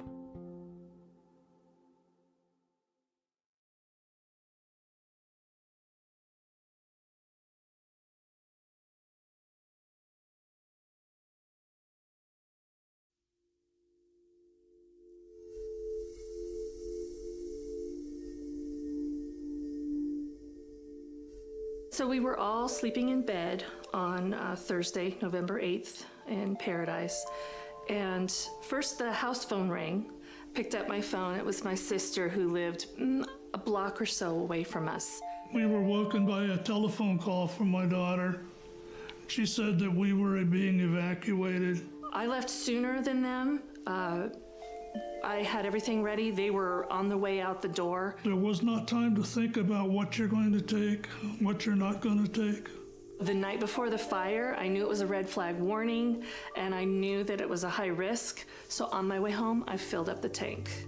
On our way out, we didn't get too far from the house, and we're watching fire coming down the hill. There was a machine shop right to my right there, and it had gas tanks and propane tanks. And I saw a lone ember kind of floating through, dancing through the air. And I watched it as it landed on the machine shop. In the time it took me to get my phone back into hand and to take a picture, it was engulfed in flames. And I knew that within moments it would start exploding and I would be dead. And just as I moved out of the range of the explosions, they started happening, and I prayed for the people behind me. 10-minute drive normally to Chico became almost 4 hours. So it was a long trip.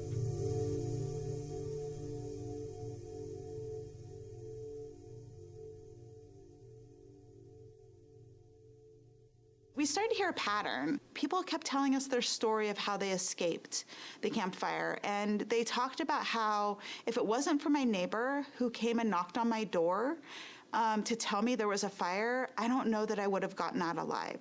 If it wasn't for my son who lives next door picking me up and putting me in their car and driving me out of there, I don't know how I would have survived. And so I started really thinking about this connection between isolation and how connected you are to your community, to your neighbors, to your friends, to your family, and how that can be really helpful in a time of a disaster. So we were actually the beneficiaries of someone making that plan in advance to have that group of people that they were going to call. And that she saved my life that day. So absolutely having that network really saved lives. Find your five. The idea is that, find trusted allies that can be there and can be responsive and will check in with you if a disaster were to happen. So we recommend that you put people in your network that are down the street, that are maybe the next town over, that are outside the county, and maybe even outside the state.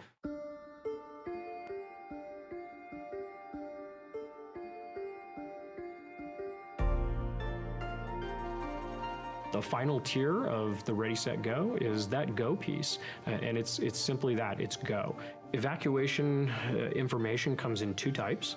The first type could be an evacuation warning. This is essentially information that we're going to push out to the public, notifying them of a potential threat in their area where they may have to evacuate their home. An evacuation order is essentially that. We are telling people that it's time to go. There is an imminent threat to life, and we do not believe that you have much time to leave the area. Code Red is a opt-in alerting system that will dial your number. It'll send you a phone call, a text message, and an email notifying you of an emergency. That message is sent from our office, the Office of Emergency Services. It's going to be very targeted to your area, and it'll be specific to you. At 5:13, the phone rang with the Code Red call. And so as I was going up 49, I could look over to the left and see the flames in the canyon. The next layer is for staff to actually be out driving in the areas with a high-low siren.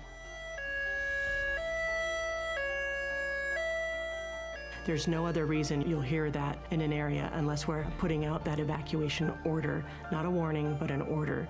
My day started routine patrol. Came in and I was notified by dispatch to respond out to the Jones fire.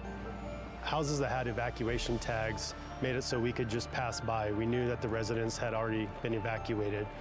Residences that did not have the tags, we would have to physically go in, knock on the door, look in the windows, make sure there were no occupants inside.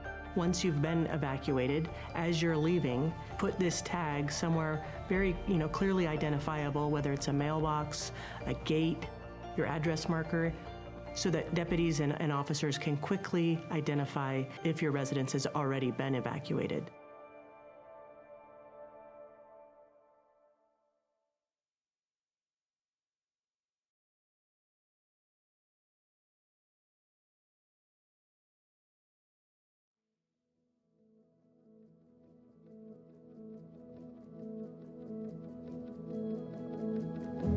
You look out my back window here on the east side, and you see how close this fire came. It was certainly a shock, and at the same time, it was such an incredible relief to have the house as safe as it was. I think with personal preparedness and being ready, it can feel overwhelming. It can feel like a lot to do, and the most important piece is to just start with one little bite at a time. Just start the conversation. Have some sort of plan. It can be as small as a meetup place, a destination that everybody will get to, everybody in the household will get to if there's a disaster. Recognize you live in a community, in a county, that really does take the emergency response as a priority. We have worked diligently throughout the last few years on ensuring that not only our staff are trained and prepared, but we're also putting that out for our community. The more prepared you are in your own community, the better the outcome is going to be. The level of community awareness, they have to be part of the solution. They have to communicate with their neighbors.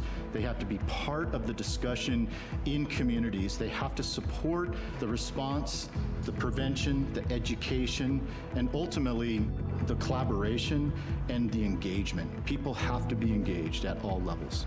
The more you think about it now, the easier it will be when the time comes that you need to evacuate. We've created this network, and we want you to make sure that you know that you can tap into that. So if you are feeling a little bit overwhelmed, not sure where to start, reach out to one of our offices, reach out to the Fire Safe Council or 211. We're here to support you.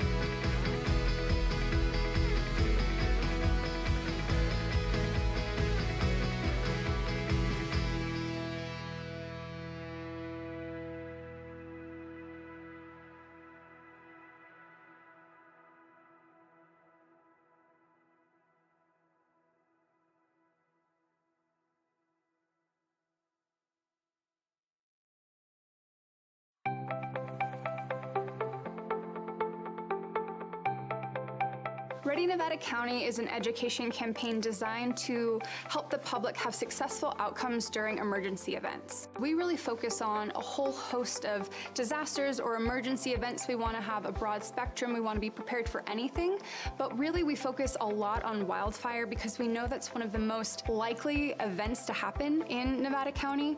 Ready, Set, Go is really built around the wildfire premise to prepare residents to be ready before an event, to move into the set posture when there's a red flag or a fire is near you, and then to go when it's time to go. Essentially, in its simplest form, it's a 3-tiered community emergency preparedness plan.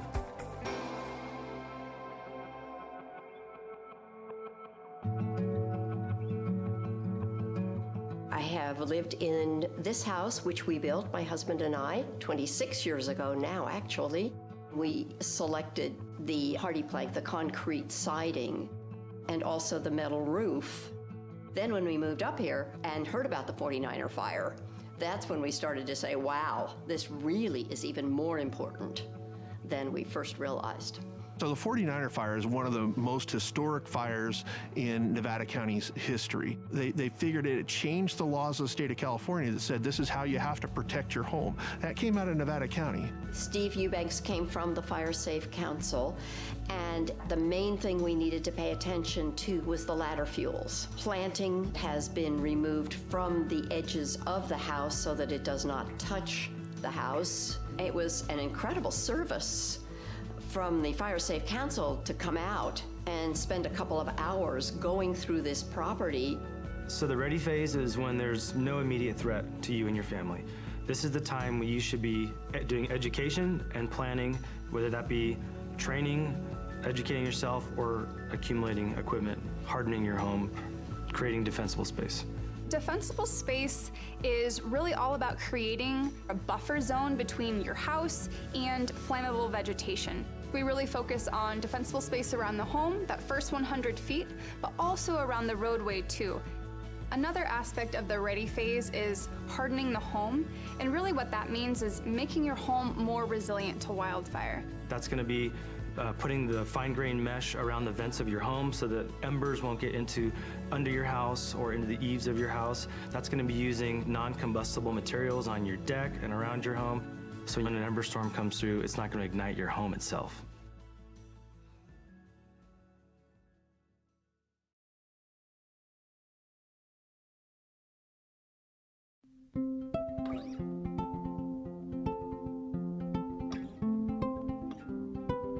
I currently live here in Grass Valley with my parents. All of us have sleep apnea, so we all have CPAP machines that require power in order to run. I also use a nebulizer, and that's used to disperse medication that I need to get myself breathing again. When we have safety shutoffs, we have to hook up our equipment to batteries that have inverters. We have a generator that powers some of the things around the house, but then I obtained a pretty substantial battery from Freed, and it was so easy to go through the process to obtain a battery that I would recommend it to anyone who might have medical needs that require power, or really anything. I would highly recommend contacting Freed. So whether it's a snowstorm or a public safety power shutoff, we really want folks to be thinking about, okay, what are the things I'll need on hand to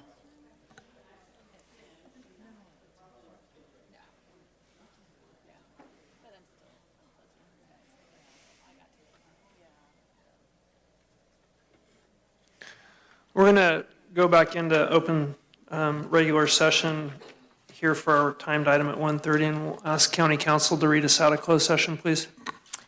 Thank you. With regard to both matters that we went into closed session, the labor and the litigation, information was provided to the board. Excellent, thank you.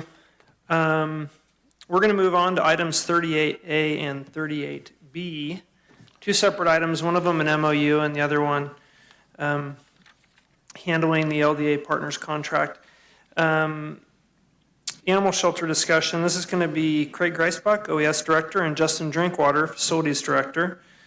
With that, I'll turn it over to you for the presentation. Thanks, Chair Bullock. Good afternoon, Chair Bullock and members of the board. Craig Reesbuck, Director of Emergency Services for Nevada County. As you mentioned, our Facilities Director, Justin Drinkwater, and I are partnering to give this presentation to you this afternoon. Animal shelter services are a vital core service provided throughout our community. These services help support protecting people and animals through compassionate care, effective enforcement, education, and intervention. These services are currently conducted in the unincorporated areas of the county through a contract with Sammy's Friends, managed by the Information and General Services Agency and in coordination with our Sheriff's Office team. For both Grass Valley and Nevada City, these services are provided at the City of Grass Valley through the leadership of the Grass Valley Police Department. Currently, both facilities in the county and City of Grass Valley are reaching the end of their useful lifespans. Our county facility is over 3 decades old, has expansion and site constraints that create operational limitations, and has over $1 million in deferred maintenance in total. Given these facts and challenges the county and cities face with our facilities, we are presented with a unique regional collaboration opportunity. The Memorandum of Understanding that is before you today speaks to the desire to collaborate on the design, construction, and operation of a new animal shelter facility. This is an opportunity to put our collective brains together for an enhanced shelter design, find, design, and implement operational enhancements that result in cost savings and improved care for our animals, align services that will not only have a one-stop shop location, but provide consistency of these services throughout Nevada County. Find cost share opportunities for new development and ongoing operations, and ultimately provide improved services to both our human and animal populations. I'll hand it over to Justin. All right, thanks, Craig. I'm going to set a little background for this slide. This effort started back in 2019, so we're going back 4+ years. We contracted with LDA partners kind of mid-2019 to explore the development of a partnership operated animal shelter. And we did that over the course of about a year with LDA. We met with community members, we met with our stakeholders, and came up with a preliminary, we're on the pathway for a preliminary design. We're into early 2020. If everyone remembers, COVID hit. That kind of really stalled this effort because it was a lot of in-person meetings. We hadn't transitioned to, meeting digitally. So we did kind of stall on this effort. We got back into the effort in 2021, continuing to work with LDA and the various stakeholders. And that brought us to a preliminary design for a new animal shelter. We looked at 2 different sites, one being the existing Nevada County animal shelter facility, and then the Grass Valley. It was determined that the Grass Valley facility, the footprint of the property and the existing space was too small. That kind of drove us to focus on our McCourtney site, and that's where we kind of left off with our preliminary design. Fast forward, later in 2021, we had the opportunity to look at the LaBar Meadow site, which is identified here in this slide, and we pursued that property purchase well over a year with the seller. We fell out of competition. Somebody else moved in, so that prolonged it, but it turned out a year later, were able to purchase the property. We were able to acquire the 21.48 acres, and that really opened the conversation to further this partnership. The location is much more desirable for the animal shelter than the McCourtney site, and that is what brings us here today to talk about the LDA design contract. So we went out to bid in mid-2023. A request per proposal was issued for the animal design shelter services. Proposals were received. A committee reviewed all the proposals and interviewed 2 firms. The committee selected LDA Partners as the most qualified firm. LDA Partners submitted a cost proposal, and the scope was reviewed and approved by the county as the property was being purchased. So those things were happening kind of congruently. I'll move to the next slide. Or actually, I'm going to go back. Just this picture, just talking about the site real quick, has uses beyond the animal shelter location is shown. If you can see the exhibit, number 1 is the proposed site for the animal shelter, which is the frontage along LeBar Meadows. The rest of the property has dual use, as we've spoken about before. There's potential uses for green waste and other uses, whether it's public works, expansion. So that kind of gives you an idea of the property on LeBar Meadows.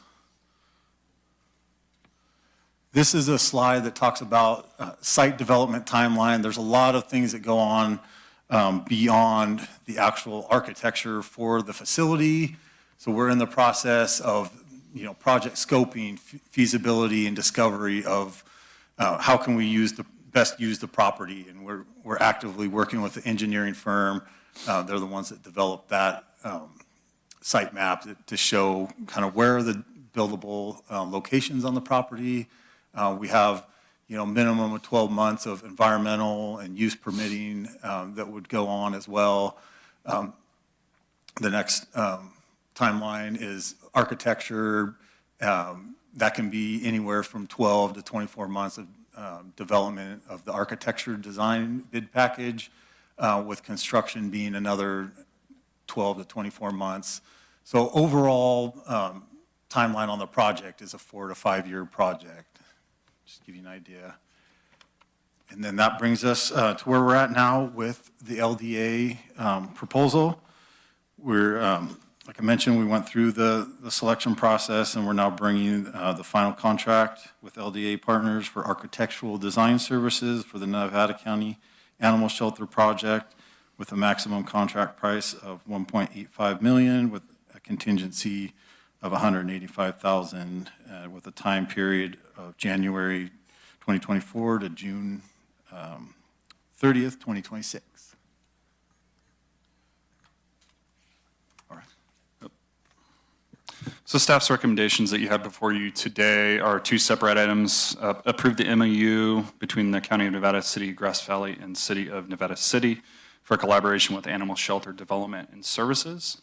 And the other one is approve the architectural services contract with LDA Partners, Inc. for the new animal shelter project. Before I wrap up, I would just like to thank the many partners that we have in this effort, including your Sheriff, Shannon Moon, Grass Valley City Manager, Tim Kieser, Nevada City Manager, Sean Grayson, City of Grass Valley Police Chief Alex Gamelgard, and our current shelter operator, Executive Director Fran Cole with Sammy's Friends. I'd also like to thank and recognize Supervisor Swarthout in this effort. She's been pivotal in working with our city and county teams through this effort the last several months to be able to make sure we're all collaborating and getting this done together. That concludes our presentation. We'd be more than happy to answer any questions that you may have.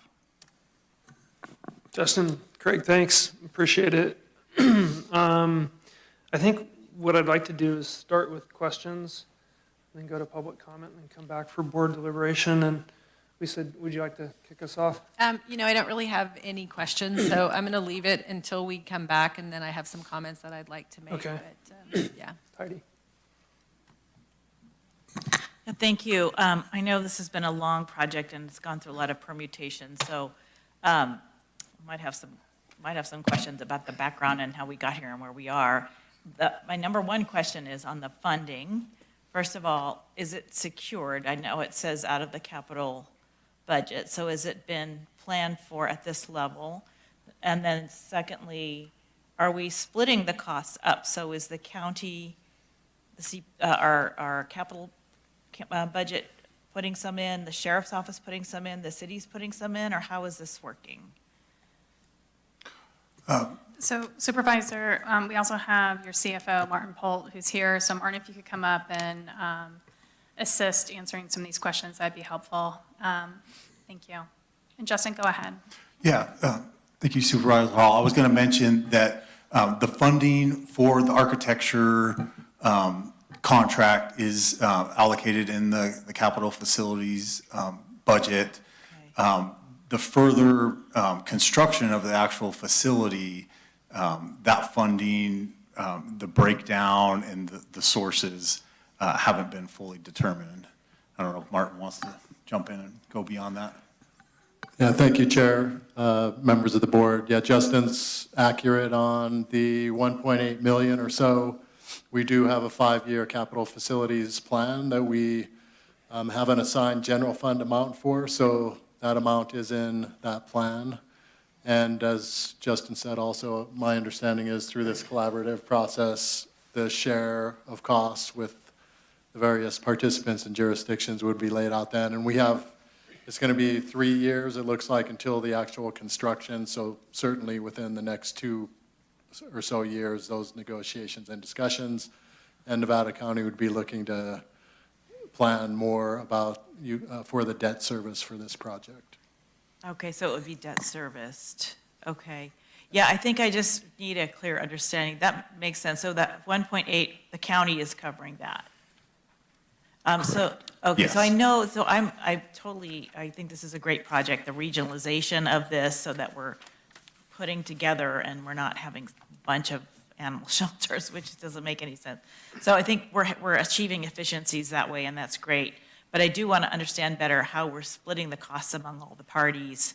And so even this cost here, so we're laying this out, so that'll be incorporated in later negotiations about the construction costs and how that's going to be split, for example? Yes. Okay. Okay, and we have an MOU, this is part of it, this is the first part of it, MOU, so that everyone agrees this is what we're doing. Okay, and then that's my second question, is the MOU, have we reached agreement with all the parties on how this is going to be run, or are there specific requirements that each of the different entities have for what they'd like to see that we're having to negotiate? Supervisor Hall, this is outlined a bit in the MOU as far as how this will work, and we'll be establishing some collaborative teams, not just for the design of the shelter, but troubleshooting. What is our optimal,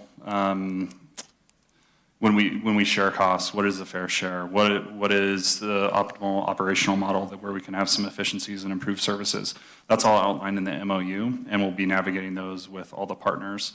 This MOU is also going to the City of Grass Valley Council tonight, and the City of Grass Valley, or the City of Nevada City Council tomorrow. So there is agreement in that effort. Okay, so I think, what I'm hearing is I'm ahead of myself a little bit here, right? That the MOU just gets this started, we're all on the same page, we're going to work out all the details together as we go forward. Is that correct? That's correct. Okay, thank you. Thank you. I'm just going to ask a quick question. Can you just give us a brief outline on the timeline of how we arrived at this stage, just briefly?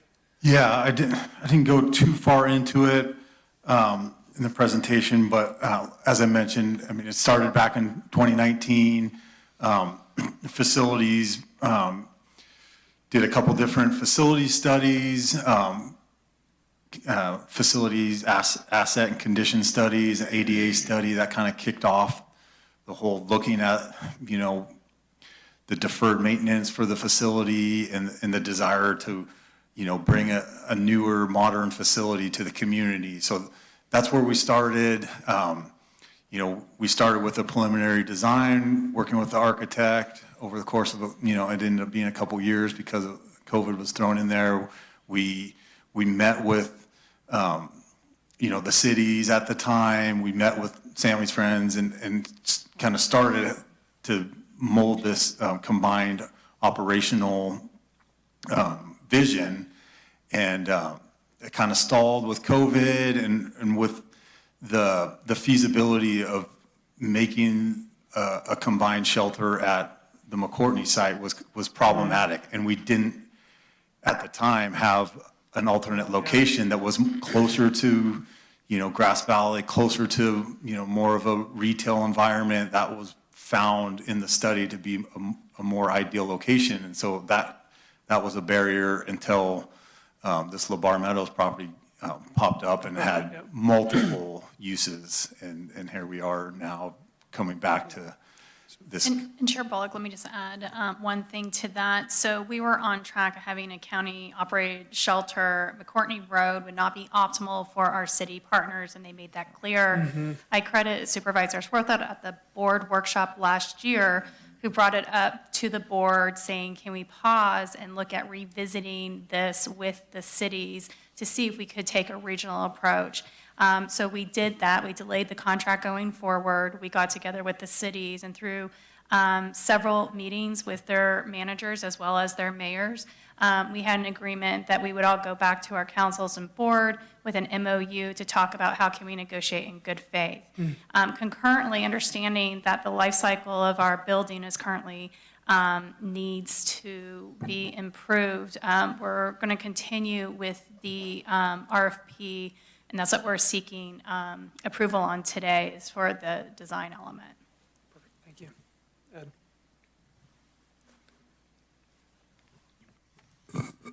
Well, I think you guys just kind of answered it. I mean, my understanding is basically this is just an agreement to come together and take a look at the operations. It could go this way. We could be back on our own at some point, and the city's on their own at some point, but this is an opportunity to try to come together, work out what it would actually look like, but not an agreement at this point. Correct? Correct. Yeah. Yeah, I'm comfortable with this. Thanks, Ed. Sue, any questions? I'm not sure I am comfortable. I feel like maybe that should be a little further off before we go spend all this money and then have them go that way. But the necessity of a new animal shelter is important, that we're required. That's one of our services that we, as a core service for here, to take care of our animals. And I've had some folks call and ask about the dollars we're going to be spending here. And it is a priority. It is an important thing that we have to manage and maintain. So I would like to have seen some of that negotiation a little bit further along. My question would be, even if they pull out, really our spot at Idaho, or on the LeBar Meadows, is really optimum at this point. So whether they did or they didn't, we would still probably move forward ahead with our own. Correct. Okay. Mr. Chairman, can I respond to a couple things? So thank you for the presentation that you made. Just to back up a little bit, even before facilities got involved, in 2019, when I was mayor of Grass Valley and Sheriff Moon had just gotten elected, we had some informal discussions about a joint animal shelter. So she and I convened a meeting with the CEO, with the city manager, with the chief of police, and also Dan Miller was involved in it at the time as the District 3 supervisor. So that was in February of 2019, I believe. And then we did a field trip up to Truckee, because they have a great shelter and have a really fantastic model. And then it went to the facilities, and I don't want to say it fell apart, but it kind of fell apart a little bit, just from a different philosophy of how you approach building a facility like this. So facilities started working on it, and then once it was determined that it was going to be at the McCourtney Road site, the cities at that point said that didn't work for them. So the county, to their credit, went out and hired the consultant, put together the RFP, and came up with the 1.8 million. And I believe last year around this time, maybe a little bit later, we were set to approve that. And that's when I kind of said, hey, maybe we could go back to the drawing board, knowing that potentially that LeBar Meadows was going to be a site. So the county had already committed to that $1.8 million before without any consult with the cities at the time. So we're kind of working backwards a little bit now, but I think this MOU gives us the opportunity to try to work out the operational ends, the financial ends, who's going to do what and how it's going to work. And it's pretty complicated based on numbers and need. So there's some great people who are working on it. And I want to thank the cities for coming. They've been really valuable in this.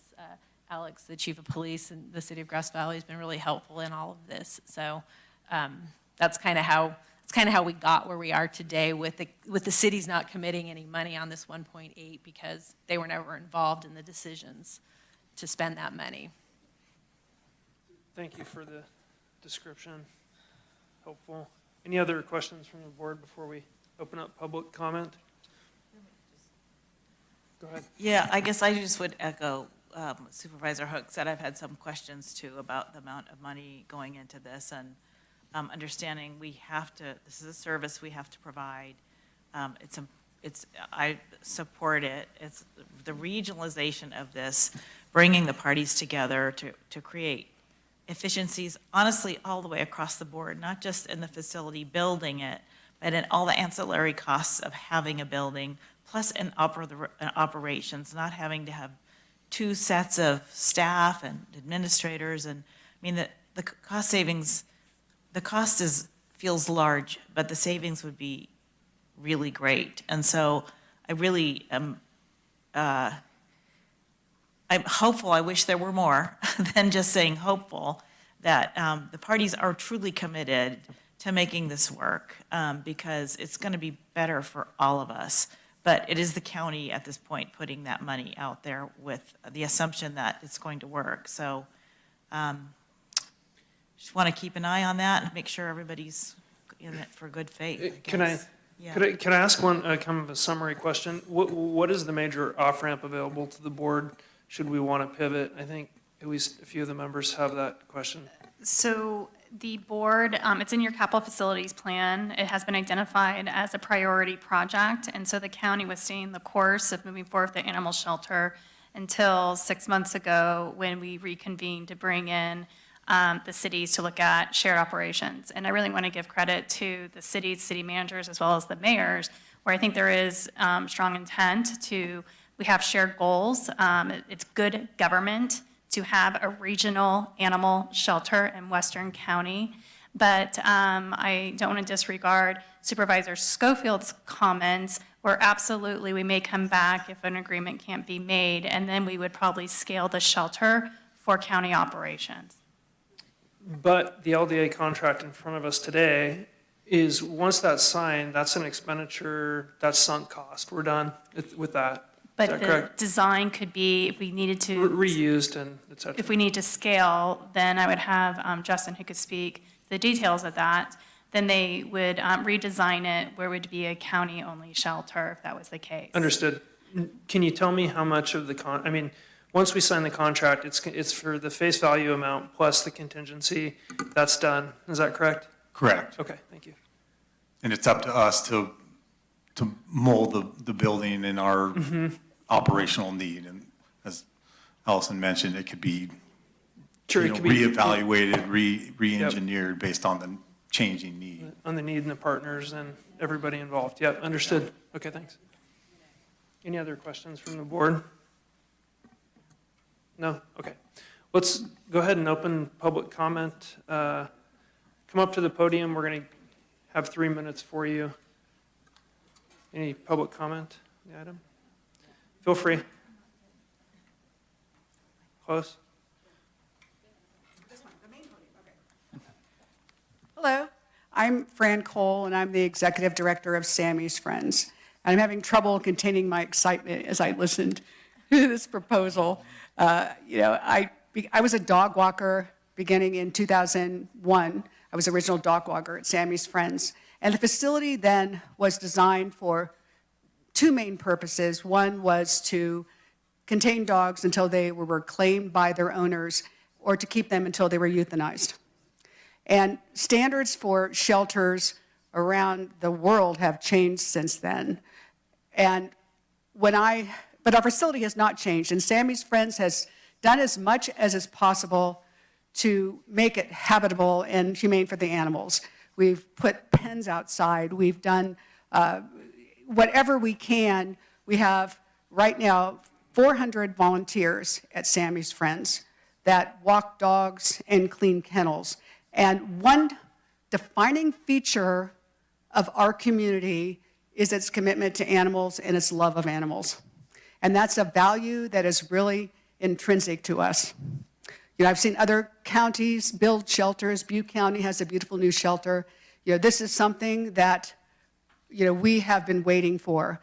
And while there is the cost of building this facility, I will tell you that there are other benefits that will be gained from this. Right now, adopting animals, in particular dogs, are very difficult because we don't really have a way to display animals in an environment that they can really shine. So right now, if you are trying to take a dog out, even to walk it, you have to run by a gauntlet of animals that are barking. So some animals will come into the shelter and have no behavioral issues, but day to day, being faced with that kind of environment, they become much more difficult and much harder to adopt.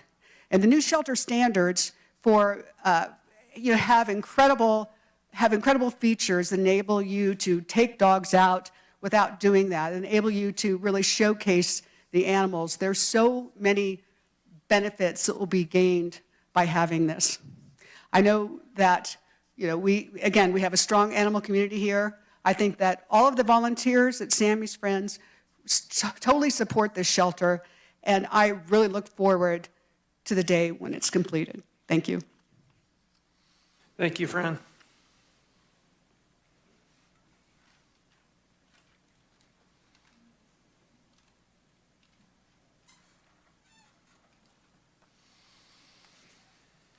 Matthew Coulter, Nevada County. A very important subject. I'd like to go back just a little bit further, just a few months before you guys took off, when Nevada County wanted to eliminate the shelters and farm it out to Placer County. I don't know why the county thought that was a good idea at the time, but I'm glad we've reached this point now because those meetings that eliminated that project, it was evident how much the community cares about animals and how people came out of the woodwork to support the fact that we need our shelters locally and not down in Placer County, like Juvenile Hall is. The Grass Valley shelter is basically a crime. It's at the waste treatment plant, which some dogs have up to 4,000 times the scent receptors that a human has. So imagine that smell magnified 4,000 times. It also is next to the police shooting range, which imagine an animal that's traumatized and has to listen to gunfire going off right next to it, very close to it. So I encourage the LeBar Meadows, because the McCourtney is just a super dangerous road. I'm glad that it's evolved to this point where we can plan on something better and that can service the county, the West Slope, for 30, 40 years to come, versus the facilities we're using now. They were outdated many years ago. And I'll just tell you one of my traumatic experiences in the Grass Valley Animal Shelter. Went there once looking for a dog that was lost. My girlfriend lost her dog. And we went there. There was a 20-foot container sitting outside. She opened the doors of the container. I don't know why, but inside the container was just a pile of animals. Horses, goats, everything in a pile inside a container in the summer at Grass Valley Animal Shelter. So that's the difference that our county is now, with no kill or very limited compared to how it used to be, where we literally had piles of animals. Thank you. Thank you, Matthew. Any other public comment?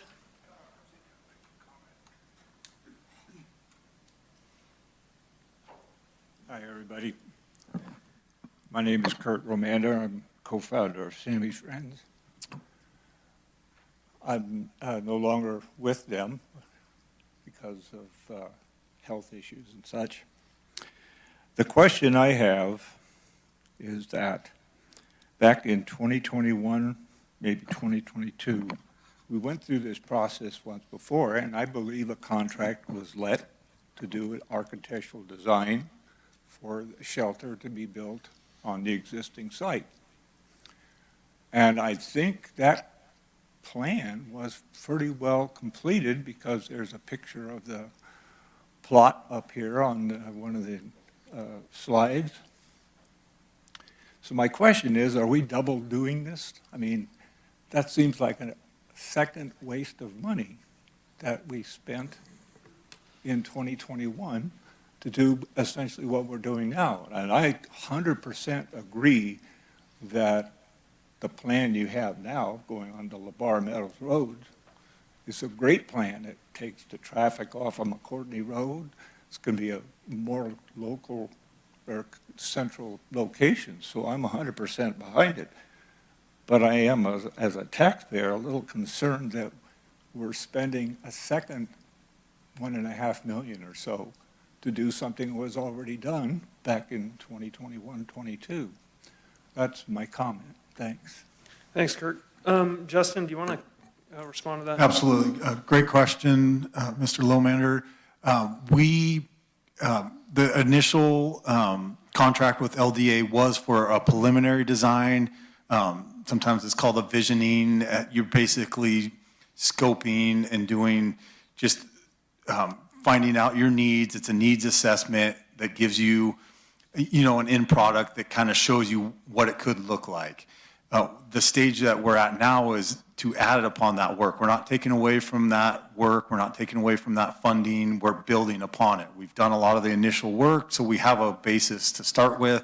Now we kind of revisit that to make sure, that we're heading in the right direction, that it meets all the needs for the different stakeholders, and then we further that design into actual construction documents, your full blueprints, if you will, for a construction project.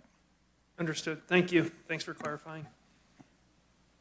Any other public commentary? Good afternoon to the board and the audience. Thank you for taking my comments. My name is Abby Barker. I'm a veterinarian. I've been a veterinarian for 30 years. I have worked at the Solano County Shelter. I've worked for UC Davis in their shelter medicine department. And when I worked at Solano County, they were going through the same similar growth process that you're going through right now.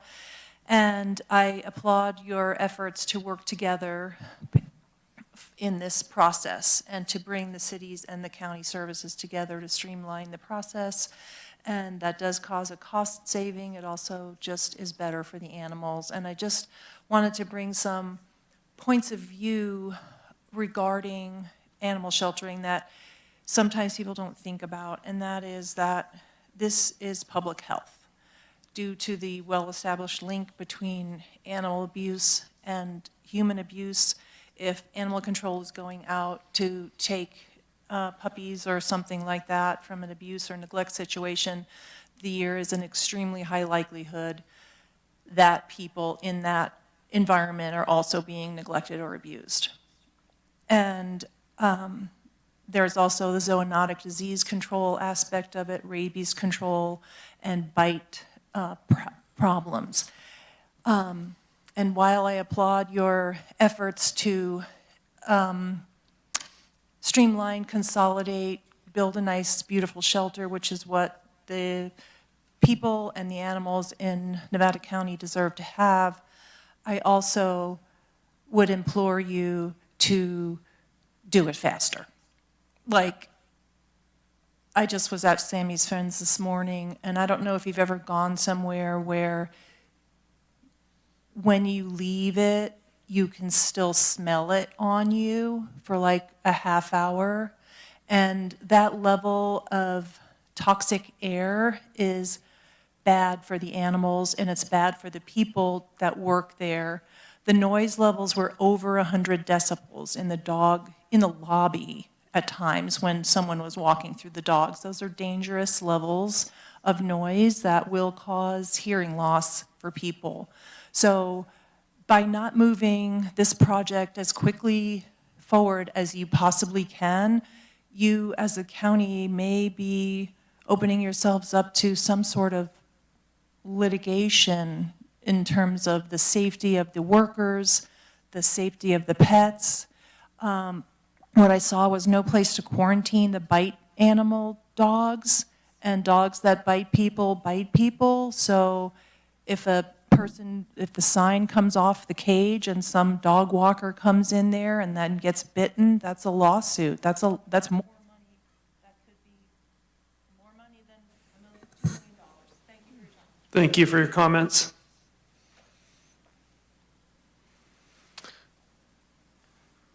Madam Clerk, do we have any callers on the line?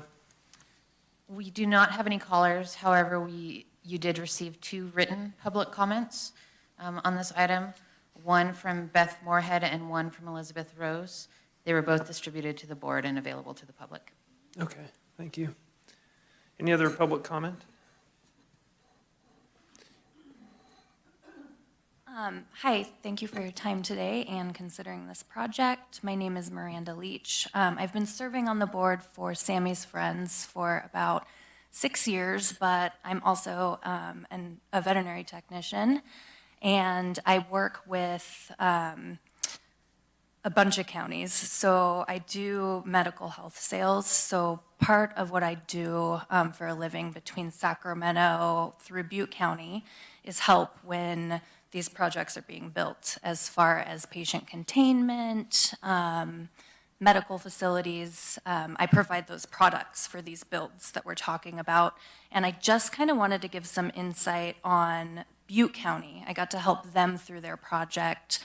It took a few years, but their donations are up, their community support is up. The new shelter in Butte County really exemplifies what it looks like to have a fear-free facility that is safe for the staff, volunteers, animals, and the community. So it became quite a community center there for them once they finally had a new facility. And Dr. Barker was talking about public health.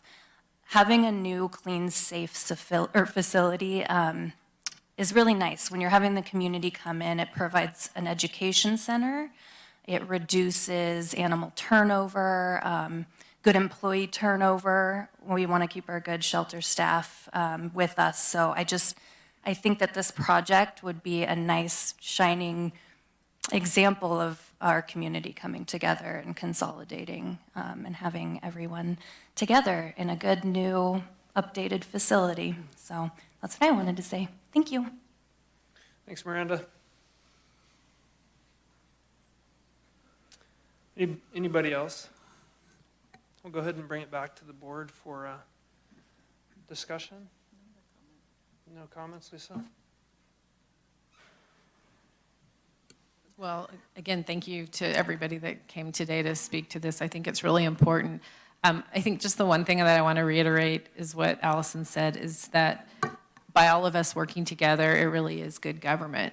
You know, our responsibility is to provide the best service for our residents at the best the most cost-effective solutions for things. And I think this really speaks to that. Last spring, I attended the City of Grass Valley's Capital Improvement Strategic Planning session, and the new animal shelter was high on their priority list as well. So I think the time is very opportune for us to be able to work together with Grass Valley and with Nevada City. I don't know if people are aware, but the City of Grass Valley is the contractor for Nevada City. So we're talking about both the cities as well as the county in this effort. And I'm confident that with the leadership of Justin and Craig and the people from the cities, that we can come up with a good resolution for how this is going to work for everybody.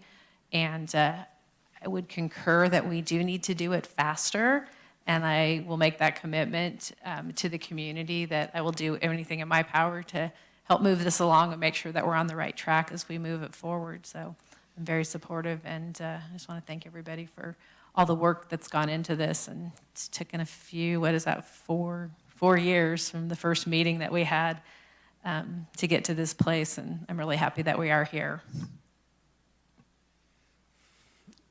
Sue?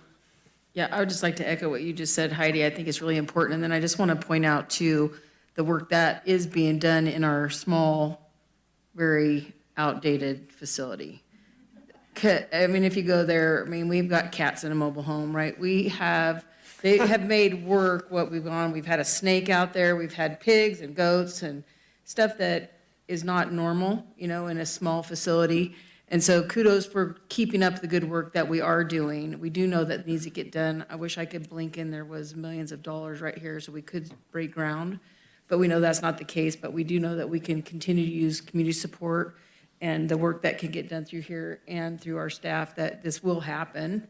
I think it's very exciting. It was fun watching the first drafts come up and saying what we need to see and what we don't need, I think that's going to be important, but we do know government doesn't always move as quickly as it can, and neither does dollars, right? So we do have to keep working with what we're doing. We reach out to the community to do their job, fix and spay your pets. You know, do your job to help our Sammy's friends and our animal control shelters at this time, because there's a lot of work that goes on there. And, you know, in the meantime, make your donations out there. We always take blankets, food, come out and walk a dog. So there's lots of things we can keep doing in the meantime to help give these folks support, and then we can support our staff as they move forward. So I just think there's lots of good, exciting things that can come from here. Thanks, Sue. Ed, all done, okay. I just had a quick question. When we talk about issuing debt to support the capital expansion of the facility, when is that conversation, is that going to occur in the budget subcommittee, or is that going to, let's talk a little bit just briefly. Thanks, Chair, members of the board. Martin Polt, your Chief Fiscal Officer. Yeah, that would happen. Usually it's probably 18 months to 2 years before basically when the project starts, so that we actually have the money when the construction contract occurs. So yeah, we would do that, definitely coming through the normal process as our capital facility committee as well, capital projects committee, as well as the budget subcommittee. And certainly we would bring any contract to this board, and there would be an RFP. So a pretty extensive process to actually get to that point. And that would occur likely, working in reverse from the timeline, that's going to be this year and next year. Does that sound about right? Yeah, probably next year, if we were in a 2-year design, 18 months, to start that process. Looking back, when we went through the same process with the operations center, we were already, pretty well into our design before we started, our real serious, financial conversation. So likely calendar year 25, 26-ish. Okay, thank you. Correct.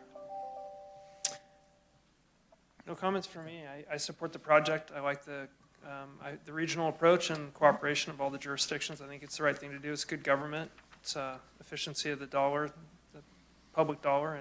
And it's obvious there's stakeholders in the room. Thanks for showing up. And it's obvious you care about the treatment and care and everything of the animals and the people that love them so much. So thank you for what you do. It's a lot of effort and work. I just went through a huge dog crisis myself over the holidays and had to visit multiple veterinarians and different things. It was really traumatic for our family. But I really appreciate what you do, and thanks for coming here and letting us understand where you're at. With that, I think we're concluded here. I'll entertain a motion. I would like to make a motion that we approve the MOU between the County of Nevada, City of Grass Valley, and City of Nevada City for collaboration with the Animal Shelter Development and Services. Second. Motion and a second. Please call the roll. District 2? Yes. District 4? Yes. District 3? Yes. District 1? Yes. District 5? Yes. And then we're going to look for the LDA contract. One more motion. So moved. Second. Motion and a second. Madam Clerk, please call the roll. District 2? Yes. District 4? Yes. District 3? Yes. District 1? Yes. District 5? Yes. Thank you. Look forward to the project. Thank you.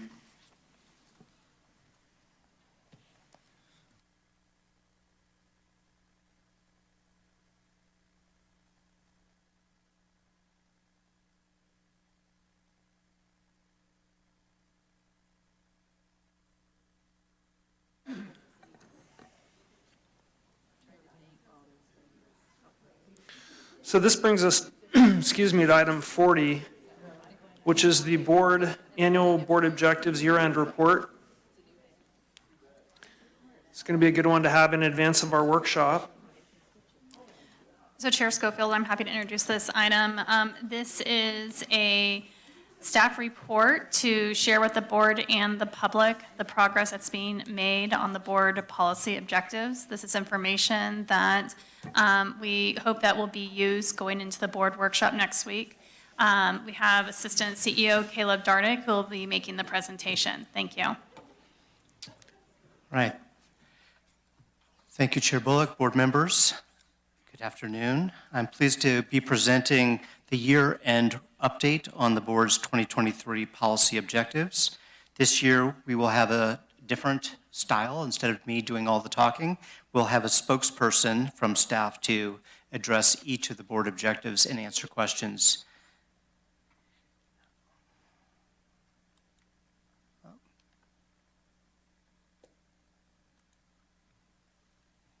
All right.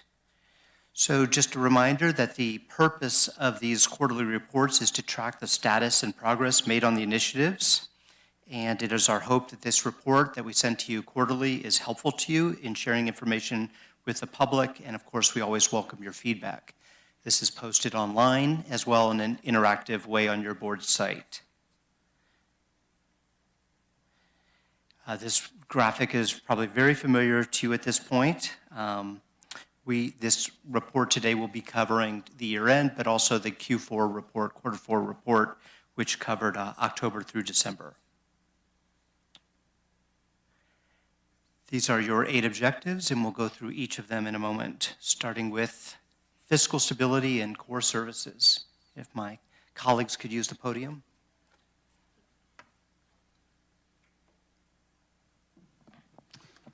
Testing, okay. Hi.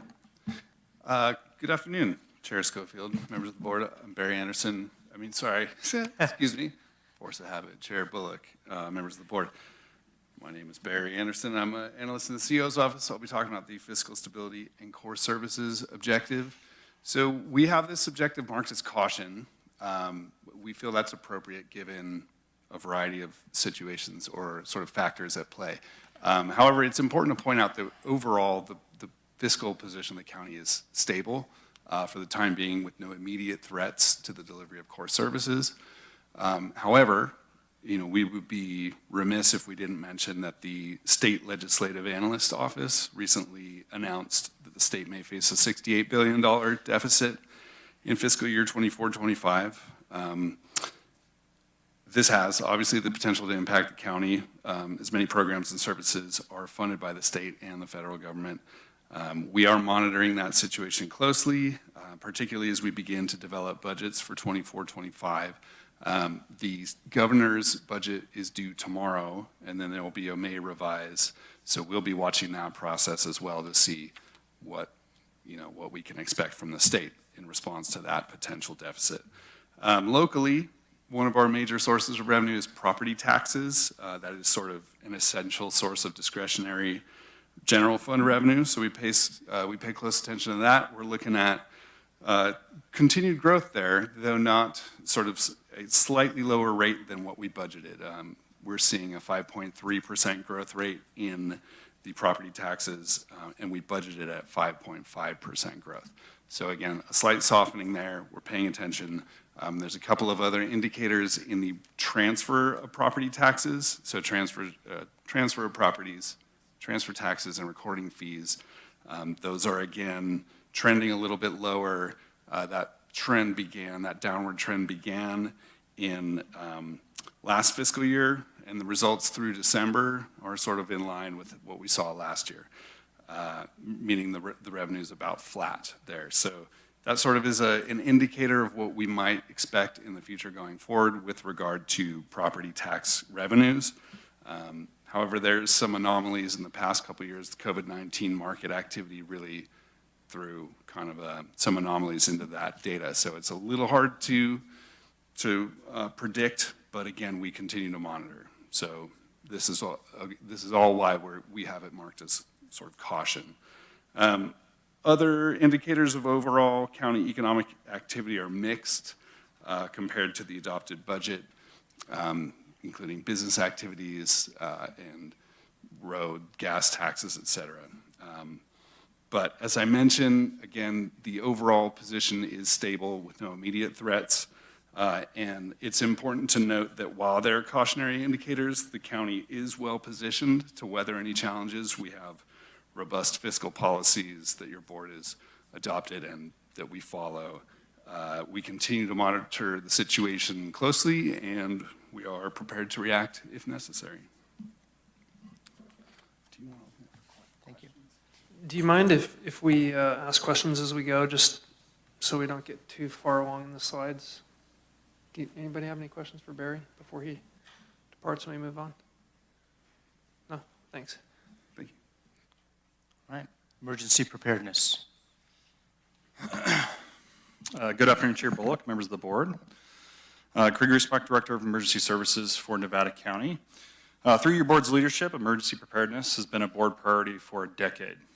Your leadership and investment over the past year in this priority has really allowed us to pull down over $9 million in grant resources for 8 various projects, implement mitigation projects including shaded fuel breaks, storm cleanup, and roadside vegetation abatement, invest in our 3 strategic planning efforts and projects, including our community wildfire protection plan, our local hazard mitigation plan, and our evacuation study, that these efforts will pay dividends in the years to come, really paving the way for resilience for Nevada County. We facilitated and attended over 192 community outreach and education events. So we actively and passively engaged over 7,000 of our residents this past year. Not only we successfully responded to fire and wind storm events, we're also able to collaborate with state and federal partners to obtain over $1.8 million in recovery resources for our community. So this is really just a small little preview of everything that's happened this last year with emergency preparedness. We look forward to diving in a little bit more an emergency preparedness objective at your workshop next week, and we'll continue to build on all of this work. Thank you for your continued leadership and support with this initiative, and cheers to everything that we'll be able to accomplish in 2024. Any questions? Yeah, any questions Yeah, for Craig? Craig, before you sit down, we expanded the office also. Didn't that happen this year where we added some staff and embedded from the sheriff's office was that the year before? Am I already behind? Supervisor Hall, that was primarily the year before when my position was added, about a year and a half ago. We added a community wildfire coordinator, and we've had a relationship with the sheriff's office as our EOC coordinator for several years now. Okay, but we've done a ton this last year with that additional staff, it seems like. Yes, we've been able to do a ton with the investment that you've put into OES and emergency preparedness. Okay, great, thank you. Quick question. How many OES, I think it was 3 years ago, we had this huge jump in the number of days we were operational for the year. In 2023, was that also a large year? I mean, obviously it was the storms and everything. Was that the biggest year? Chair Bullock, the biggest year was during the COVID pandemic because we were activated for a long period of time. I believe, I don't have the numbers right in front of me, but we were activated 2 more years in 2023, or 2 more days in 2023 as compared to 2022. So we actually was a little busier year than the year before.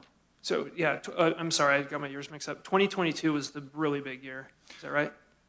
2020 and 2021 were the real big years. Yep. So we've steadily had over 25 days of activation since then. Okay. Each year. Thank you. Craig, I'm sorry, one quick question just came to mind. They will definitely let you go.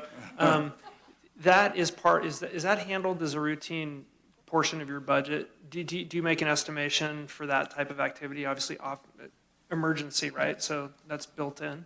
Chair Bullock, there is a budget that we have for our Emergency Operations Center, and the time we put in for training, activations, and everything else is in there, but it is fairly fluid depending on the activations and depending on funding needs associated to those impacts. Okay. In grant funding, we get paid back for some of those activations when FEMA decides to contribute. There's a lot of variables there, depending on the type of emergency and if it's declared as state and federal and local. There's different qualifying factors, but we can get up to or over 90% reimbursement for qualified expenses. Okay, thank you. Any other questions for Craig? Economic development. Good afternoon. Excuse me. Good afternoon. Kimberly Parker, Program Manager, Economic Development. It's my pleasure to share a few highlights from economic development this past year. You just heard a whole presentation on the Economic Development Action Plan, so I will leave that and we'll have further discussion at the board workshop. But what's really exciting in 2023 is really to see the economic development partners in our county come together. Specifically wanted to work on warm handoffs, making sure we're reaching as many people as possible and getting them to connected in the best way possible. Between our organizations, we handled hundreds of connections through Sierra Business Council, SBDC, ERC, Sierra Commons. We got people located and connected to each other, to the county and the county departments, to local nonprofits and other resources available, and to state and federal agencies. There's a lot of activity in agriculture, cannabis, and tourism. Working with the Resource Conservation District, the RCD was successful in obtaining a sustainable agricultural land conservation grant, which will be collaborating through economic development in the county. 2 cannabis grants were awarded, as well as a pending grant is still waiting to be heard. The Ag Crop Report came out and showed $18 million in economic activity, with a supplement on cannabis, which showed an additional $6.9 million of economic impact. Tourism included building out the GoNevadaCounty.com site, and between July and October, there were over 13,700 visits to the site, with primary sites, locations coming from the Sacramento and San Jose area. Those were our top cities.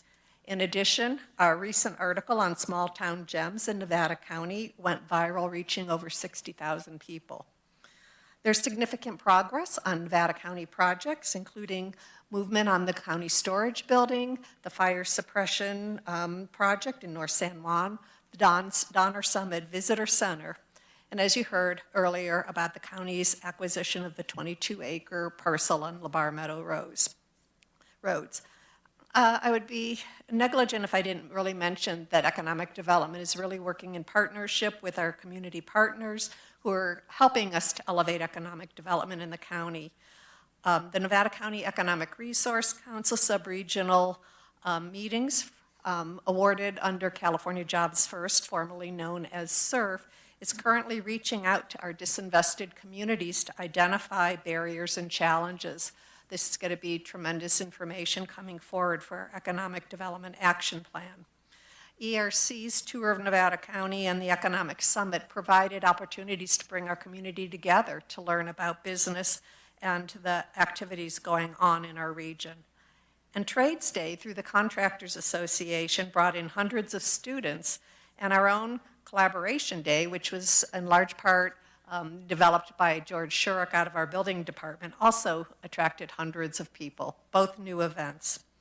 I want to thank the board as well as the individuals and agencies that have worked collectively with the Economic Development Office to advance the work in our community, and I look forward to 2024 and some great things happening. Thank you. Thanks, Kimberly. Any questions? Thank you. Right, One quick question for you. The questions don't come until you get back to your seat, just to let you know. Okay, now you can. I'm doing the economic development dance today. Yeah, this is more just in general. I'm just a little confused about what we're doing. I appreciate all of you are here doing a quick summary of 2024. My expectation was we were going to get this summary of 2024 so that at the workshop next week, we can focus on the next year. Is that That's okay? correct. So we should be asking our questions about 2024 right now. Okay, About- I don't have any for you. About Thank 20 you. about 2023. About 2023. Yeah. And so that we can focus on 2024 Correct. next week. Got it, thank you. All right.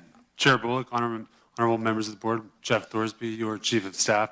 I'm super excited to be here on behalf of the Nevada County Broadband Work Group. And so one of the things I wanted to mention too is that broadband is not a core service, as you well know, for the county and for most counties, but it's obviously pivotal to your constituents and pivotal to the community and to our economic development, economic viability, if you will. And so really through the leadership of your IGS director, Steve Monahan, and through a lot of your other agency directors, we have a core working group. Your board's office helps staff that, and so that's why I'm here speaking on behalf of that work group. That includes Tricia Tillotson, Brian Foss, Kimberly Parker, and a number of other folks, including Caleb Dardick. And also I want to give a shout out to Sarah Holyhead, who really staffed and really was a workhorse for this group, and now Carissa, your other board analyst, is also supporting that. Another component in terms of as we're advocating and working to advance broadband and connections for your constituents is also through our contract with the Sierra Business Council. There's a broadband component to that. So that being said, I think one of the things before I kind of go quickly, and I'll be brief, but of course available to answer any questions, is the philosophy of, while we don't particularly build broadband and make connections, well, our strategy as a work group and your strategy through the adoption of your broadband strategy plan has really been, how do we make Nevada County a strategic place and a great place to invest infrastructure in. And that's the challenge that we have in our topography, is that connections cost a lot. So how do we advance that? And the board's done that through a number of ways. So first is through the broadband strategy plan. That has been updated. That's why you see a check there. But that's really outlined. And actually, you can see across actually member counties and RC and Golden State Connect Authority are all working to adopt similar strategy plans. One of the other components as we move forward, and I think the biggest component that I would just highlight here too, that we made advancements for this year was through our work in Golden State Connect Authority. So that's an MOU through affiliate organization of Rural County Representatives of California. We were able to submit a project grant of $74.8 million. The state allocated through its last mile grant funding approximately about $75 million for internet service providers to advance and develop broadband through the FFA. That's the federal funding account at the state through the California Public Utilities Commission. I apologize, I'm going through a lot of acronyms here. But that being said, right now that project would potentially, if approved and awarded funding of $74.8 million, would light up potentially about a little less than 4,000 connections throughout western Nevada County, which is really huge. That is currently under review by the CPUC. There is high overprescribed in the sense a lot of internet service providers, including AT&T, submitted grants for all the funding. So it's highly competitive. We should know, we're guessing probably around March that we'll hear about that. So we won't know, but that is a huge achievement and we're excited about it because particularly our project would be advancing an open broadband network, which I think the two aspects of broadband is availability, so whether or not you even have broadband, and then also the affordability piece. And so through an open access network would help provide competition over time, which would help keep costs lower for the constituents.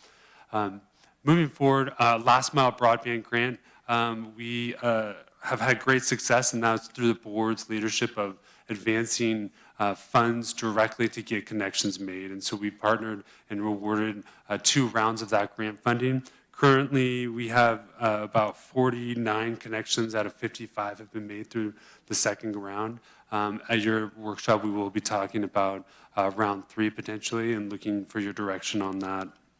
Let's see, I think a couple components you'll see up there, community engagement and partnerships. We participated in on a number of different town hall meetings and community meetings and getting information out there to communities regarding broadband connection and also related telecommunication needs, particularly with AT&T and their decommissioning of their copper lines. I think another huge important component is programmatic EIR. And so the board advanced and created essentially the state's first programmatic EIR. Again, that's our philosophy to make it an economic viable place to invest. And so to help decrease costs, we did the programmatic EIR. Moving forward, we've been working on a toolkit to help internet service providers use that programmatic EIR.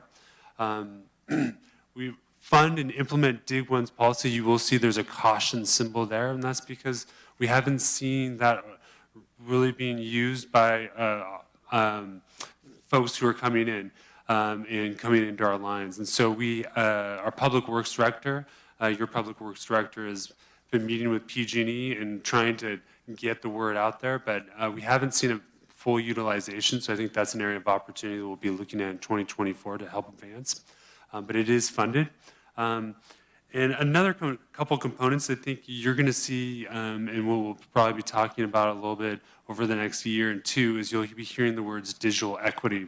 So that's an important component. As we see a number of funding initiatives, there's a federal funding initiative called BEAD, and that's about $425 billion will be coming out of the federal government to advance broadband. And digital equity is a component of that. And so important, SBC has been working through to help advance the Affordable Connectivity Program. We've had 91 folks in Nevada County sign up for that. And what that is that provides basically a $30 subsidy to help get internet. And so there's a lot happening in this area. And I think we've seen some good success given that there's no specific county department, if you will. So I'll stop there. And happy to talk more about this next week. Yeah, Jeffrey, we received, again, I'm wondering if I'm mixing up my years, but we received one of the top amounts of funding last year, or could have been the year before. I thought it was under BEAD. Was it? So the BEAD initiative funding hasn't come out yet. So that was through, the BEAD is embedded in the Infrastructure Jobs Act. So that we're anticipating that coming out this next year. I think what you're referring to is actually the $74.8 million through the federal funding account, which was through the American Rescue Plan dollars, and then embedded in the governor's proposal to allocate up to $2 billion for last mile development throughout the state. But we received some already, no? We received one chunk of funds in the last year. So the funds, the $74.8 million is actually allocated to Nevada County in general, but not to the County of Nevada, if that makes sense. So we didn't receive that funding directly, but it is earmarked for internet service provider projects in Nevada. Thank you. And I just want to comment, because there's been, I think those of us who've been out in the community talking to people about broadband, there's quite a bit of frustration that we've been putting a lot of emphasis on this and talking about how we're doing a lot. But I think we just need to communicate it better. We've positioned ourselves well. We're on the cusp. So hopefully we will be seeing more significant progress in this coming year. But the work we've done is really to position us.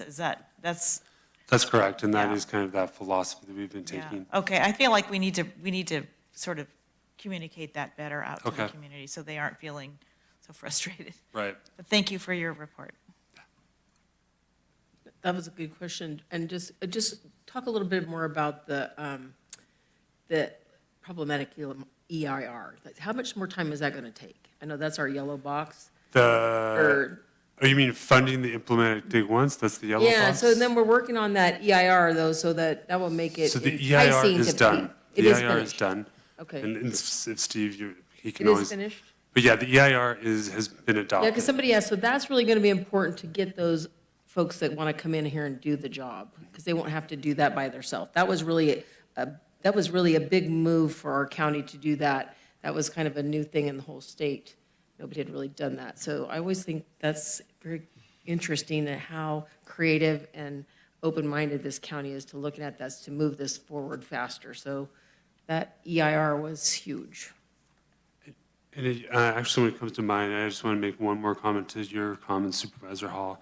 We did receive the LATA grant, and that's maybe what you're referring to, which was a direct funding for us, and we partnered to get a study that was then used for our grant that is now up before the CPUC. So I apologize, and that was in the tune of around a little less than $500,000. Oh, yeah, that was the other one, and RCRC, yeah. Quick question on the 74 million. Who's coordinating the application for the ISPs? Is there a consortium of people that are trying to catch that 74 million? Yeah, that's being coordinated. We have an MOU with the Golden State Connect Authority, and of course, I'll lean at Steve Monahan's here. He knows those in and out. But that is we have an MOU with them, and they are working on our behalf on working directly routing that grant opportunity, and that's currently before the CPUC. Does that make sense? Yeah, thank you. So somebody's looking at it, following it, and trying to bring that leverage to Nevada County? Absolutely. Yeah, okay, thanks. Excellent. It would be great. I would like to invite Steve Monahan up, just because our approach as a county, we're not the ones who are actually going to install, broadband into people's homes. But Steve, we've been animated by the philosophy that Steve has led us with for the last couple years. Good afternoon, Chair Bullock, Steve Monahan, your Director of Information and General Services. Our philosophy has been to make Nevada County as attractive as possible for providers to come. We know once all of this money starts getting awarded, there's going to be a shortage of supplies, fiber, conduit, construction equipment, construction workers, environmental consultants. So we want to be first in line. That's always been our mantra. How do we be first in line? And that's all the work that we've done. That Supervisor Hall, you articulated very well, of being prepared. You know, the EIR makes us prepared. It lowers the barrier for providers to come in here and do projects quickly. It lowers risk. It lowers uncertainty that, you know, the project may not get approved by the local jurisdiction. It's a building block. It's all about making it easy to do business here in Nevada County, to be able to construct projects. So that's all that's been our main push in our team. So Golden State Connect Authority is the entity that applied for the grant funding to do that project. We also had Comcast, we had Nevada County Fiber, we had AT&T, we had 3 other providers apply for that same money in our community. So that's what we're waiting on, is how is the CPUC going to determine which projects actually get that funding? We think Golden State Connect is in a very good position. The project area is in high need. It meets the criteria. Municipal projects, which Golden State Connect is a municipal project, not owned by the county. This would be owned by Golden State Connect. We're a member of that JPA. But they get extra points for being a municipal project. So we have comfortable confidence, optimistic confidence. That's great. Yeah, great. All right, thank you. Thank you, Steve. Steve. Housing. Afternoon, Chair. Mike Dent, Director of Child Support, Housing and Community Services, here to talk to you about housing. And you look at that screen there, and that's kind of the projects that are in the works and have been in the works in the past year. You know, Cashensfield was populating a year ago. It seems like so long ago, but it was just 1 year ago. Now there's 115 people living there. Wow. And I think that is the torchbearer of coordination between agencies, between the city and the county. That was a big success story in my experience here with the county. You know, and then Pacific Crest Commons and Lone Oak, bit of some disappointment. They went for tax credits. They didn't get it. They're going to be going back the next round. The first round of 2024 closes the end of February, and they're actively getting their applications together, and they're optimistic. I'm again holding good feelings and thoughts about Pacific Crest Commons getting funded. And then Lone Oak, you know, they're actively seeking more soft financing. It's very, very competitive out there with tax credits. There's a lot of entities and jurisdictions that are throwing special sales tax or general fund at projects to get that soft financing to boost those tiebreaker scores. But there's a lot of coordination going on between these projects and their funding partners trying to make them happen. They will happen eventually, both of them. Ranch House, they're putting the roof on next week is the plan. Putting the trusses up, that was another thing we accomplished this past year. Active construction out there and also active construction with the Habitat for Humanities project. I'm talking about, you know, 60% annual median income, low income, affordable housing. That's kind of that's my wheelhouse. But to be clear, it is not all this. You'll find out next week when we have our presentation when Tyler Barrington is going to spend a lot of time explaining the new legislation. Housing is a very target-rich environment when it comes to new laws, and a lot of them affect CDA in their operations. And it's not just affordable housing, as we heard with was item 35, the economic development plan. It's workforce housing, and to that end, we'll have a lot of conversation next week about that. I know Tyler and his team and Tricia and everybody over there in CDA are working hard on implementing the REAP and the LEAP and those other grants, the other full array of anything from market rate to alternative housing is a growing importance, not just in this county, but in the state, in the country. And we'll learn more about that next week with what they're up for. One direction you gave us from last year's workshop was to get a workforce housing survey together. It's being betaed right now, and the contractor's going to have it probably go live. Their goal is the last week in January. And that'll be actually a survey to employers and also the residents and employees that live here in this county to see what their needs are and to inform us on where we should focus as we pivot and look towards the full, the workforce housing that is so hard to come by these days. And yeah, with that, it's the partnership with CDAs continues to grow. This is probably our second full year of really meeting once a month and getting into stuff and checking in with each other. I know the communication between CDA and HHSA when it comes to My Affordable World is the strongest it's ever been, and we're encouraged by that. And we're looking for more successes with the coming year. Good job. Thank you, Mike. Any questions for Mike? Just one comment on my part. We thank you for the hard. I know there's a lot of work and detail and nuance that transpires in the background. 25 stakeholder meetings in East County in December, and the only common thread that went through every single meeting was workforce housing. And it was so pervasive, and it affected so many different quality of life elements in our community that I would just encourage us to have a really candid, or be prepared to have a really candid, well-prepared conversation at the board workshop, because I think and we saw it again today in 2 presentations here. I just think it affects everything we do, and we're really being asked to help solve it, not just connect people and not just convene people, but really actually come to the table with some hard solutions. So just want to kind of brace ourselves for that. But thank you, Mike. I was going to say, this all kinds of ties back in what Mike's doing, how hard he works on this and his team, and why legislative platform is so important for us. So we were talking about housing, Section 8 housing, and some of those vouchers and things we knew to build some of this low-income housing. They're not there.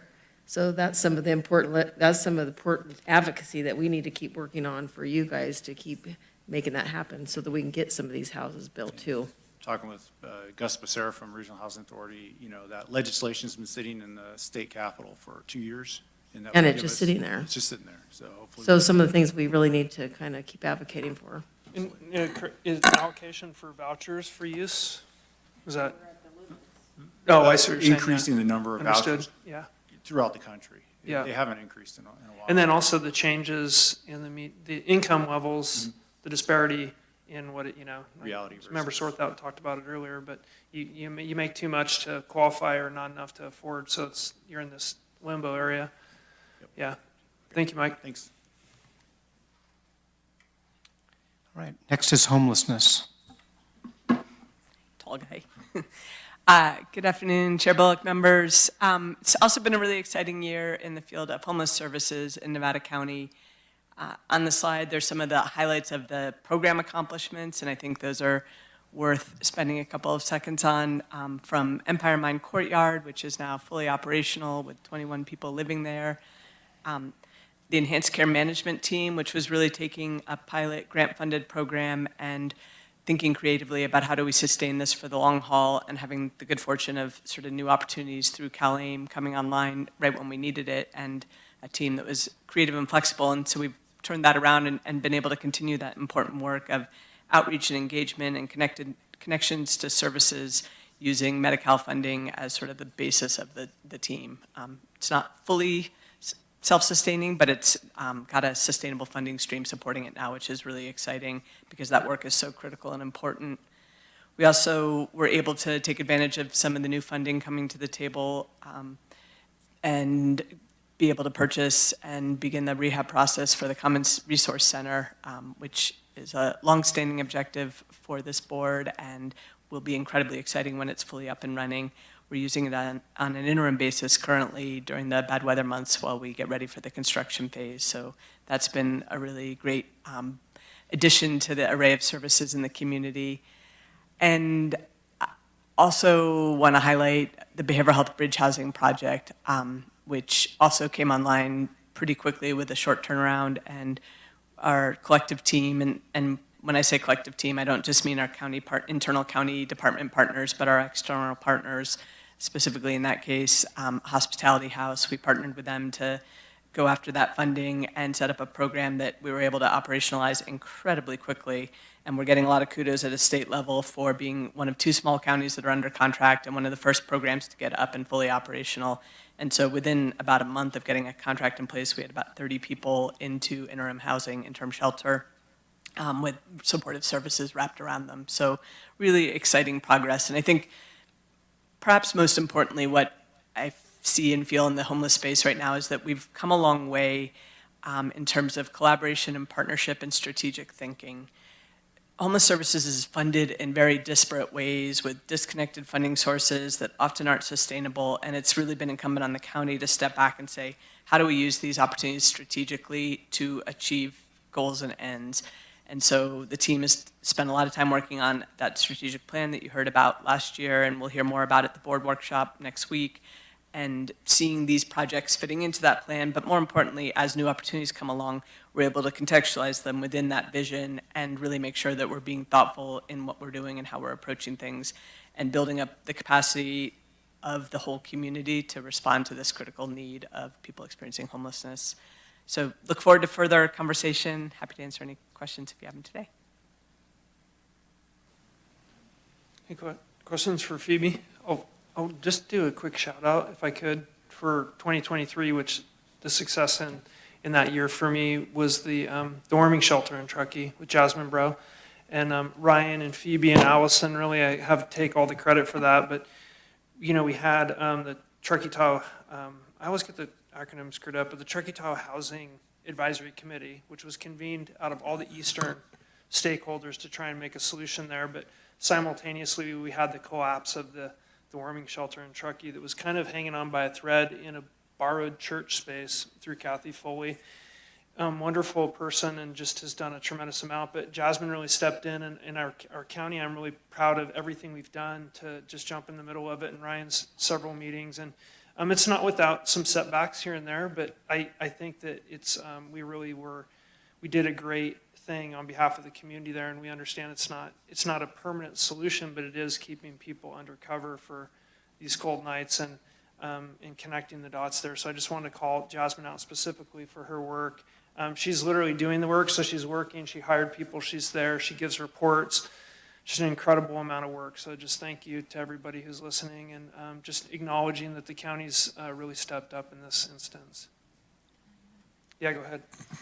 Thanks. Yeah, since you jumped in there, I need to also just commend the group for continuing. I mean, the Empire Mine Courtyard Complex. So we continue to add rooms and places for people who need them every year. We're adding. You know, it doesn't mean we've solved the crisis because we keep having new people fall into homelessness, but we keep adding housing and rooms, and I'm so proud that we keep doing that. And it's pretty. I mean, I'm amazed actually that we managed to keep doing that.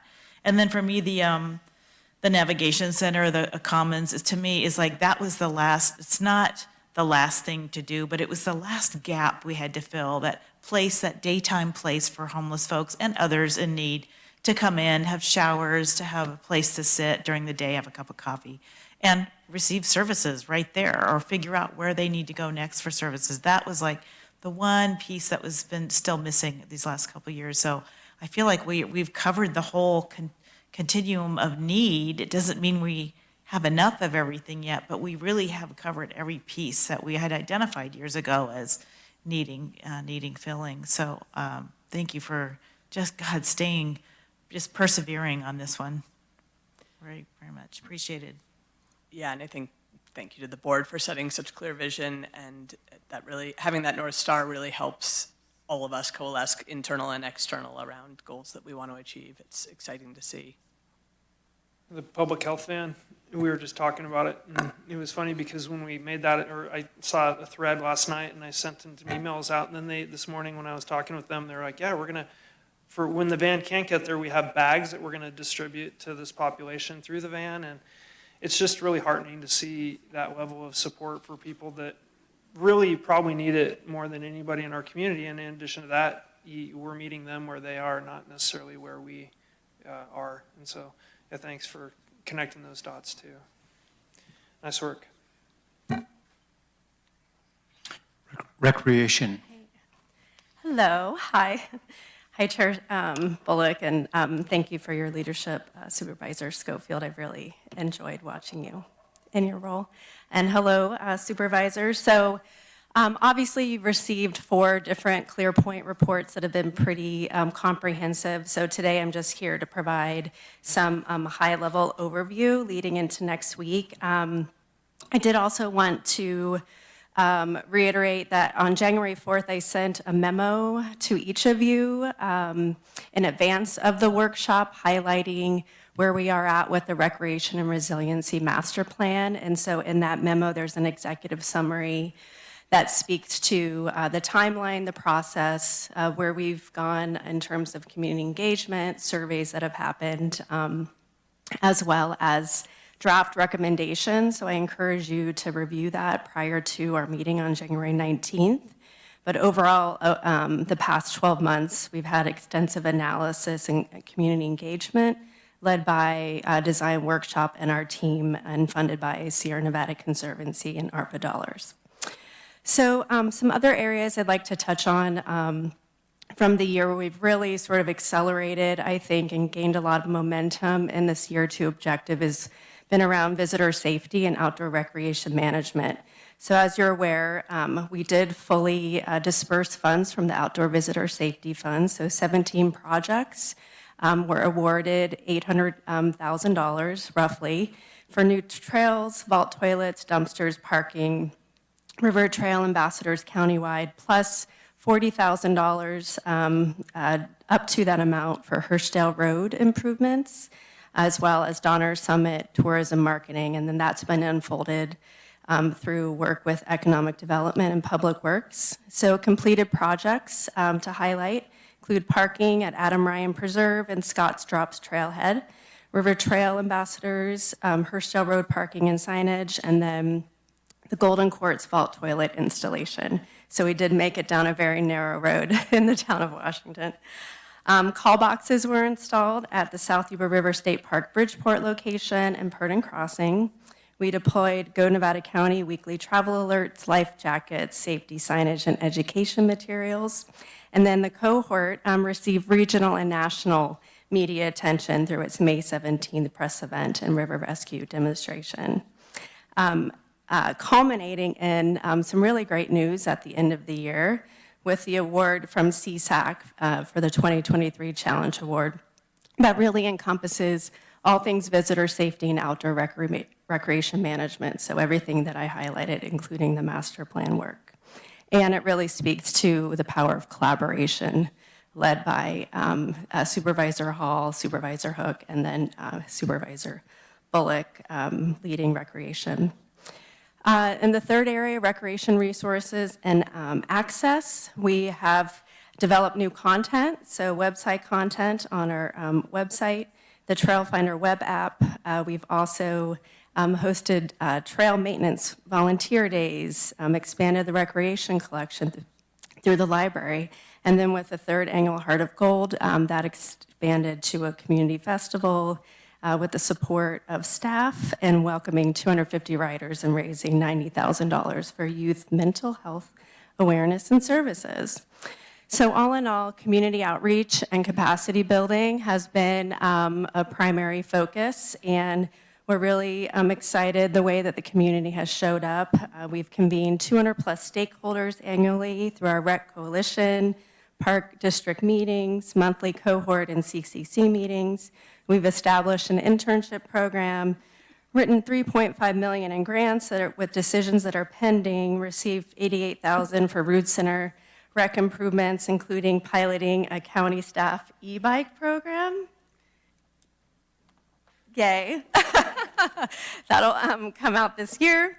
And then we've also celebrated the completion of playground and field projects at Oak Tree, Bear River Rec and Park District, and that's been supported by county funding as well. So thank you for your leadership, and it's been a very productive year, and look forward to digging into more detail around the master plan next week. So thank you. E-bikes, everybody, come on. E-bikes. Yay, e-bikes. Any questions? No questions, but I really look forward to next week, or to the workshop. You've done a lot of work on this, and the collaboration going on in the county with recreationalists has been phenomenal. So looking forward to see where we go.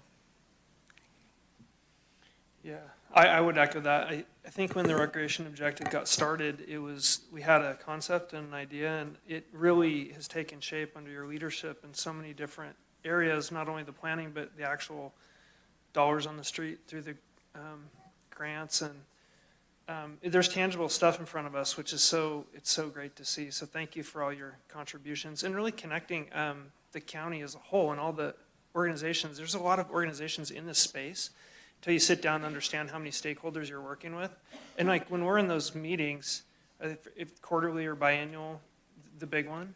Yeah, that's biannual. Yeah, and so there's a lot of people on there. I mean, wide ranging across the county. So you've got a lot of stakeholders to integrate. So job well done. I'm looking forward to the workshop as well. Okay, thank you.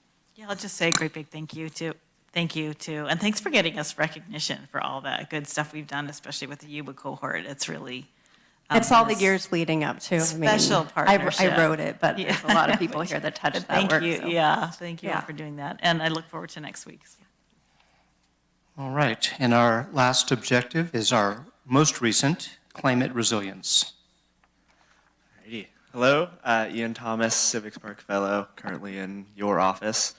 So thank you, Chair Bullock, honorable supervisors, for letting me come up here and provide a brief overview and update. Specifically, I would like to thank Chair Bullock and Vice Chair Hall for their guidance on the ad hoc committee.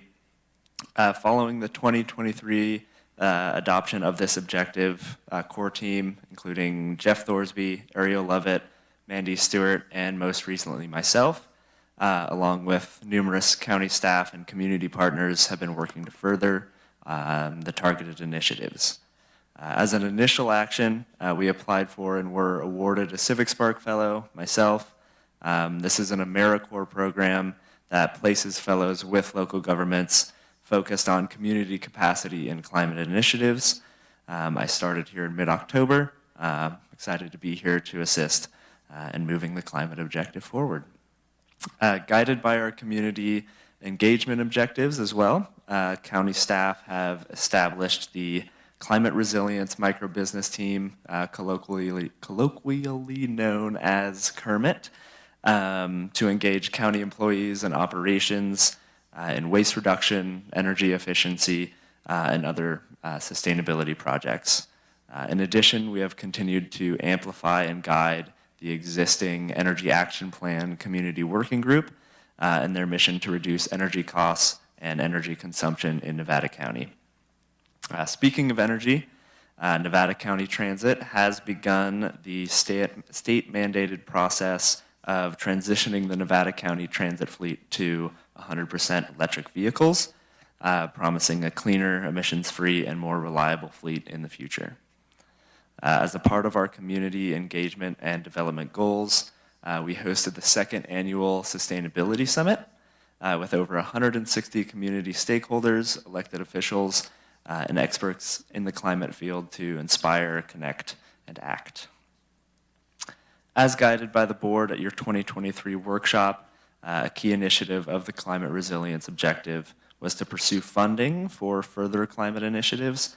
And I'd like to highlight 3 grants secured reflecting progress on this initiatives, including an air quality management district grant you approved today to promote walkability in transit, partnering with the Nevada County Resource Conservation District to secure a sustainable agricultural land conservation grant to fund the creation of an agricultural working land conservation plan, and most recently, securing a regional resilience planning grant in partnership with the Climate Transformation Alliance and the Nisenan Tribe to support community collaboration and climate action planning.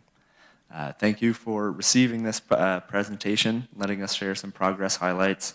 We look forward to working to continue to further your objectives in the coming year. Yeah, thank you. Any questions?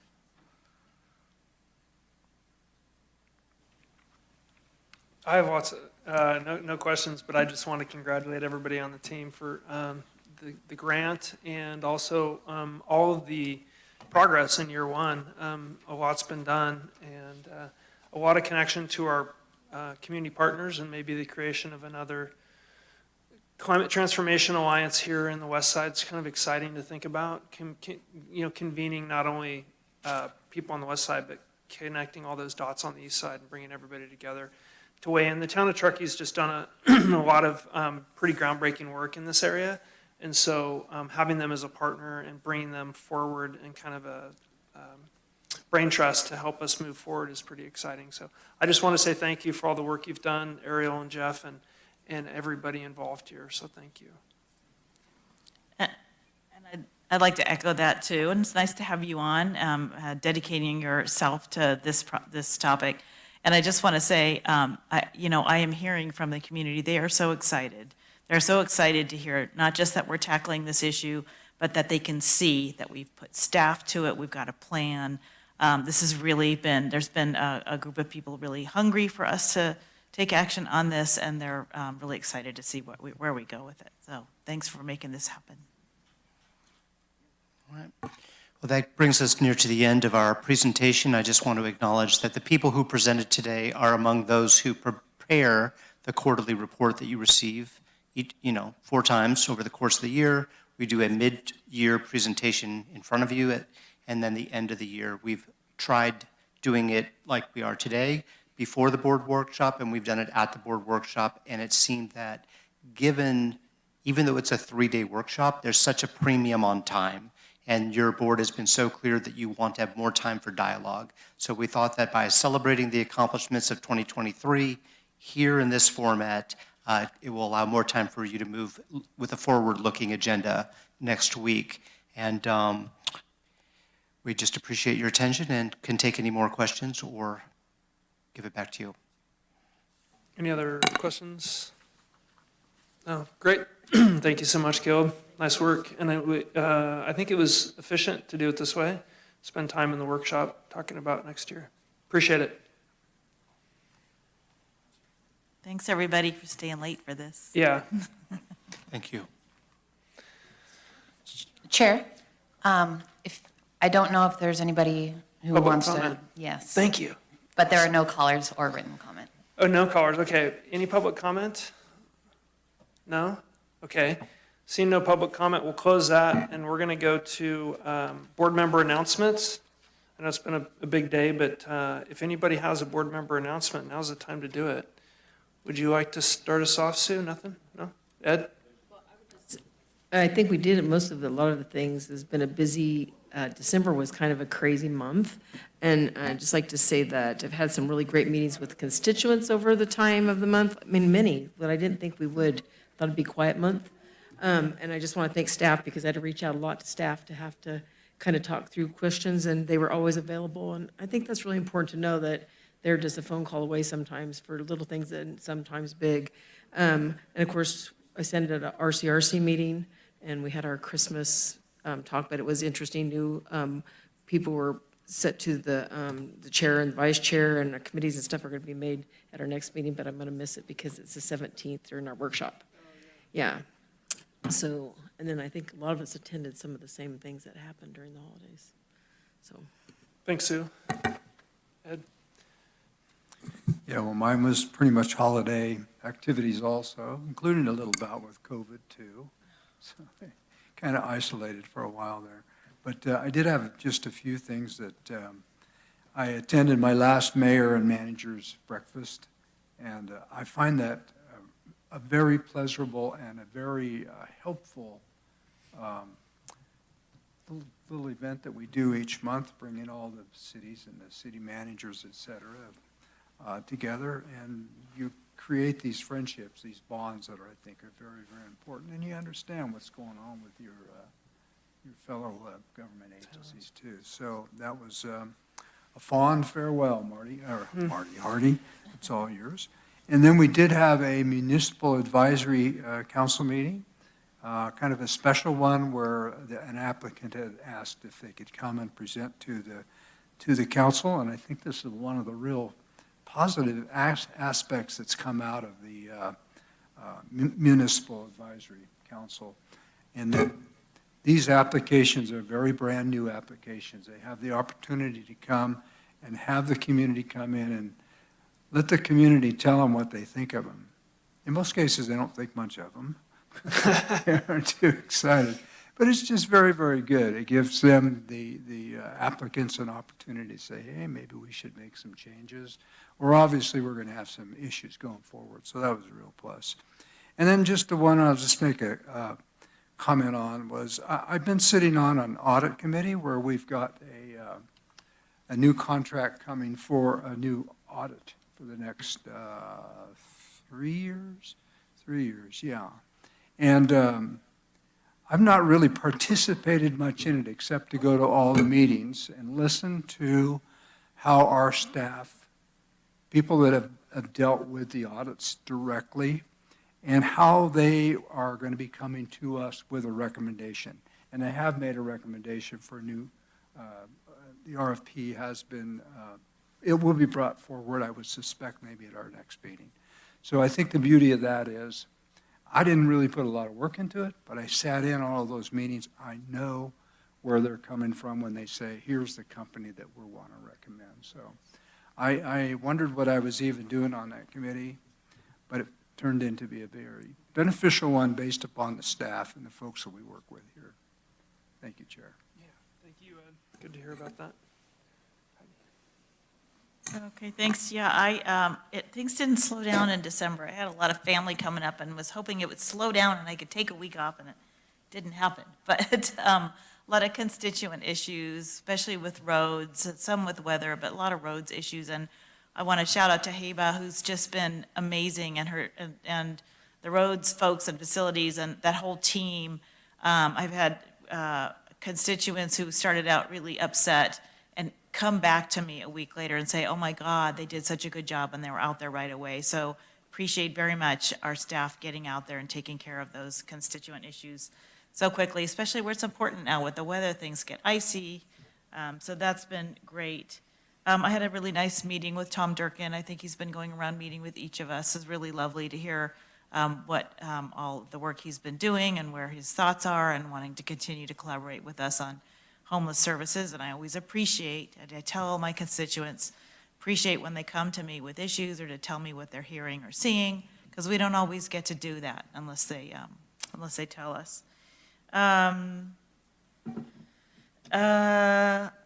a lot of questions about the courthouse in Nevada City, so that's sort of ramping up, and there's a meeting coming up that we're not running at the end of the month that I'm encouraging people to attend to talk about what's going to happen there. That's a few years out, but the conversation has started. And then been doing some work for many months now with Jeffrey, mostly on with NACO. First of all, preparing for our NACO legislative conference in February in DC, and hoping to tack on some work on fire insurance issues, trying to get some action out there on the federal level if we can. Plus, I'm chairing our new recreation subcommittee on that public lands meeting, and so with Jeffrey's help, we've started convening regular meetings, which have become well attended, and we are putting forth a resolution to encourage, again, more staffing, more resources, more infrastructure on our public lands to deal with the visitors that we've had. That has a lot of resonance across the country with other folks on the Public Lands Committee, but it hasn't gotten very much attention, so we're hoping to keep bringing attention to that issue. And that's something we will bring, and we have to submit it this week, but then we'll bring it to the larger group in February in DC. And I think I'll stop there. Thanks. Thanks, Heidi. Okay. You bet, go ahead. Oh, yeah. Vested rights. We all did that. I just wanted to bring up one other thing in our last ERC meeting, which was just this last Thursday. We had Nevada City Chamber, Stewart? Yes, Stuart Baker. Baker, yes. And a Joy Porter with the Grass Valley Downtown and the Chamber. Excellent meeting, and the thing that really kind of brought us together was talking about transportation and how we can get people back and forth between the two cities. And of course, we do have our Transit Services Commission, and we're hoping to get that down to a 30-minute versus a 1-hour minute. We've been working on that. And Robin has had difficulties finding bus drivers, which has been kind of a challenge. But the other thing that brought up, and Matthew kind of hit on it today, is that the clientele that's on that bus right now can be very difficult. We've got a tourist coming into Nevada City that might want to go to Grass Valley, and the clientele that we tend to have so much of on that bus service is something that it's a challenge for us. And Trish sits in on those meetings, and I think Trish got excited about it also, about what can we do to make it a better experience, and not taken away from the services that are provided, but maybe bringing it more closer to economic development part of it. So it was an excellent meeting. Thank you, Chair. You bet. Yeah, good to hear from everybody. December for my district was really consumed with the warming shelter, trying to understand what the solution is there, and we put a lot of effort into having meetings and getting everybody in the same room, and eventually got it tilted up with a lot of help from a bunch of different stakeholders. The other piece, and I'll just summarize this part, is this is the second year I've done these stakeholder meetings where we kind of invite community stakeholders. There were 25 invitations sent out. I think we ended up conducting about 21 meetings or so, 1-hour meetings, something pretty close. It was a lot of meetings. It was a week of straight meetings.